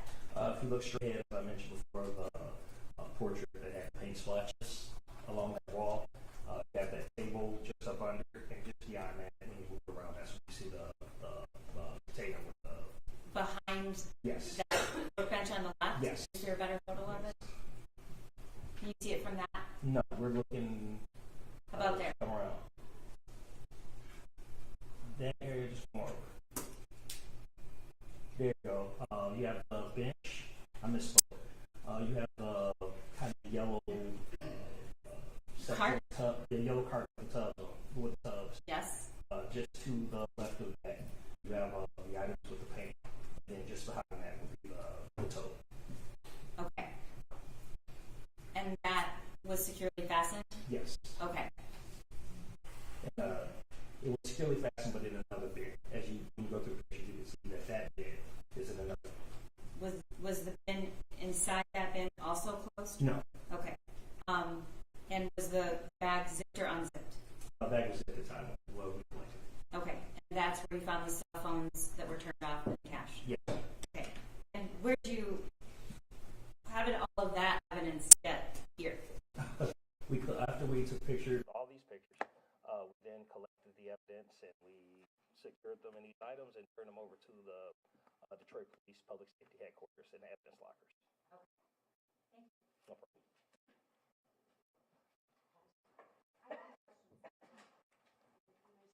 Thank you. Oh, definitely. Yeah. And I'm like, man.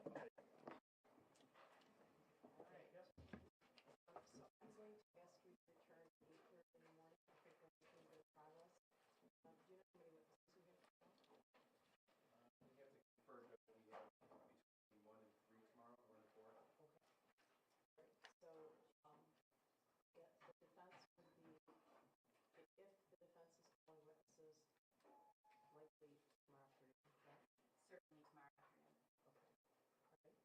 All right, so I'm going to return at 8:30 in the morning. What to tell you that during the trial, do not read, listen to, or watch any news reports about the case. Under the law, evidence you must consider to decide the case For example, witnesses must swear to tell the truth, and the lawyers must be able to cross-examine them. Because news reports do not have to meet these standards, they could give you incorrect or misleading information that might unfairly favor one side. So to be fair to both sides, you must follow this instruction. Do not go on social media, do not go on Facebook, don't post, don't do research, don't text anyone, don't discuss this case with anyone. All right? Any questions about the schedule? All right, we'll see you tomorrow at 8:30. All right, for the jury.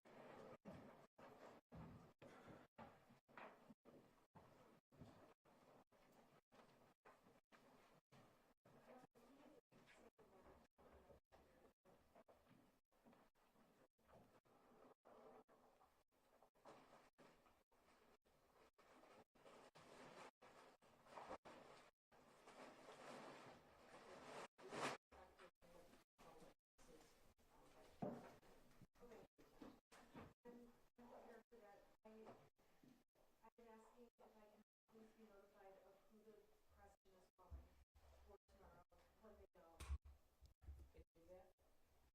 Yes, Judge, it's the same witnesses we identified last time.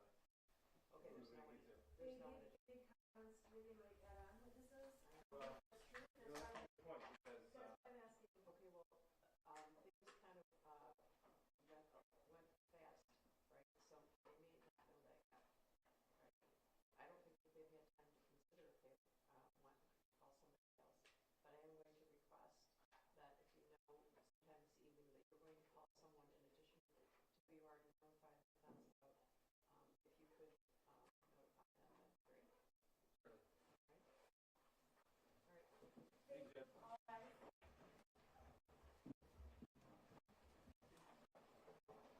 All right. Everyone, please be seated.